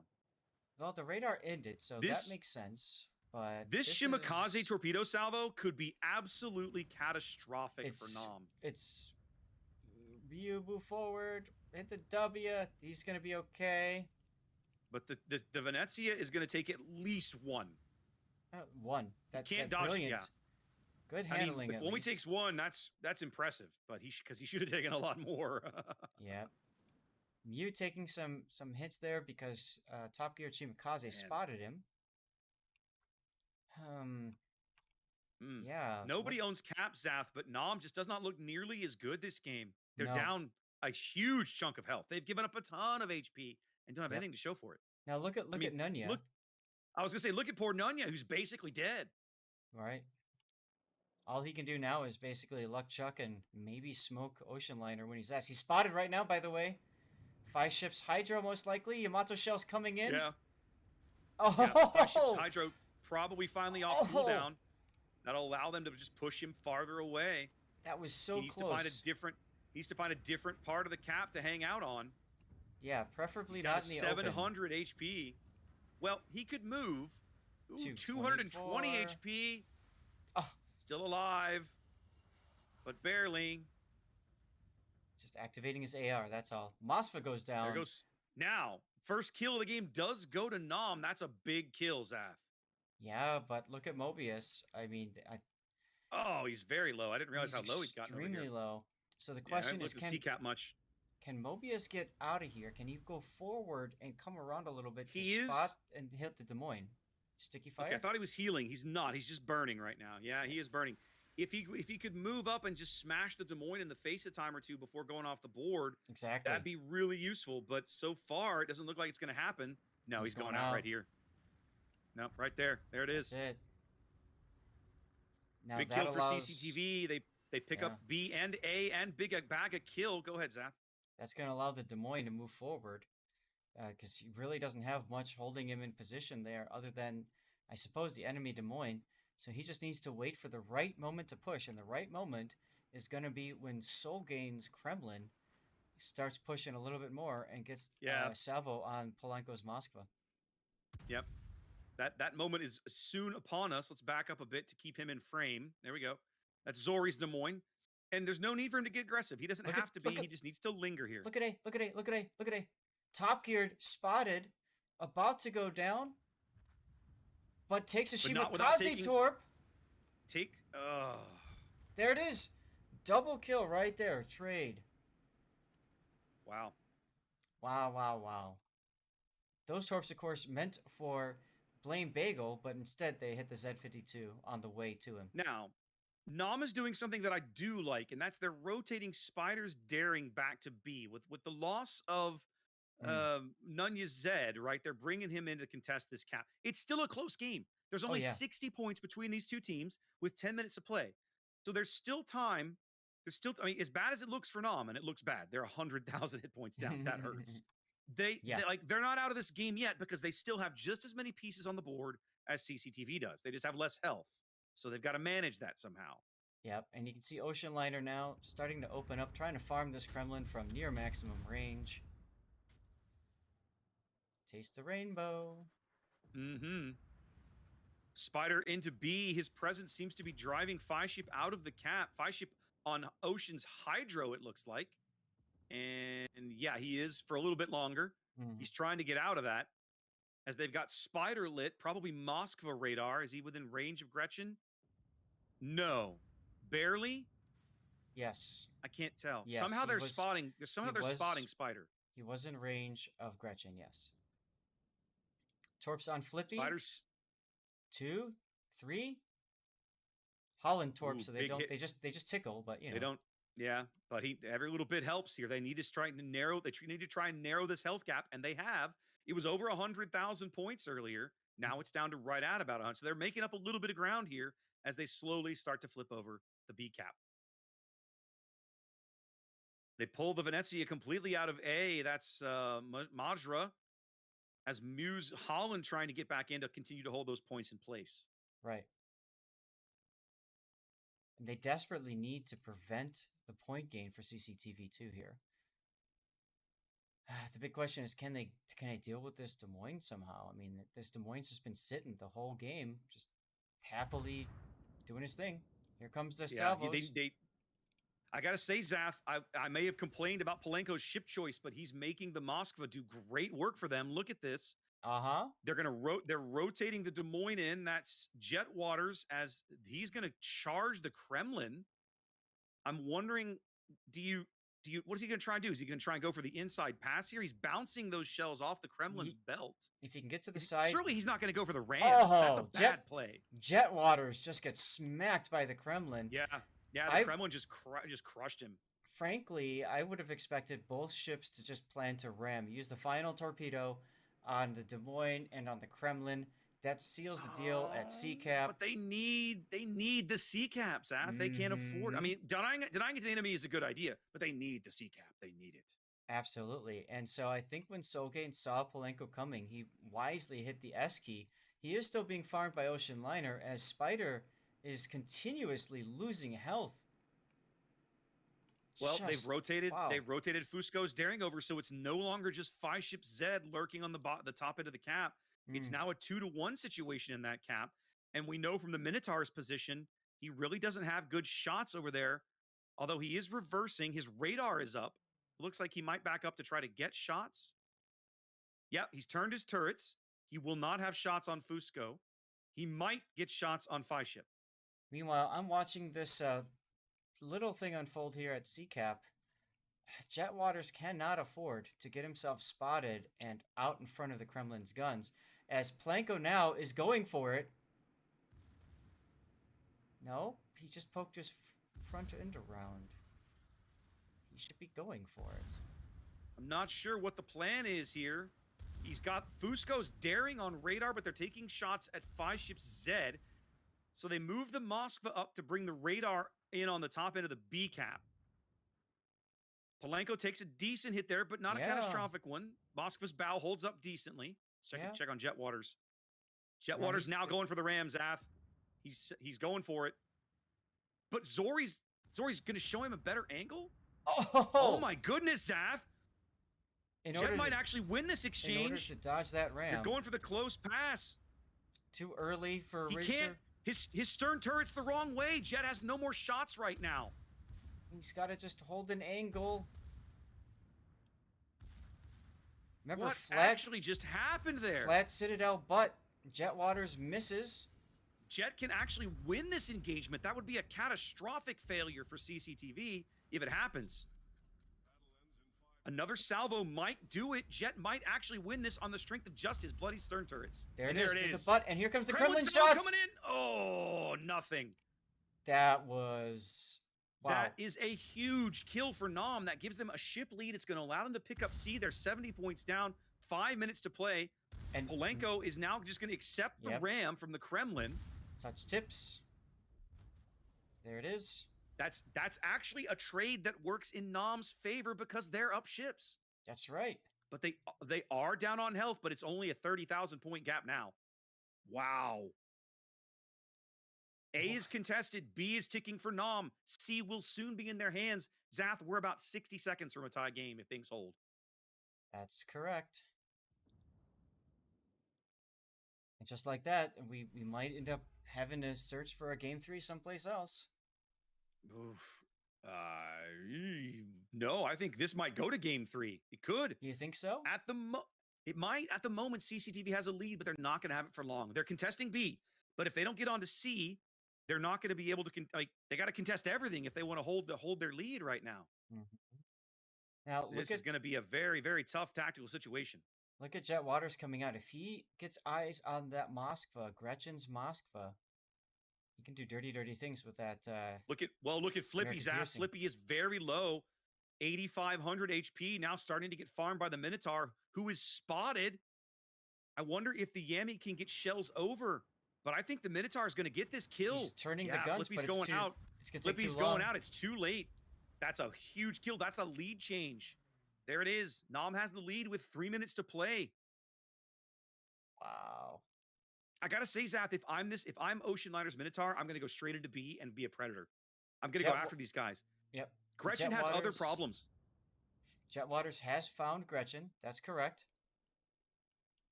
And now they can't afford to lose Jet. Jet needs to live. I'm not even sure why Jet's out here in this fight. Jet should have just stayed behind the island and forced them to come do something about him. Yeah, I like the idea of him coming. I like the idea of him coming out. You like this idea? Well, yeah, because I mean, you can. I don't. In a 1v1 bow-on fight, you're gonna win most likely against a Moscow and a Des Moines. Okay, they're gonna get 5-ship now. Yep. Everybody's shooting at him. I think they got it. They don't have him anymore. They got a brief glimpse of him, but they're all gonna fish in there. He's under 600 HP. A few shells is all it'll take. He's detected again. Somebody's radar. Well, Jet Waters' radar just caught him. He's just now in range of the radar for Jet Waters. That's going to be the end of 5-ship. And with 2 minutes to play, well, they haven't hit him yet, but it's got to happen. There it is. There it is. There it is. And with 2 minutes to play, a game where Nam was basically on the back foot for most of the game, they have a 250-point lead. Ocean Liner's going to take a torp or two. He goes down. And he goes down. That's a big kill for CCTV, but it's not enough. They still trail by way too many points. And Fusco might go out here. Yeah. Look at him. Yeah. Super low. If I'm Jet Waters, I'd take this ram. I get up here and take this ram, Zath. What do you think? Well, sure. All he needs to do is just keep Gretchen occupied. But again, that comes back. That kill of the Z-52 and damaging the Daring as low as possible is because of Jet Waters' position, because he moved up and he radared. And now we're going to see that Ziram. Yep. That misplay by Zori's Des Moines costs CCTV more than they can possibly count right now. That's right. That position just brutal. So 60 seconds to play. It's going to be Nam. I mean, they might get this kill on the Holland, but is it going to be enough, Zath? I don't think so. Well, with the timer, there's no more time extension, so it's got to be a double, really. They do get the kill. That brings them within a ship, but they have only the Daring and the Des Moines left on the board. They cannot cap B. A is contested. C is continuing to tick up. They're 140 points down. I don't see it. I just don't see it. Only thing that you can see Hanawa now just going for it. AP into the butt, and hope that this guy misses. If they can kill the Monty and have a shot. He blew the front turrets. Only the stern turrets got off. Oh, Hannah stopped. He shouldn't have stopped. He had to keep going. No, he shouldn't. He had to keep going. They're only going to win by getting kills at this point. He turned too hard. And you know what? It's not even going to happen. 15 seconds, it's not going to happen. No, it's not going to happen anymore. Over. Nam's going to get the sweep here, Zath. They're going to sweep CCTV out of the tournament as they're going to move on to the loser's bracket and stay alive. What a well-played series. What a comeback. Absolutely. Love it. I love everything about this game. And it was so close. You saw that Des Moines pushing up again.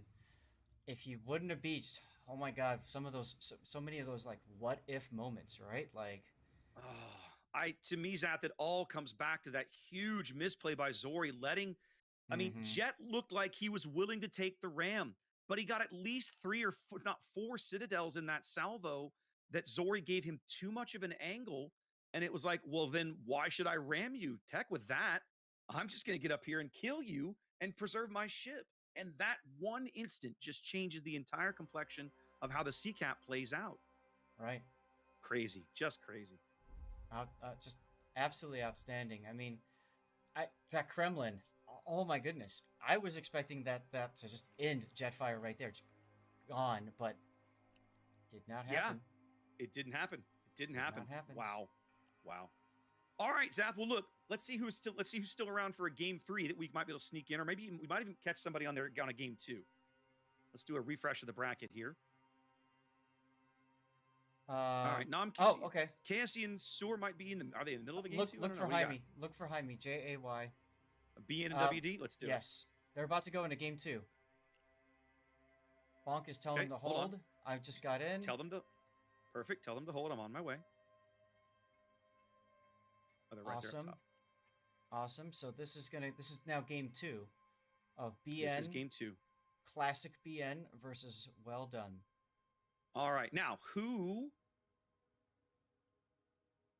won game 1? I do not know yet. They're about to drop, so I just wanted to make sure I got in first. No, that's good. That's good. We're here. That's what we needed. Game 1, Buenos Noches won game 1. We're about to go into game 2. Hold on. Too many tabs. Land of Fire they won on. Okay, we're good. Okay, so LOF, BN wins. Correct. Where are we going? We're now on Trap. And Trap, if we go to a game 3, it's Warrior's Path. Warrior's Path. Got it. All Bans are Venezia for ships, Venezia, and Nevsky. Okay. So, and I think that Dash covers... BN correct versus WD. Buenos Noches, Prime, Alpha, Father, Elderly, however you want to call them, Papa. Who was looks like our alpha spawn for this game is again BN, so that's easy. Yes. And then our let's see, so LOF Trap, which is where we are now, and then Warrior's Path. Correct. All right. Now we move over here and make sure it all works. There we go. Oh, that's not right.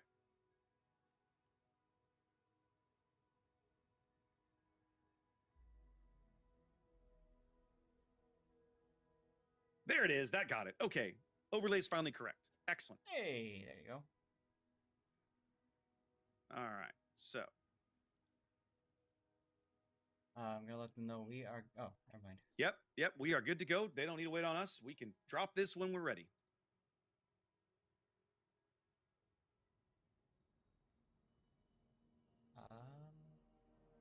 Looking back at tournament for 1 sec, QQ7 beating SCCC2 for 2-0 sweep.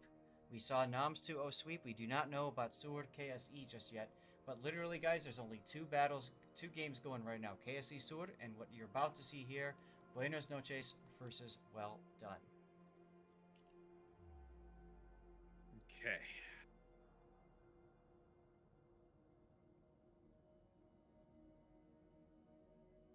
I mean, one of his teammates, Jaime's like, are we ready? One of his teammates is like, no. No. Jaime's like, what? Why? Why are you not ready?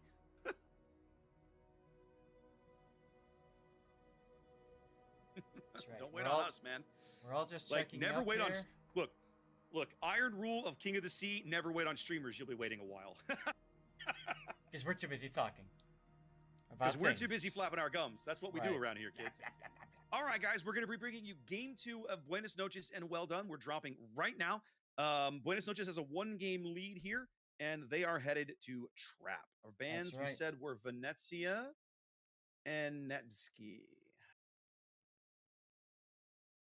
There we go. All right, Zath, let's get into this game. I'm here for you, brother. Talk to me about the Buenos Noches lineup. All right, so Buenos Noches is bringing an Ohio, a Montana, Moskva, Goliath, and for cruisers, let's maybe add two Marceaus because they are, or three, I should say. And then they're Mm. bringing a Ragnar and Daring, as we can hear Well Done doing exactly what they're known for, spamming the F11 key. Opposing them from the southeast in red here, we have Well Done. They're bringing Conqueror, Kremlin, Goliath, Double Moskva, Stalingrad, Gearing Daring, and a Ragnar of their own. Mm-hmm. Ragnar's all around, Zath. Ragnar's for everyone. You get to Ragnar, and you get a You get a Ragnar. Ragnar. That's right. You get a Ragnar, and you get a Ragnar. If I remember right, it's available for steel. That is correct. I don't own one yet. I've been trying to save up and earn enough steel for one because I love the bloody shit, but I don't own one yet. Maybe you should play clan battles more. Silence, heathen. That's a different conversation for a different time. I know. You know how much I love to just kind of poke that knife in here and there a little bit. Look, that's literally like let's tweak his tail a little bit, right? Let's just tweak his tail. That's right. That's right.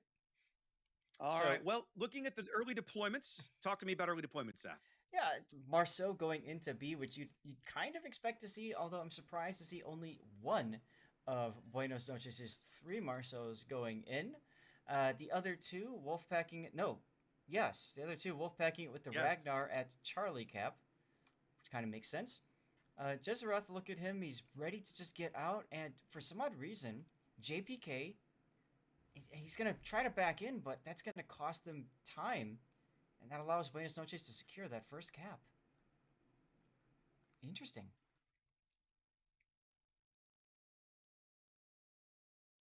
Very interesting. Yep. B. They let him pick up B, but they contest it right away. That's a little odd. As the Wolfpack's going to pick up C, nothing going to happen before that occurs. Yep. I mean, maybe Master Commander might throw a radar, but I doubt it. Like it's luck chuck. You wouldn't get much out of it. B starts to flip hands as Jason retreats, as we see Jaime's Daring leading the Goliath in Ohio. That's Cap and Nab down to A. And it looks as if the Conqueror and the Goliath are basically just going to kind of set up down here to be a kiting side of things.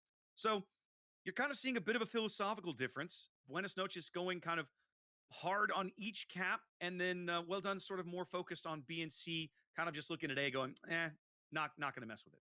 I do like that Jezerath went back into B, although I think he went in a little bit too early. Dragon Boy taking some early... Yeah, Dragon Boy taking some early citadels there from Kingsman's Moskva. It's a great position for Kingsman. Knocked out Dragon's engine and made him turn in. Meanwhile, look at Lovely Hibiki and the Stalingrad. It's almost like these guys have played this map so many times they just know where to throw their radar cruisers. It's almost like these teams are prepared for the event, Zath. Who knew? Mm-hmm. What lunacy is this? Right. Well, we're 3 minutes in, and Buenos Noches picks up A, picks up B, picks up C. B is contested, but the other two are ticking. They'll be slowly out to about a 100-point lead here in a few moments. That's right. Dragon Boy's Moskva just getting punished, Zath. Look at this. I see it. All the fires. He puts the fires out, or at least they expire, but Kingsman lights him on fire again. Drazen's Marceau coming in after him as well. Sangeli dropping Montana shells on his deck for some more damage. It's just everybody beat up on Dragon Boy Day. He's getting Robocopped pretty hard right now. At the moment he is, and it's literally only like 4-on-1, but it's still happening just faster than he can cope with it in terms of healing and repairs. Mm-hmm. Now he did DCP, so for the moment he's okay, but he's spotted, so I mean... He's continually lit. I'm still not sure how he's lit. Surely he's gone dark by now, but it hasn't happened. Nope. He must have fired his shots. He's finally dark. And remember, when you fire your guns, that's a 20-second penalty for your detection. He is finally unspotted under 20,000 HP back here on the 9 line. Pretty rough start there for one of the well done Moskvas as they push Pasterk's Ragnar deep into the B cap, driving out Jason's Marceau, trying to pick this cap up. Yep, he did take a fire, instantly DCP'd it though. And if the majority of that damage, well, some of it was Citadels, but if the majority of the rest of that was fire damage, he should be able to heal a lot of that back up again. Jezreth, though, we'd missed it. He's at half health now. Mm-hmm. Stayed He's a little been bit getting too beat up long. by the Ragnar pretty good, and I'm betting that Hibiki's Stalingrad pitched in a shell or two.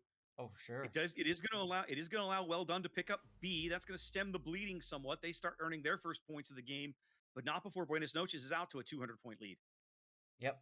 Now look at Jaime's positioning. Very aggressive. Oh, super cheeky with the conga line torps. I love it. Just got detected, unfortunately, which means the gig is up. I'm sure the Conqueror is going to automatically change anyways, and those conga line torps will miss as a result. More than likely. We'll see. That, especially if the Daring's Hydro is up, they'll get detected, right? You would think so, right? But the Hydro, I don't think is up. Zath. Yeah. I don't think he's going to avoid all of these. I don't think so either. We've been following this the whole time. He's going to take a couple. Think he's going to take at least one. One. Just the one. That's okay. Takes one, knocks his engine out. He repairs that quickly. Gets on with his game. A contested now as JPK steps foot in there behind Jaime, trying to push him out of the cap. You know, earlier we had the Ragnar and the Daring and the Stalingrad all at B, but they rotated the Daring south.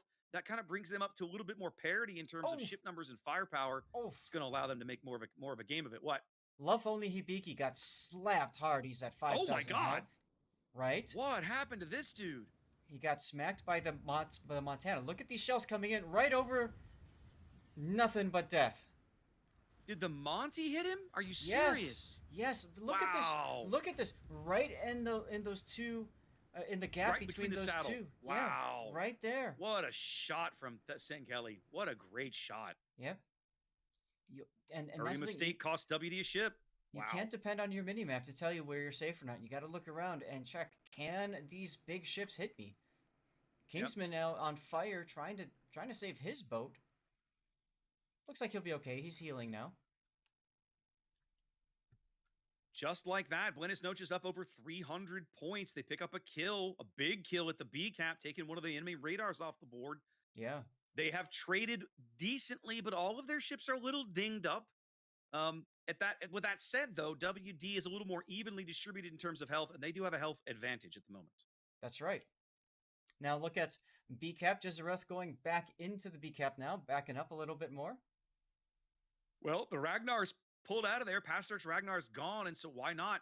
By keeping the Marceau right there on the edge, it allows them to get back here and force WD to respond to it, because at the moment, nobody's ticking up any points. Every cap is contested. Right. And as a result, then once B cap goes, that's more points once again for Buenos Noches.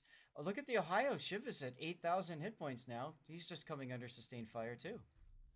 Yeah, the Goliath has really been hurting Chivas, right? I looked over a minute ago. He was on about 30,000 HP. Things have not improved much as the Goliath takes a torpedo, and here comes an Ohio salvo. The Ohio gets his revenge. Cap pops a heal. Can he stay ahead of the fire damage coming in from the Daring?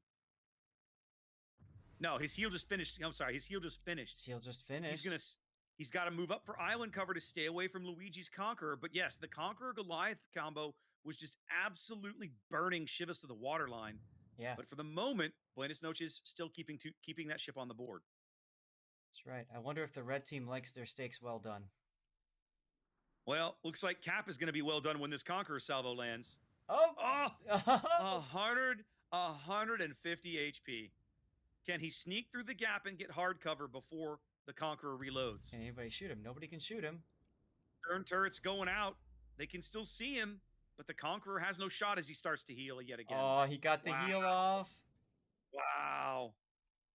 What great battleship handling by Cap Chivas. Oh, absolutely. Absolutely. C is kind of stalled, but you can see Buenos Noches kiting away. They don't need that cap anymore. They don't need C right now. Let them push through, and you'll know where they are. I think if I'm the caller on their team, Zath, right now, I'm basically saying pull somebody south, finish up crushing this south push, however you decide to do it. Yep. And then everybody rally around B and win the game. It's literally that simple for these guys. I mean, Jaime has to live. And he'll be fine as long as the Daring doesn't just crash right into him. Right. And look at the But torpedoes coming on Bravo Luigi's yeah, Conqueror. I mean, Jaime's got a beautiful torpedo salvo here on Bravo. Looks like he's going to take at least 2 of these as they bag the Ragnar up inside the sea cap. They're going to take the Conqueror off the board right here. Wow. 4 ships up for Buenos Noches now. This looks over. Definitely does. Yep, and he even fired off his horn Yep. as Bravo Luigi was dying, indeed. just to signify he knows it's GG for him. As we look over at CCAP and see, really, not too much. Master Commander Spades trying to just shove the Moskva in and make something happen. Well done, Mom and Dad needs to be moving forward too, though. Too little, too late as Caps Ohio now working his 2nd consecutive heal back up. He was on 500 HP. Do you remember, Zath? Yeah. And now he's on 36,000. Good luck with that, JPK. Right?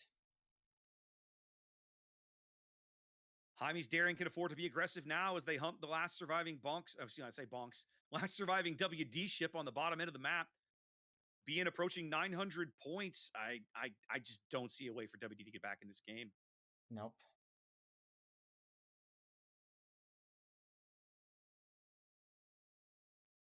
So, I mean, that's all she wrote. It's just a matter of time right now. Feels that way to me, right? Like this is just a matter of cleanup for Buenos Noches. They've done a really good job rotating their ships out of division, preserving their health, keeping them on the board. A remains contested as the Ohio rotating back towards mid. This probably will be the last game of the day, guys. Yep, WD knows it. Coming in, spamming the well done here. It's nice to see good sportsmanship like that in Warships, Saf, don't you think? 100%. JPK still working the edge of the A-cap as Jaime tries to flip it. See if JPK finds these torpedoes in time or not. They are kind of moving in on him here. I think he's going to be ahead of them. Looks like he should be ahead of them. Yep. Jaime is looking to Torpedoes win find harder. Jaime. Nope, Jaime's got a nice gap for his torps. So they get into a gunfight here down at the A-cap.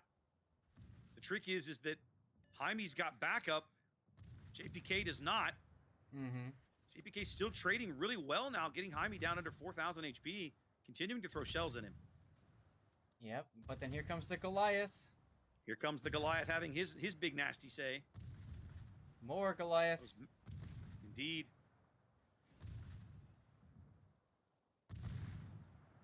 $990 points for Buenos Noches, seconds from the win here as they continue to tick up the B cap. Yep. Will they kill JPK or just tick up the points? It's one or the other. And it looks like they're just going to tick the points. Just going to tick the points up. Jaime keeps his ship on the board. Buenos Noches wins games 2. They stay alive in the losers bracket. And Well Done's tournament draws to a close. That is correct.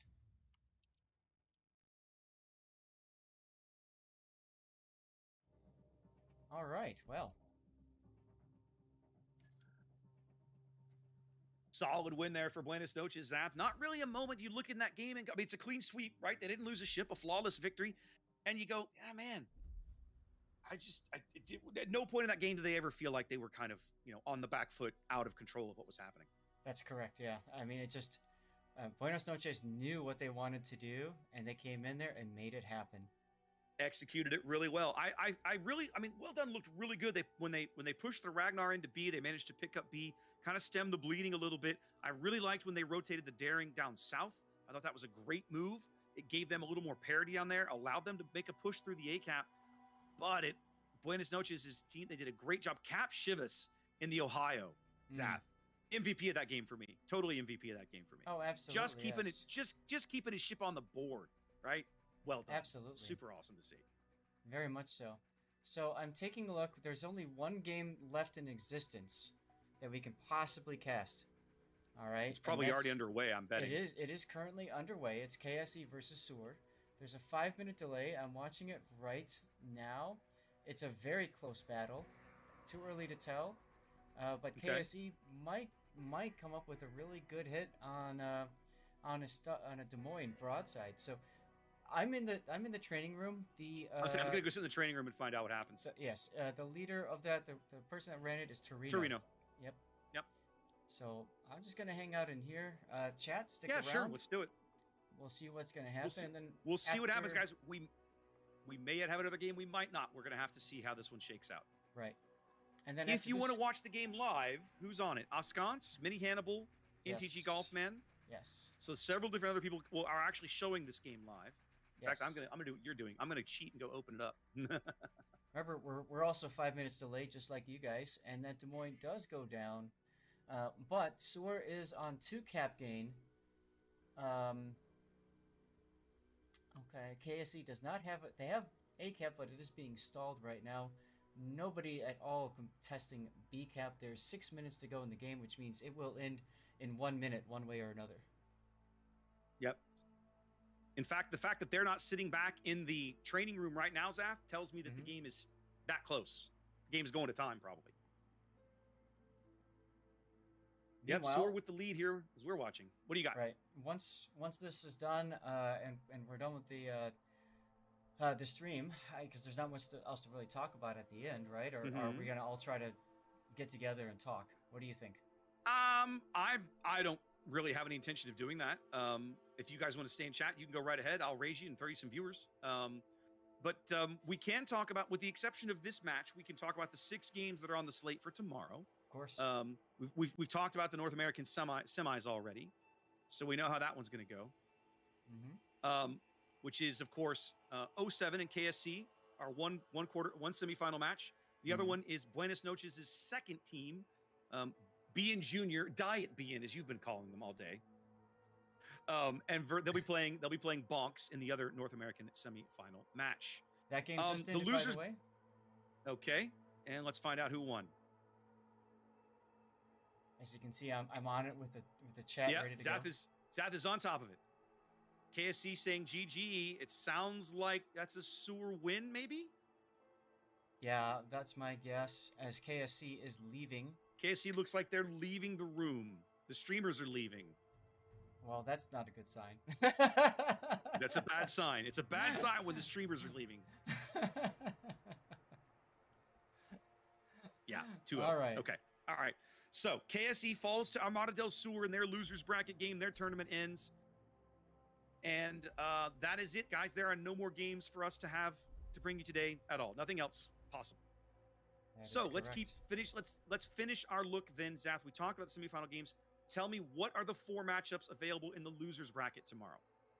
All right. So in the losers bracket, we're gonna have tomorrow AP versus QQ7, PN versus BN, SCCC versus NAM, and Beach versus Sur. So that's what we are going to see there. All right. And this is all starting up next Saturday back here on Twitch. Now, what I don't know is the start time, okay? Because we're going to be piggybacking off of the EU schedule and starting our stream basically as soon as they end. I'm betting the plan is to start around the same time of the day, but I don't know that it'll happen. Okay, so we're gonna have to talk to Maridraco and those guys and figure out Bogsy and figure out when they intend for the stream to start. So guys, keep an eye on Twitter, the main Facebook, the main World of Warships page. They'll have all that info for you during the week about when the stream for Saturday will begin. Zath and I, as you mentioned earlier, Zath, will be over on the main channel. We'll be calling games on the main channel, so you'll see us do one of those semifinals match, and then the winners bracket final match, and then I think we'll step down and do one of, I'm not sure how the day is scheduled. We might end up doing a losers bracket match as well. I don't know. We'll have to see. Yeah, because I'm pretty sure it goes best of 5. Is it best of 5, best of 5, or is it best of 3, best of 5? It's one of those two. It's for the winners bracket. The winners bracket, the semifinals start best of 5 games. The losers bracket games remain best of 3. Until the very last one, which is best of 5, if I remember correctly. That is correct. The very, very end of the losers bracket, I believe, is best of 5. Yes, that sounds correct. So, I mean, we're not sure what we'll see, guys, but of course, you're more than welcome to come hang out with us, see some amazing stuff. And of course, stick around if you are still working on your King of the Sea container mission, because I'm going to keep streaming for a little bit. So, you know, get you guys a chance to get that container or those 2 containers taken care of. While we're at it, sounds good. I'm going to go ahead and shout out the Dino. Make sure that you guys are following him. as you just passed 10,000 last weekend followers. I did. We hit a nice milestone. I'll do the same thing over awesome. here for you. And I am nipping at your heels, my friend. I hit 9,000 yesterday, so I'm not sure where I'm at now, but there we go. And big thank you to Sith Kitten and Puddin597 for being awesome mods. Oh, and also Kadu. Yep. Guys, make sure if you're watching my channel, you don't follow Lord Zath, please go throw him a follow. Zath is a fabulous dude. We've been doing this together forever, almost 4 years now. I'd have to add it up again. We've probably done well over 250 games of King of the Sea together. We love doing this, and we have a blast doing it, and we love that you guys tune in. So thanks for being here. Also, guys, make sure you're following the main World of Warship stream. That's where you're going to find us next weekend. You will be, if you want to come by our channels, our channels will be basically, what's the word I'm looking for? Restreamed parallel streams, parallel streams, right? So if you want to sit in our channels and not the main Warship channels, you will see the exact same coverage to the letter, and you'll still be eligible for drops, so you don't have to watch things over on the main channel if you don't want to. And we'll probably have our mods putting out some prizes and stuff like that too for you guys. I think we'll have giveaways to do as well. I want to give a huge shout out to my mods today. I had Castle Bravo and Classic Lib helping me out with giveaways today. You guys, huge shout out. Thanks for that. I know Castle took duty, or Classic took duty for a while, and then his PMs and Twitch were giving him fits. So I think Castle picked it up towards the end of the day. So thanks to both you guys. Thanks to you guys for passing the loot out to everybody in between games. I really appreciate you guys. Yeah, Classic is good people, so that's awesome to see. He's helping you out. Yeah, Classic is good. Classic is good people. I think I'm going to call it, Zath. Castle's got one last giveaway to wrap up here, but I can even go ahead and stop my stream and let the countdown tick out. Well, are you going to stay on? I'm going to stay on. So it's easiest if we make the transition for me going live and then you raid, if that's okay. So that means of course. That's what we'll do. Stick around for about another maybe 5 to 10, depending on I gotta wait until this thing catches up, basically. Yeah. So what I'll do is I'll go ahead and stop my stream. I'll call it, and then I'll stay on with you until we get the raid fired off. Okay? Well, no. What I'm saying is, don't stop your stream until I tell you that I've stopped mine. Because then. Yeah. I need to be behind you, right? Right. Because if you raid me before, then that'll. No, it's fine. Yeah. I'll raid you after you've gone live again and have killed the countdown. It's fine. Go ahead and do yours whenever. Perfection. So, ladies and gentlemen, I'm going to go to the break screen, and please stick around especially if you need King of the Sea drop still, all that kind of stuff. I'll be hanging out with you guys for I don't know, maybe another 30 minutes to an hour or something like that. We can try to get you your drops and all that good stuff. We'll do some replays. Raptor, thank you once more for everything. My pleasure, sir. Been a great time. All right. So, all right. Well, Zath.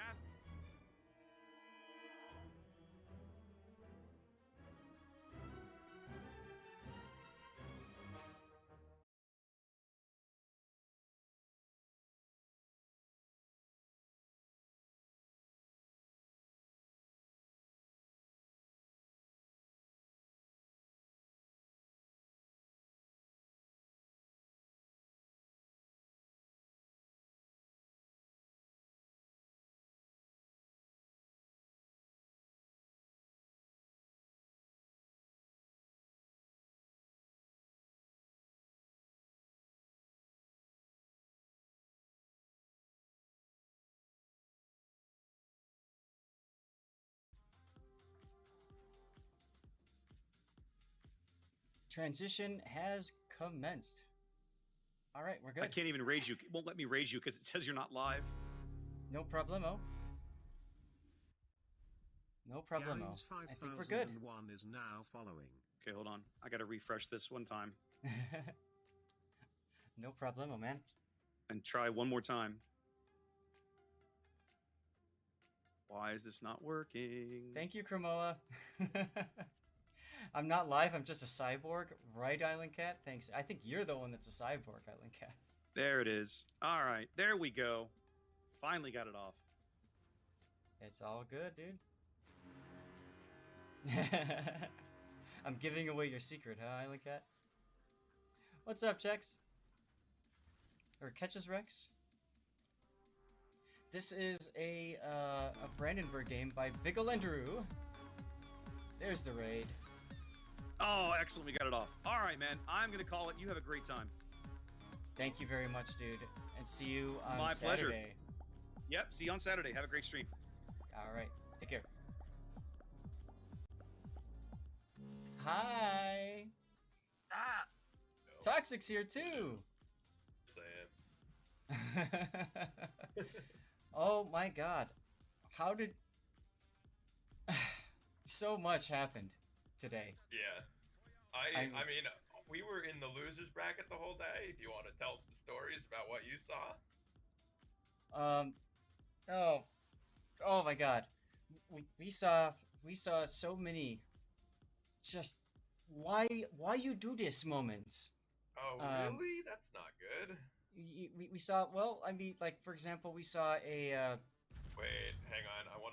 Let me check first. What games were you watching? Wonder if I know. 588 viewers. Okay, it's not the one you're talking about. All right, go on. Nope. So we had a case with a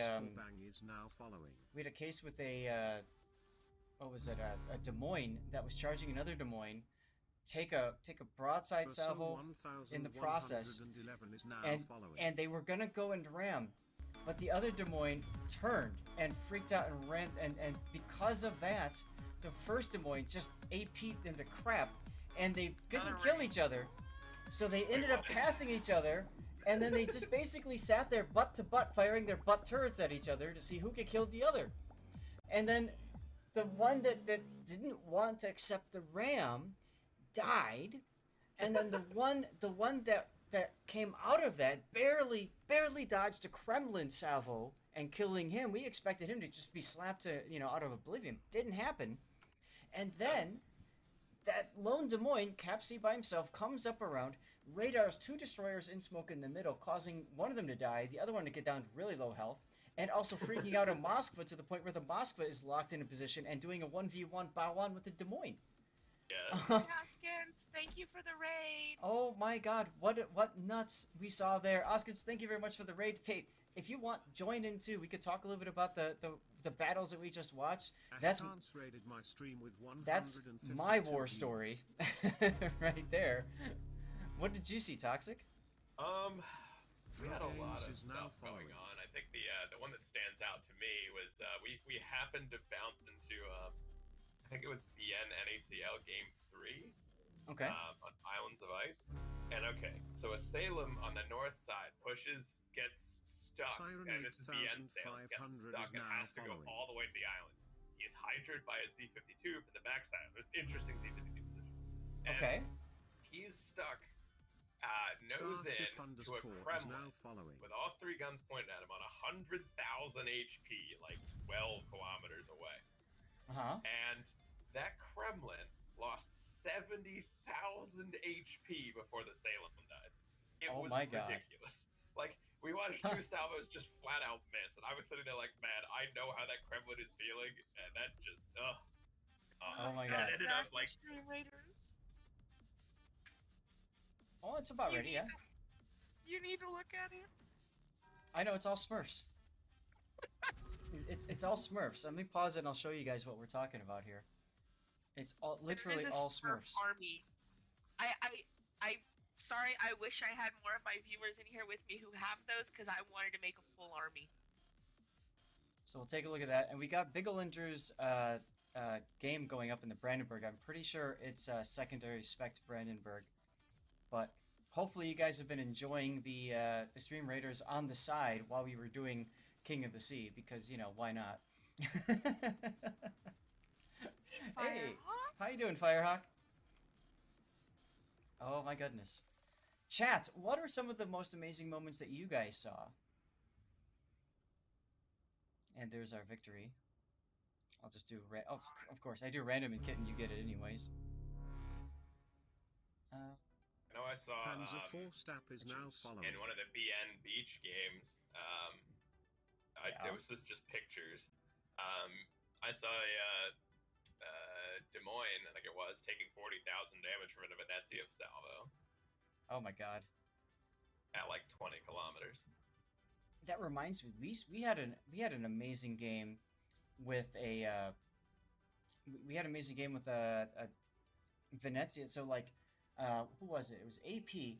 They went and landed fire down heavy 5-6 line, like 5 ships going down 5-6 line, because they obviously wanted to smack it and just win the mid, and did some amazing work against I think it was a Salem, and a destroyer for KS. I think it was KSC, but KSC's like, okay, like they got chunked, but then they went back to their normal plan and they managed to win even despite that brilliant initial maneuvering. So that was really cool to see. Oh, speaking of which, Nam, who we watched, I think we watched him twice.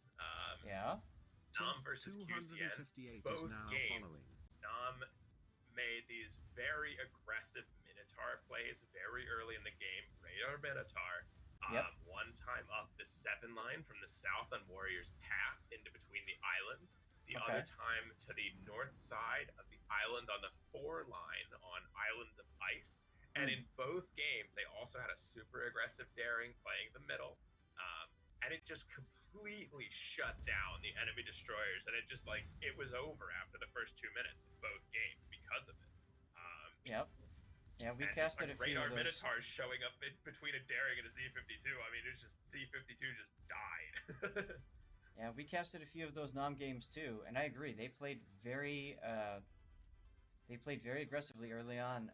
Mr. Mayhem saying there was an epic moment of a Nevsky being wiped from 24 kilometers by Montana in AR versus memes. Wow. Firehawk, we're just doing a few extra games here, just hanging out and giving people a chance at finishing their King of the Sea missions off. Chat, where are you guys at with your King of the Sea drop? How many of you guys are still waiting, and how much more time do you need? I don't think that was today. The AR memes, No, that I thought sounds was like something from last either weekend. early in the weekend. Yeah. Yeah, I think that was last weekend. We saw an almost kill on from a 30-kilometer salvo. Left it on 800 HP. Oh my goodness. On a Moscow, it's 40,000 damage from 30 kilometers. I know Ted's not going to be here next weekend, so I'll probably be taking it off. Oh, okay. Is You now can always go by yourself. I mean, I don't stream though, so. Oh, I thought you did. No. So hey, go to the streamer side and just say, hey, if anybody needs me to co-cast, and just say I don't stream, you'll probably get somebody that'll come up there. You need 5 more hours? Nifty, what do you mean you need 5 more hours? It's 90 minutes for the King of the Sea drop. And it stopped counting anyways, so. Huh? What? The King of the Sea drop stopped at 7, so. 7 Eastern. Interesting, because I was told 6:30, but take a look, guys. It might be 7:30. Yeah. 2 minutes either way. Subscribed for 3 months. Profundity, thank you very much for the sub, dude. 3 months in a row. Thank you. Heard those 512s or 510s going off, I should say. And look at this, we have ourselves a Tirpitz versus Brandenburg, both of which has torpedoes. This will be fun. Well, let me guess. The Tirpitz already launched them, and they're gonna miss. Stay tuned. There's a death pick involved. Tirpitz launched right there. Lit? No? No. Tirpitz is actually holding them. Or she's not. Holding them for death, I don't know. That's Okay. I got nothing there. Oh, look, a Kaga. So it's a Tirpitz. He launched him 12 kilometers away, and we never even saw him. So what I found from the past couple of days of streaming after King of the Sea is as long as you're in to start the container grab, you get progress, even if the progress has been turned off. That's interesting. So yesterday, literally, I went and made dinner, and then just came back, and people were still getting King of the Sea mission progress. Yeah. Okay, so I have a question. So which BN team is which? I think they're just both BN. Well, okay, so the Dash BN is the original BN Buenos Noches team. The one without the dashes is their second team, which I like to call Diet BN, because it just triggered Raptor a little bit. But we had some fun trying to figure out how to call BN, because there's so many different ways to do it. At first, I know a lot of people from BN, and I mean, I'm seeing people from their past competitive play. They're equally split on both teams. Yes. I think they just did that to have the best possible. I think I was asking him about it. He was saying it's the best possible chances to move on. And so it really was not a small BN. It was just BN and BN. Like. And how crazy is it? Diet BN it is then. Yes, and I was calling in the first game. We called them Rojo Noches and Verde Noches. Fair enough. Green Knight or Red Knight, depending on the situation. It could do. But we had a lot of fun with that. And what was really cool about that, dude, was we cast the only game in the winners bracket that went 2-0 as an opposite, because Buenos Noches Junior Diet Buenos Noches 2-0'd Buenos Noches, as Raptor like to call it, Prime or Major or Classic. But this is the thing though. Buenos Noches Prime with the dash, they were seeded, so they didn't play at all the past like 3 days. Oh right. So we cast the only upset in the winner's bracket at the start, the first round. Yeah. Which is pretty cool. All the other ones went 2-0 in favor of the seeded team. Oh, that's nice. And correct, Buenos Noches now faces PN. So BN versus PN. Nice Citadel and the Leander. BN beat Beach. Yes, they did. They're unseeded team. Right. So each now down in the losers bracket. That's right. By the way, you guys are seeing Biggle injured, basically just do ridiculous things. Brandenburg tier 8. It's kind of got the hull of a Bismarck. It's got Pomeran style guns, relatively low shell size, a 305mm, but he's still making it work. It's got secondaries, torpedoes, and I would say in a battle like this where you're top tier, it's just absolutely ridiculous.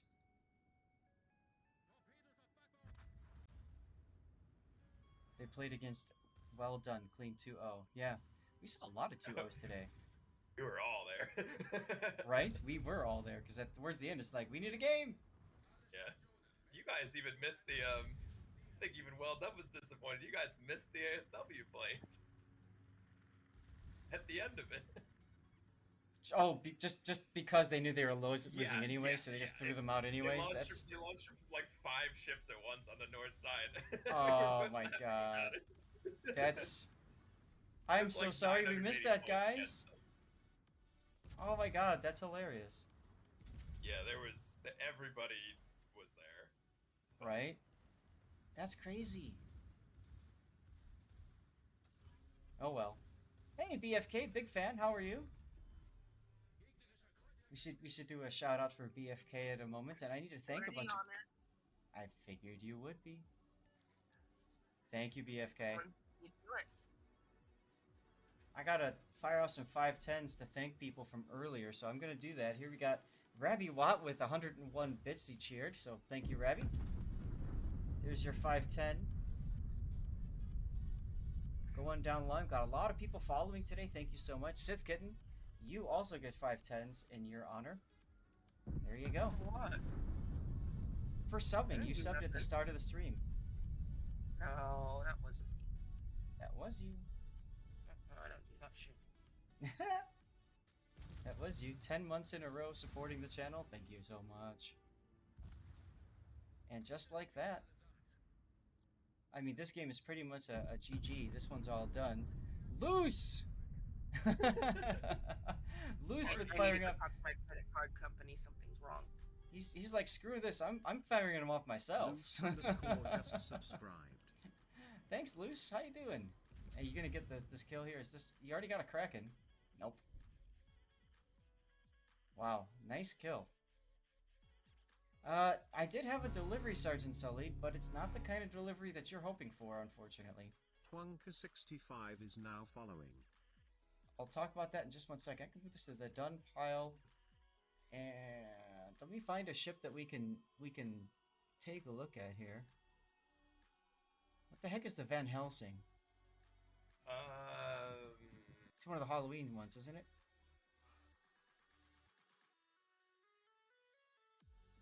Is that a camo? Yeah. I think it is. I do have a Schlieffen replay, so we can watch that one. It is a special op. Okay. Yeah, Van Helsing's the Saving Is that Saving Transylvania? I think you might be right. To me is now following. Jesus is Lord to me. Thank you for the follow. I think Sunray has a different name.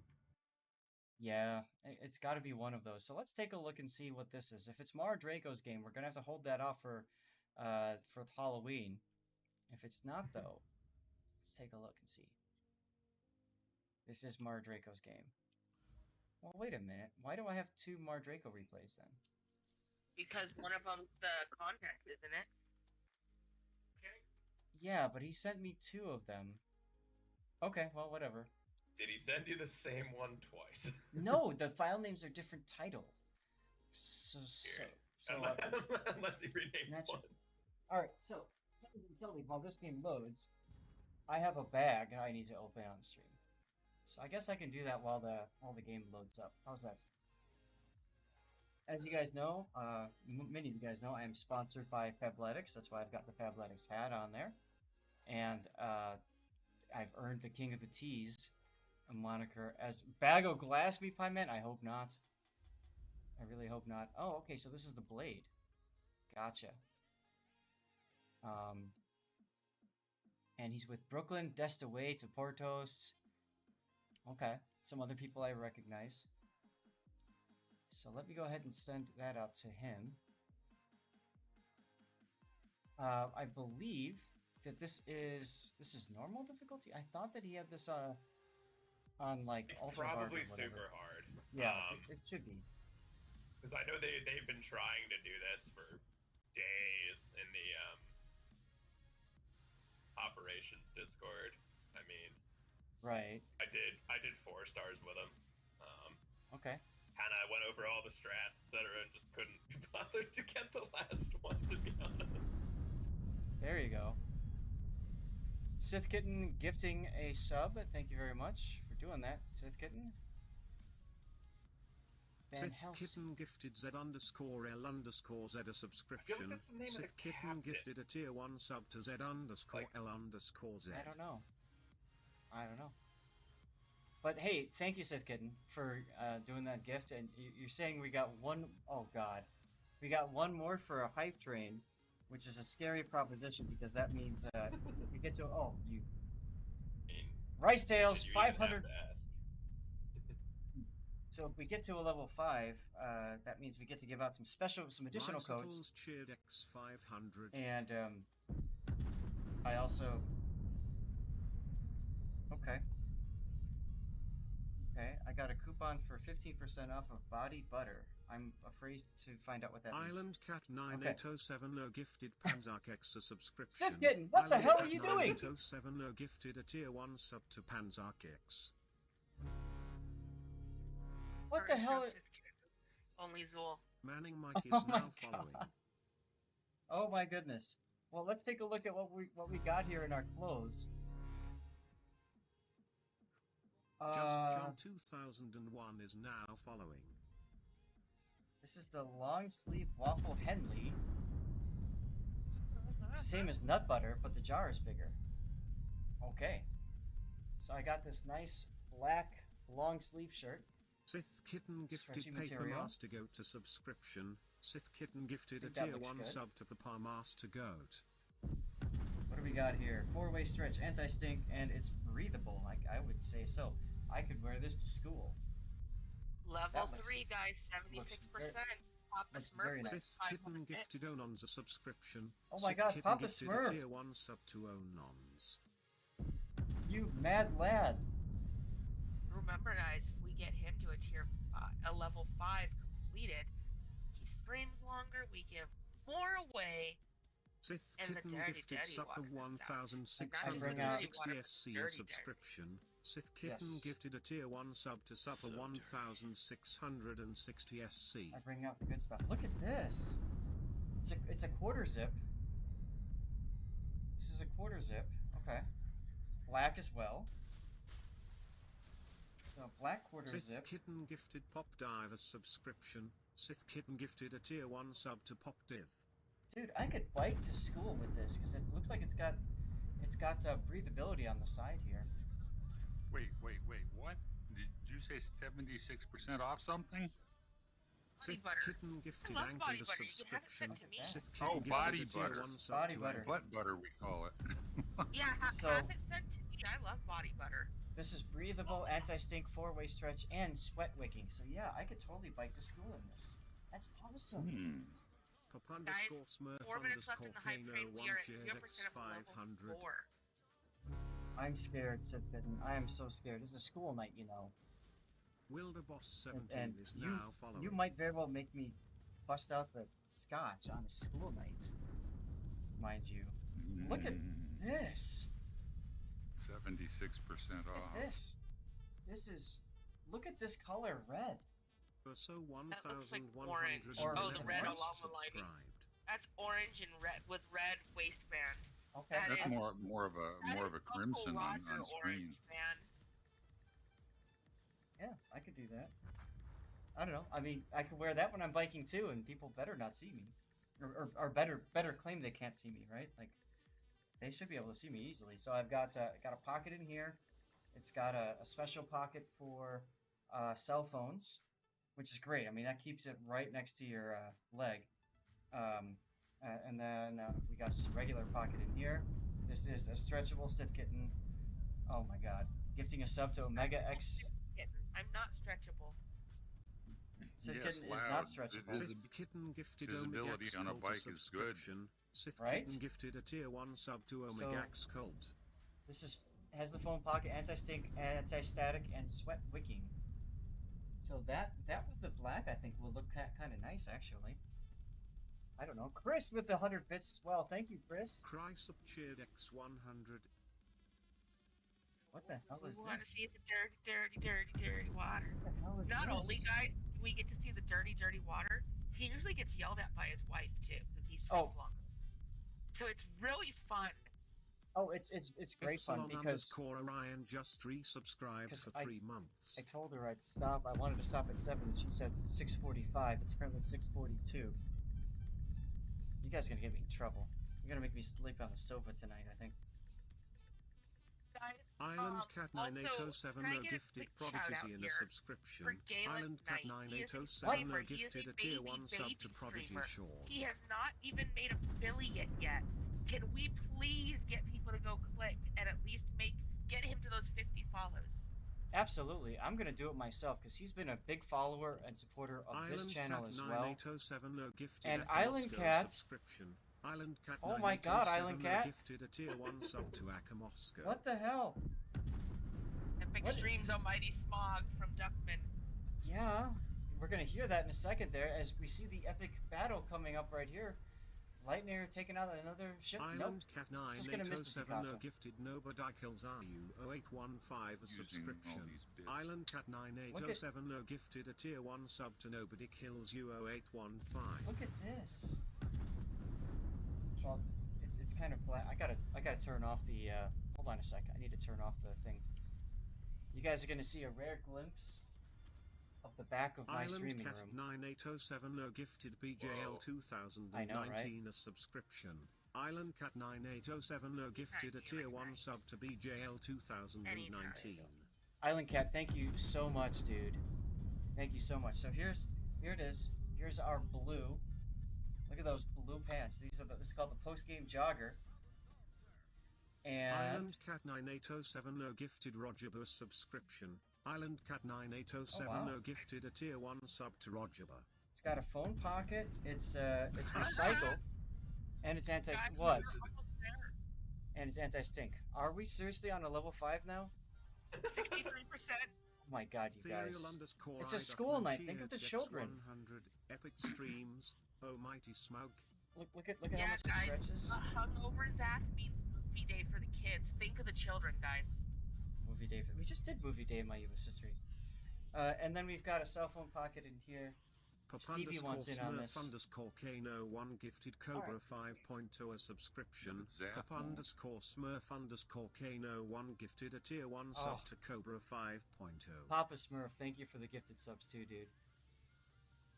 I wanted to show you guys the rest of the clothes, but then Stevie's like, I want on Daddy's lap. So maybe I can do that. 2 minutes, 30 seconds left. Maybe I can Let's do get that. Zach on the couch tonight. I can do Squish that. your kitty. I'm gonna go over to, where is my other camera? Stevie Cam. There it goes. And as Duckman says, squish the cat. And remember, guys, it also means a longer stream and more giveaways. That's right, and we have so many codes to give away, so many CC containers. Do we still have any more King of the Sea resource codes to do? Or excellent, thank you for getting those out. After this battle's done, I'm gonna do this giveaway and then start another. Excellent. So we've got plenty of CC container codes left. We also have a whole bunch of sub camo codes left as well. Would you like to explain why Rasputin is so hard to kill in super hard? Well, Desta, it's because of his ridiculous heal, passive health regen, right? Yes, do you know what? Do you know the precise number? No, but I'm sure you do. Yeah, as you just giggle. 4,400 a second, approximately. Oh my god. 4,000 a second? We are at 80% now, 1 minute to go. Snow Mongoose with 100 bits as well. Thank you, dude. Gun show. So Desta, it actually takes 4 fires and 1 1 minute left, God. Yeah! Oh my god, you guys. Hooray! Oh my god. Epsilon Orion gifting a sub as well to SSD. Oh my goodness. Okay, so what do I get out of it?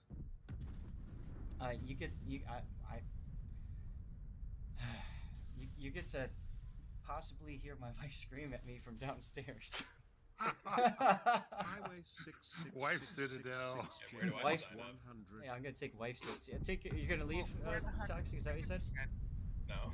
Oh. We're 107%. Oh my goodness. 100 bits from Balancing Sumo. Gaelic Knight with 300 more. You guys are nuts. Orion gifted SSD 0317 a subscription. Orion gifted a tier 1 sub to SSD 0317. The funny part about this operation is everything you do up until the end is basically meaningless. Oh, really? Oh, yeah, because you either kill Rasputin or you lose. So. Right. Well, and the key for this is, and you can see it up there at the top, there's only one ship in the Transylvania Circle, and you have to keep it that way. Yeah. And the biggest problem, the thing that usually ends most of these runs, if you try over and over and over, you need Rasputin to take the right route. You have to block it with a battleship. Like, you have to intentionally get Rasputin stuck. Okay. And, yeah, it's the pain. Now without ram flags, it's even worse. Because back when we did it the first year, we had ram flags. Balancing Sumo cheered Dex 100. That's right. It's interesting that you can't use ram flags anymore. No ram captain skills on the you can't mount anything. You can't put any captain skills on any of the ships in this operation, which actually makes it significantly harder because you can't have fire prevention on anything. And because these ships are so ancient, they all burn for 60 seconds. Yeah, they're that old. Wow. Disc using big brain time. Yes, guys, I do have blurp enabled now for some sound effects if you guys want to. You're about to set up the Rasputin kill here. Destroyer's about to go north to torp the Jackals. And Jackal's about to go for the Citadel / the Ram. Let's see it. Yeah. Okay. So this now you're getting... comes up to your destroyers being in a smoke, not getting one-shotted by Rasputin. Please, no! No! No! No! He did this on super hard. First time battleships just positioned for Ram before Rasputin arrives. Okay, Aussie Sarah. I believe that familiar name. Now, were you able to get a 5-star with that too? Because that's like the ultimate, right? It's not just winning, but also going 5-star on this. I know my group actually got 4. Yeah. And it wasn't because Transylvania stopped. It's because Rasputin didn't die. No. 5 stars is it was one of those. Rasputin actually went around the circle. Oh, okay. Which was really funny. Oh my God, you already know where he's gonna spawn. No, that's Zikasa. Okay. Yeah. So you're just trying to get rid of his helpers as quickly as possible, which makes sense, right?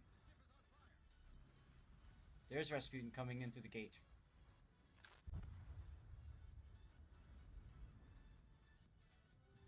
Oh, okay. They're in position to torpedo Rasputin. So they took out the Zakasa right there, of course. And then now they're going to torpedo Rasputin. Okay. And there's Desta. There's you. Moving in with the Jackal. We're going to... God, Stevie, your fur's all over the place. We're going to leave you. And we're going to go watch this up close and personal.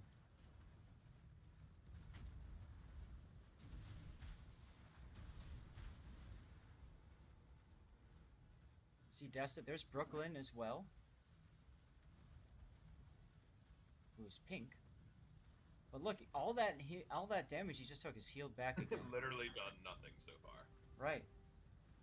Now you got him down. You have to burn the DCP, you have to get 2 fires and 4 floods. 4 floods. Well, other way around. 2 floods, 4 fires. Right, you got 4 citadels on him. Okay, cool.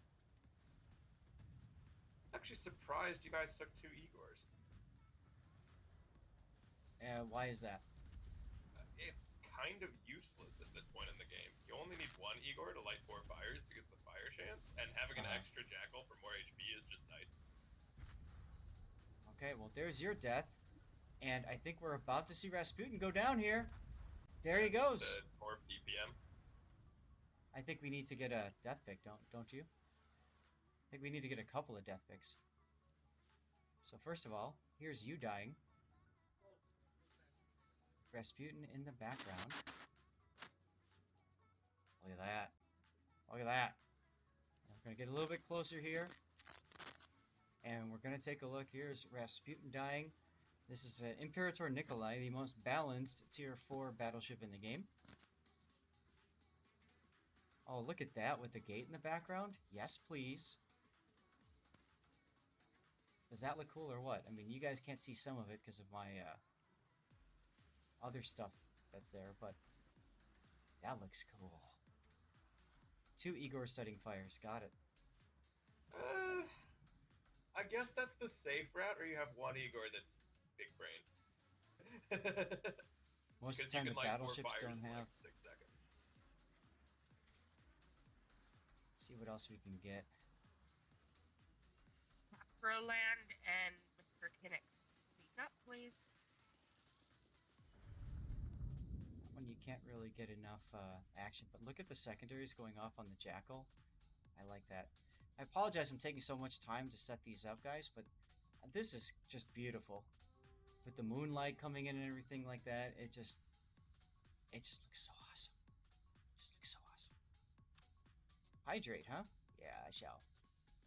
Sorry, no, I don't like that. Now, I'm seeing flags on the ship. Is that Is this Halloween or what? I thought there was like a way that you can do it, but There was a mod that people... There's a way to like set random flags on it by a mod. okay.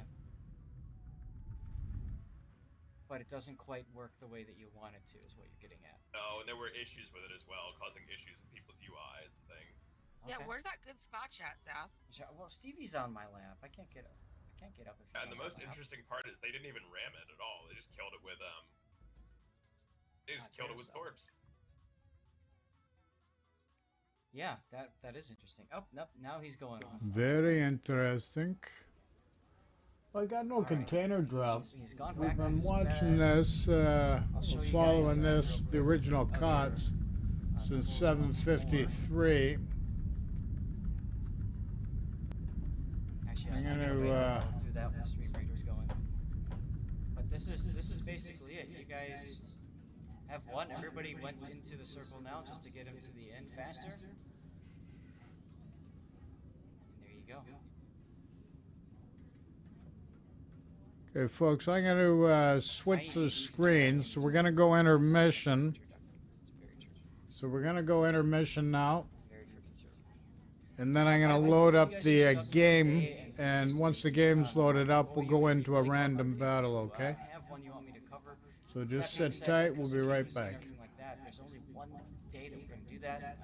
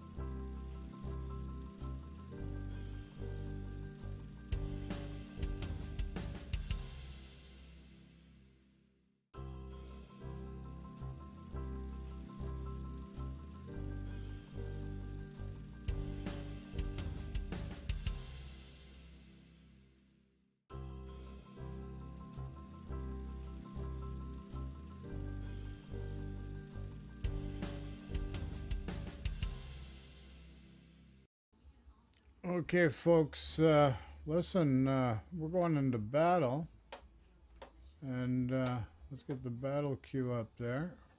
We get the game screen going, and switch over.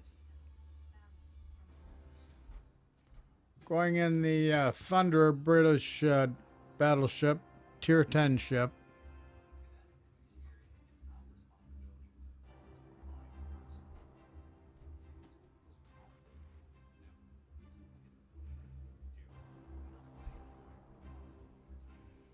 Any questions, just throw in chat there, folks. Okay, so we gotta go see here. Action stations.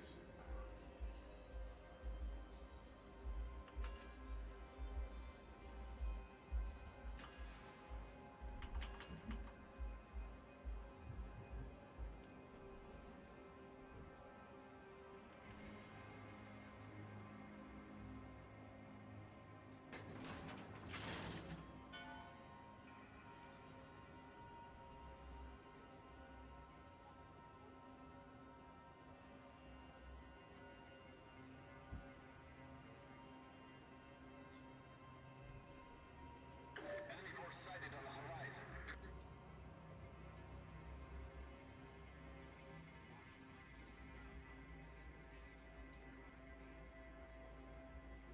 Enemy cruiser detected.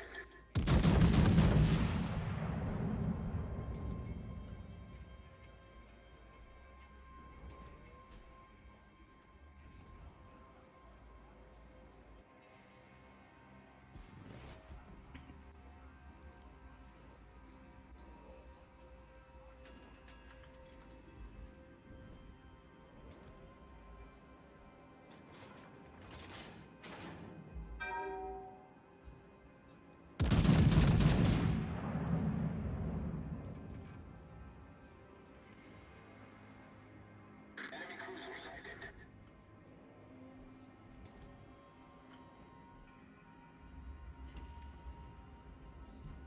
Friggin' non-pads. What crap's that, pals? Enemy battleship sighted.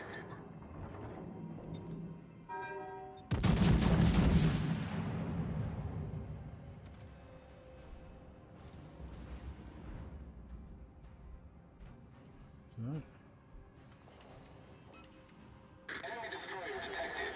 got ripped off, I think. Enemy cruiser detected. How can he? Enemy destroyer detected. Enemy battleship detected.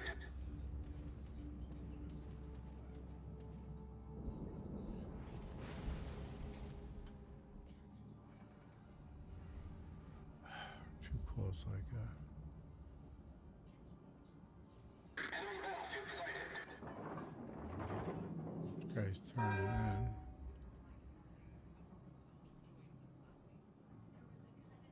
Enemy submarine in sight.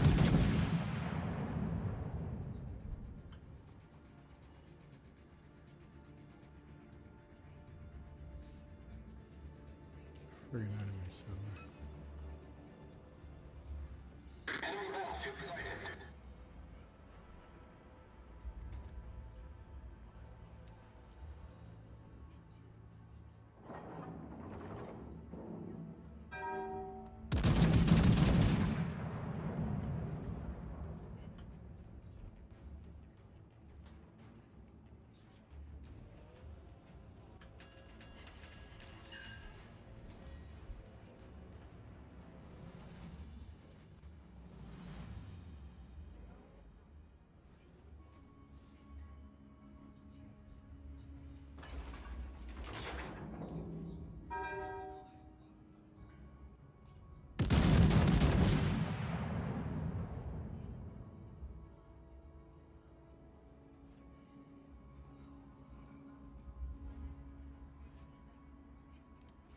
Come on, that was a perfect shot.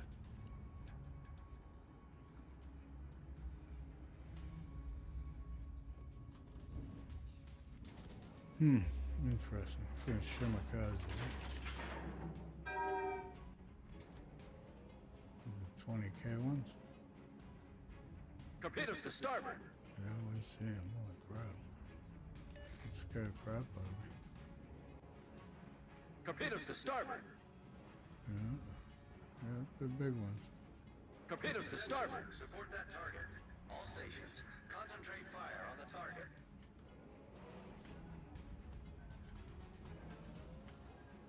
Friggin' one of these guys gonna have. Shit. Crap, bugger. We're hull below the waterline. We're flooding quickly. Enemy destroyer detected.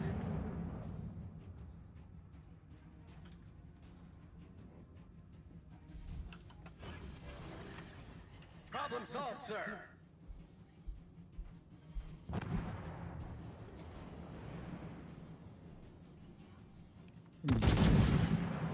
Friggin' dope. Like, that Bismarck should not have been there. Like, seriously.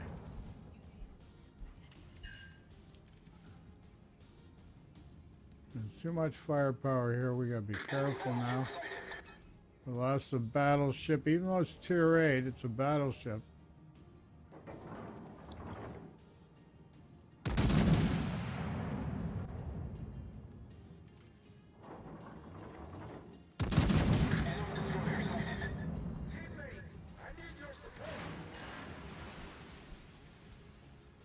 Enemy battleship sighted.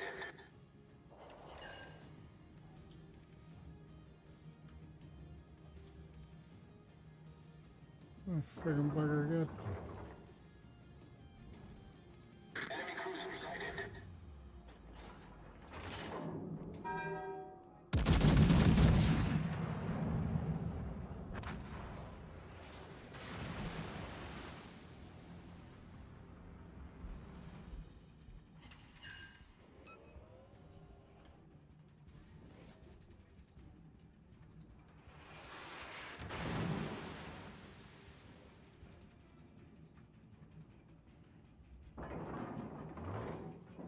Enemy destroyer sighted. Friggin' team's done. Holy crap, man. All stations, concentrate fire on the target. Just friggin' dopey players.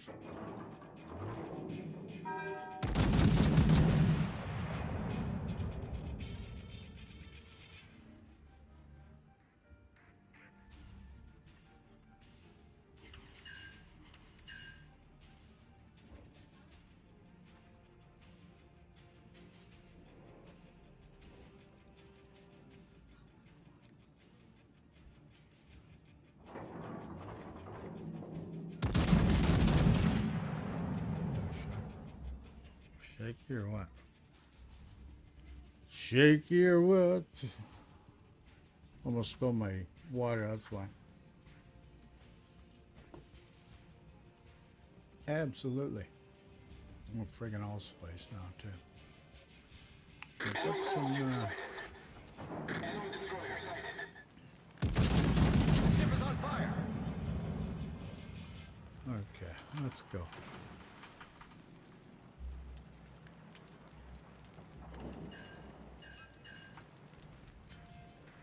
Teammate, I need your support.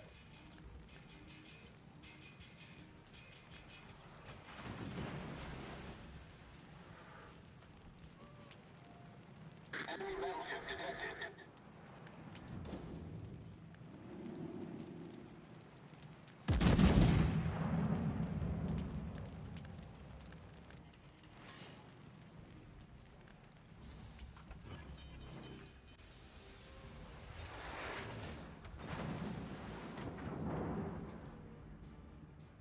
You wanna play chicken, you buddy? Where's our team done? These guys are Problem too solved, much. sir. Teammate, I need your support.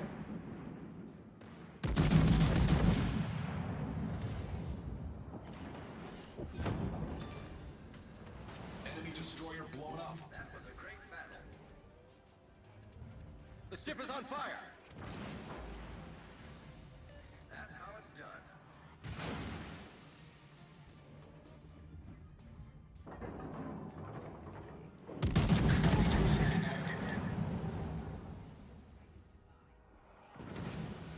Torpedoes, dead ahead!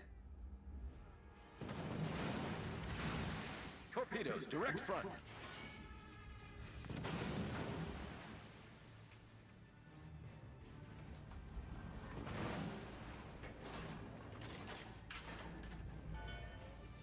So close.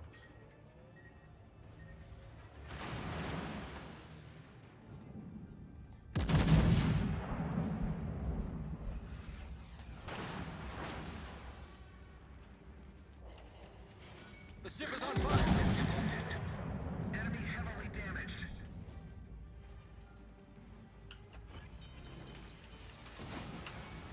Bullseye! Anti-aircraft gun crews are on full alert.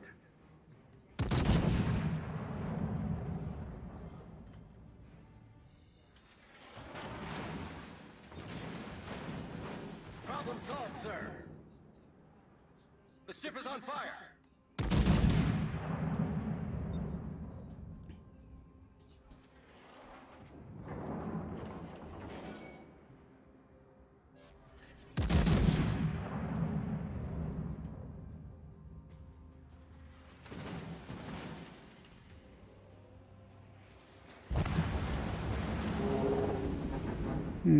Good game.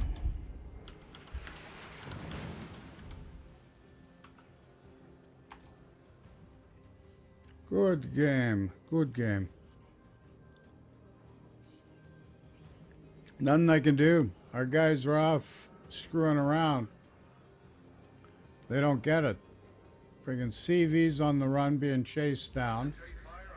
Nobody to protect them.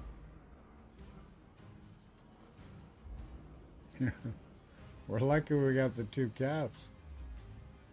But, you know, there's 8 minutes left. A lot can happen in this 8 minutes. So I managed to just go and reverse the whole way, peel off some damage. I got lucky. Trust me, it could have been a lot worse.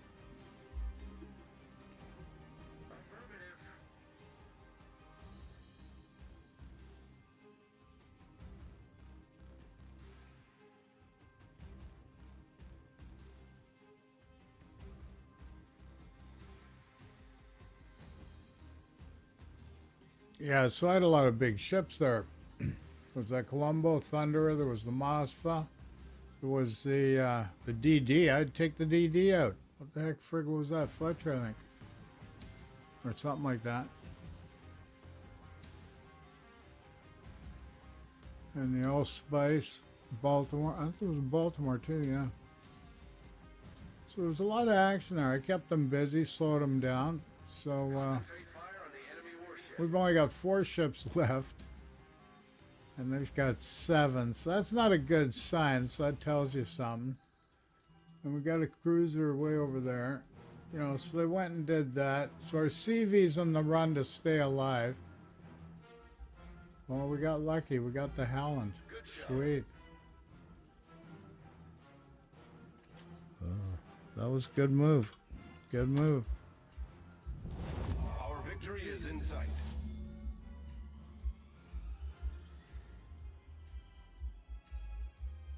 They are trying to take the B cap. 6.5 minutes left, a lot of time. Our victory is in sight. Okay, our Conqueror's down and their Implacable's down. So it's 4 against 3. Ole mole.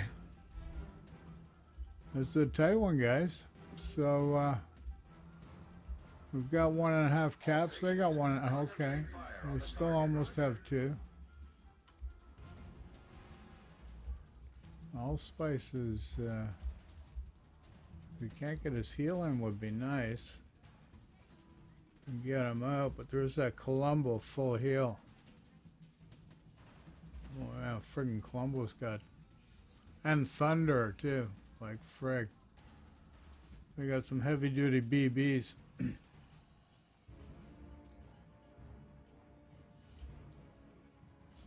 Nice.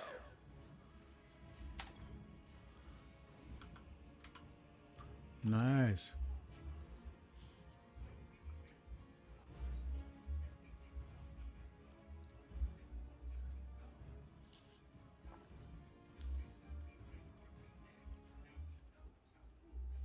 Hopefully Salem can take out Baltimore.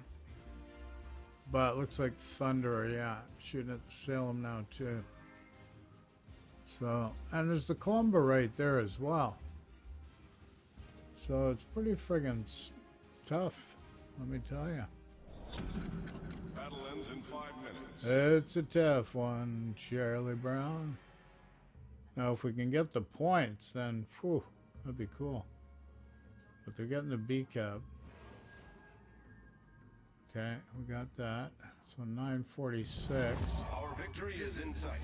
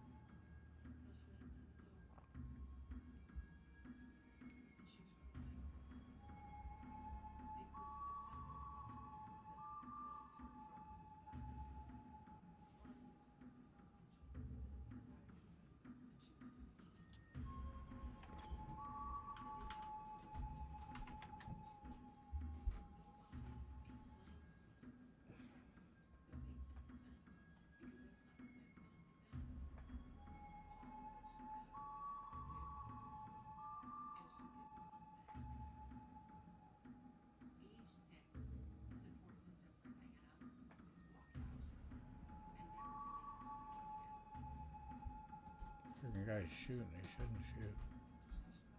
Crap. So close. So close, folks. That guy was friggin' shooting. Oh, we need 3 points. We got the win. Whoa, that was close. Did I get what I needed for naval battles, though? That's the question. Let's check. Let me check. Yeah, I think I did. Cool. Okay, team score. Okay.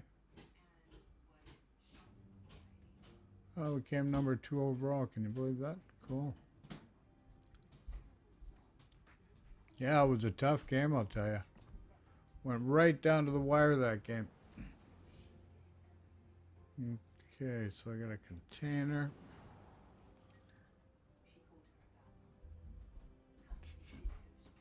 Got some German tokens. Okay, let's open this container, check it out. 444. Those are the signals, okay. Regular resource container. Let's see what we got. See what we got. Coming up. Yo, baby. Coming up. Okay. Coal comes in handy always, folks. Perfect. Thank you. Okay, let's check it out. Okay, we're at 72.63. Did I end up getting it or what? I think I did. 14.75 next time, though. Yeah, it was 1,300. Okay.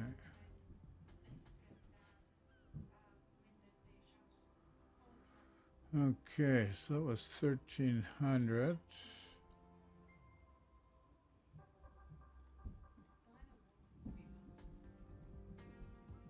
Next one's 1475.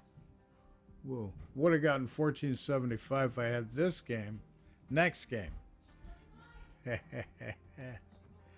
But what? It doesn't work that way. Of course not. Okay, gotcha. Okay, folks.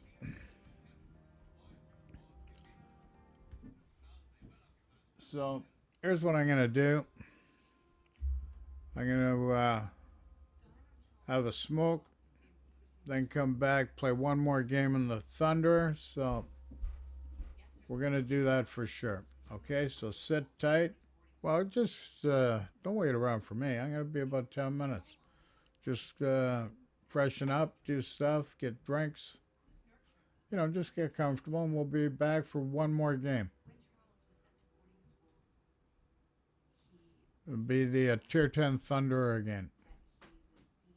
Now, if we could just have this battle that we just finished for the next battle, I'd be more than happy, I'll tell you.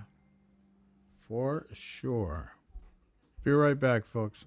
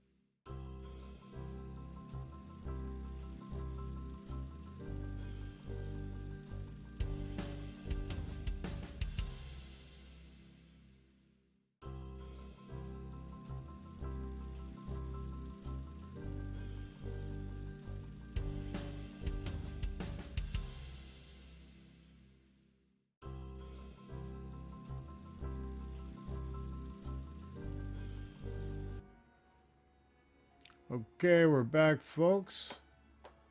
So we're going to go back into battle. Try to get the double star. It's going to be a high bar. What I say was 1400 maybe? Might be 1475 maybe. Okay, so we're going in the Thunderer, Tier 10, British battleship. And let's go to live screen.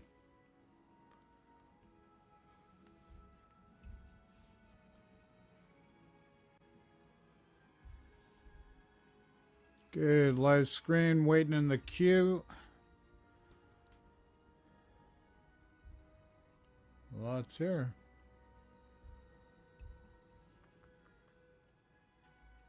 Hmm. 15 friggin' submarines, more than destroyers. Holy crap. That's a lot of submarines, folks.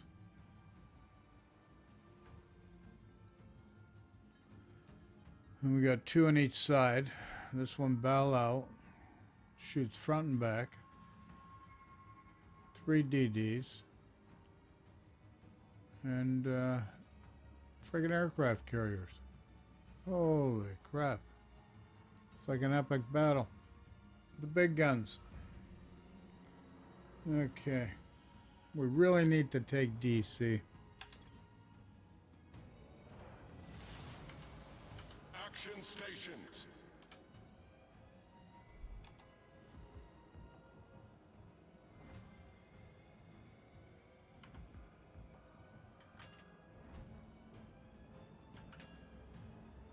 All forces, provide cover for that target. Good luck and fair seas. Acknowledged.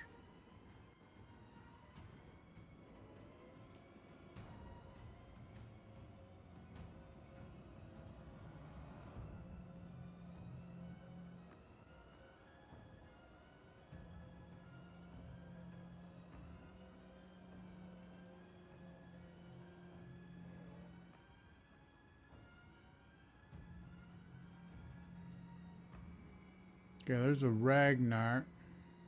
How do you get those friggin' things? I have no idea. No idea whatsoever, folks.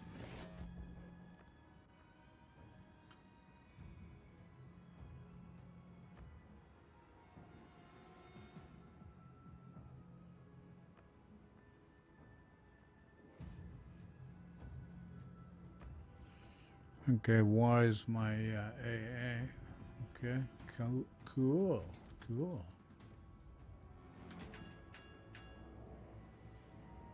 Enemy destroyer sighted.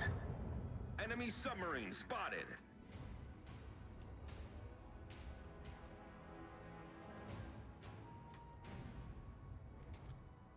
Come on, that should be a hit, pals. What's going on? My shell's not hit. Holy crap. Holy crap.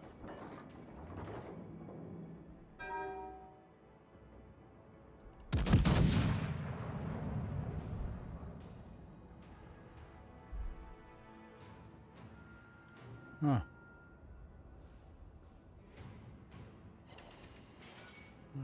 Enemy submarine in sight.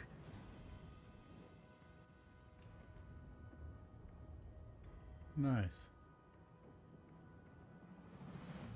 All stations, reporting the position of a strategic enemy cruiser detected.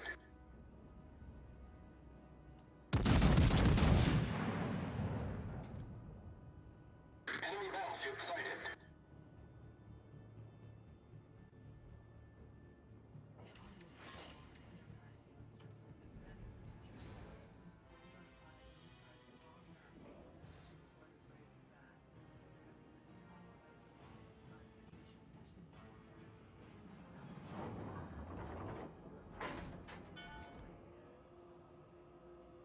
Requesting assistance.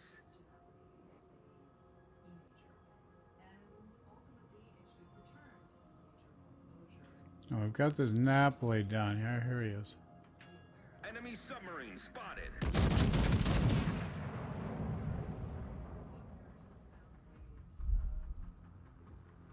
Concentrate fire on friggin' the submarine. designated target.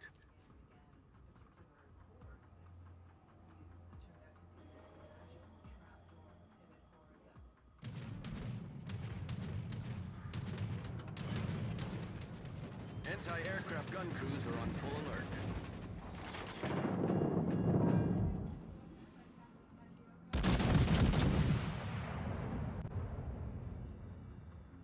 Torpedoes to starboard.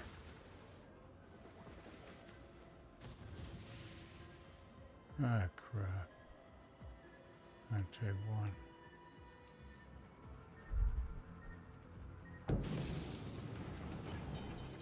We're hull below the waterline. We're flooding quickly.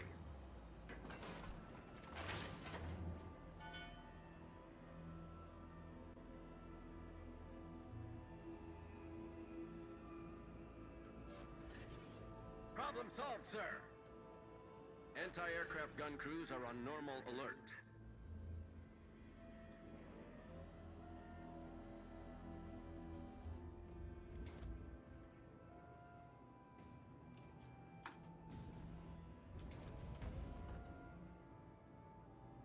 Enemy battleship sighted.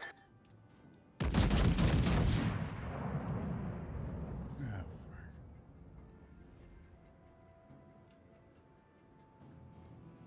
Enemy cruiser sighted.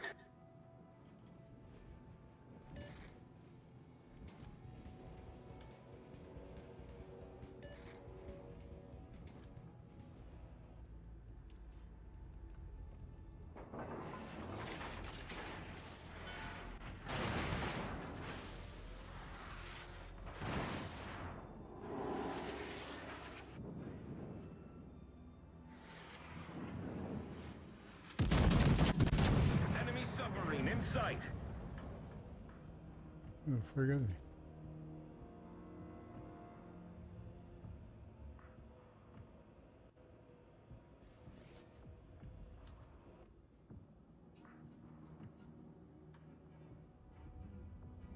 Enemy cruiser sighted.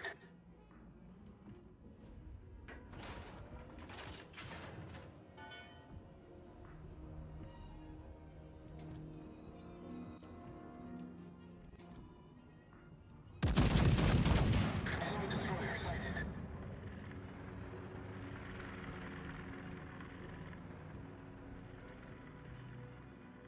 We've spotted an enemy submarine.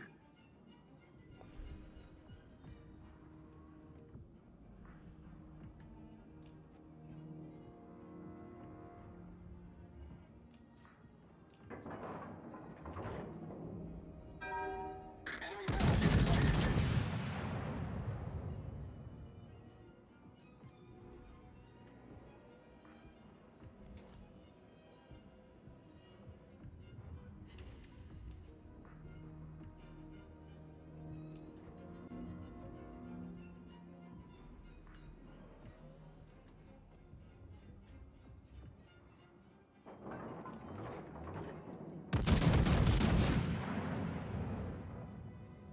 Enemy aircraft carrier sighted.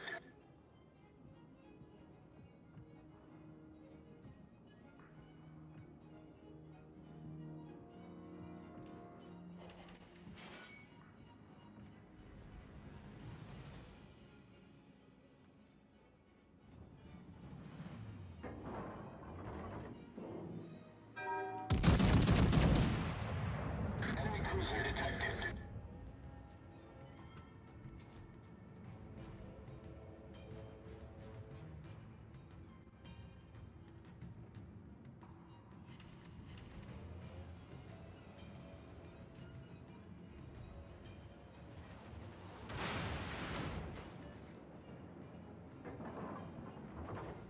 Enemy battleship detected.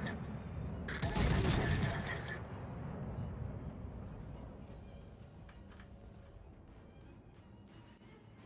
Enemy destroyer sighted.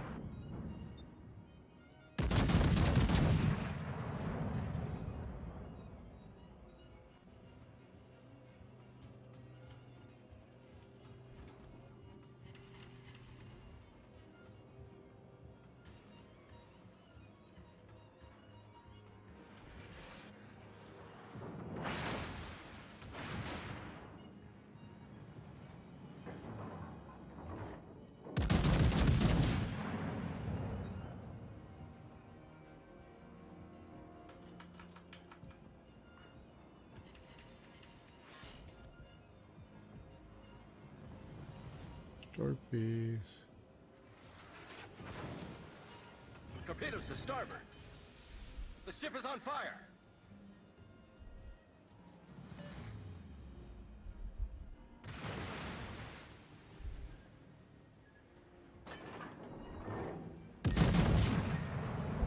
Problem solved, sir.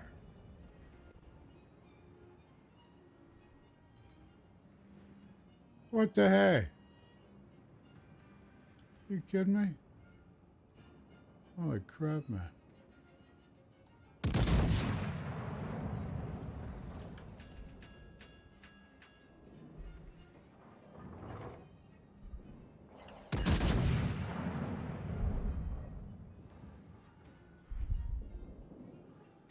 Enemy submarine in sight. You kidding me?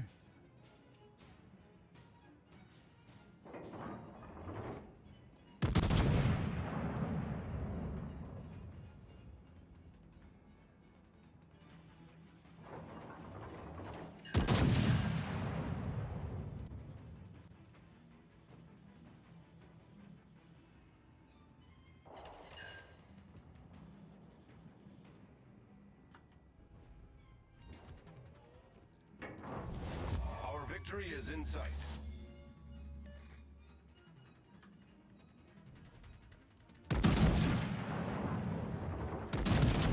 Enemy cruiser sighted.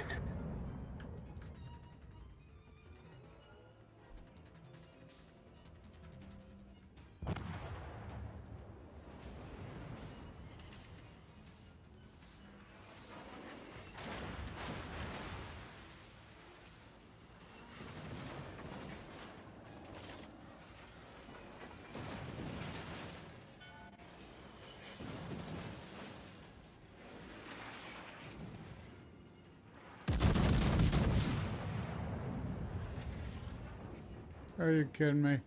The ship is on fire.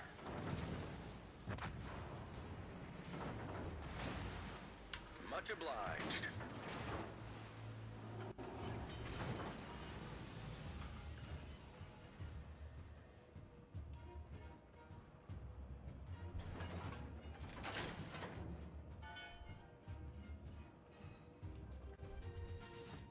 Enemy submarine in sight. Problem solved, sir. Friggin' submarine.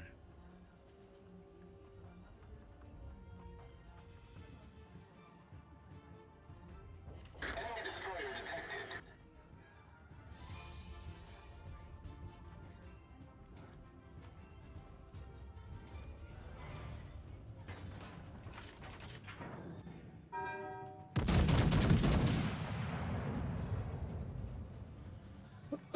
Excuse me. Sorry, guys. We're gonna get the winner. We should, anyways.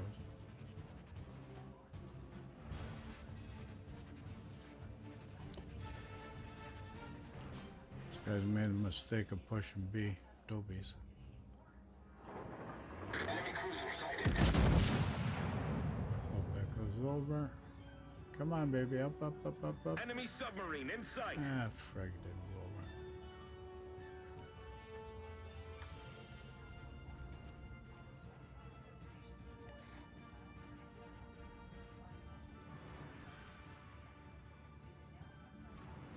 Well done, buddy.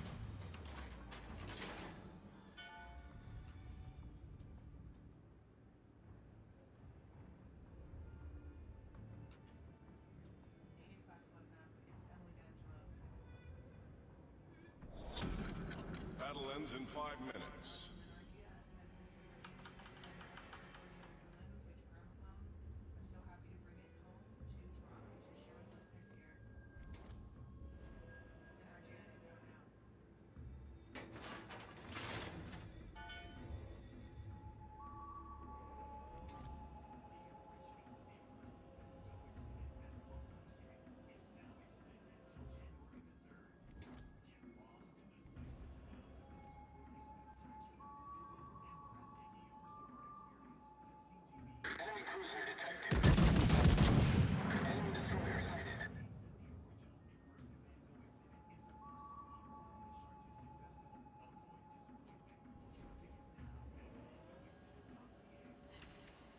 Oh my God, sit on. Cool.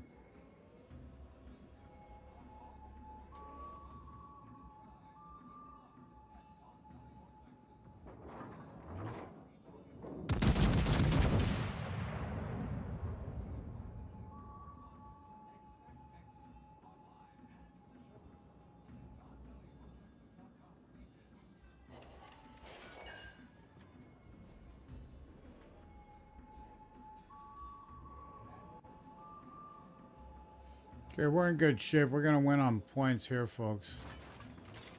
So hopefully I get what I need.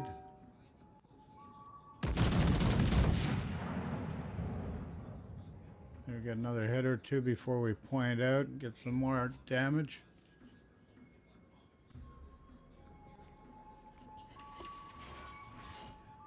That's it, buddies. We're going to run out of friggin' time. Enemy aircraft carrier detected. Too late. We won the game. We got the win. We'll take it. Thank you very much. It's always nice to win. Don't always win. Tough battle. 4 overall. Cool. I think I got what I needed. Yeah, I did for sure. Cool. Let me just double check. Naval battles. Check them out. Check them out. Check them out. So I think we did. Yep. We're 1650 next. Where did I? Okay, so 1475 is done. 1650 is next. Okay.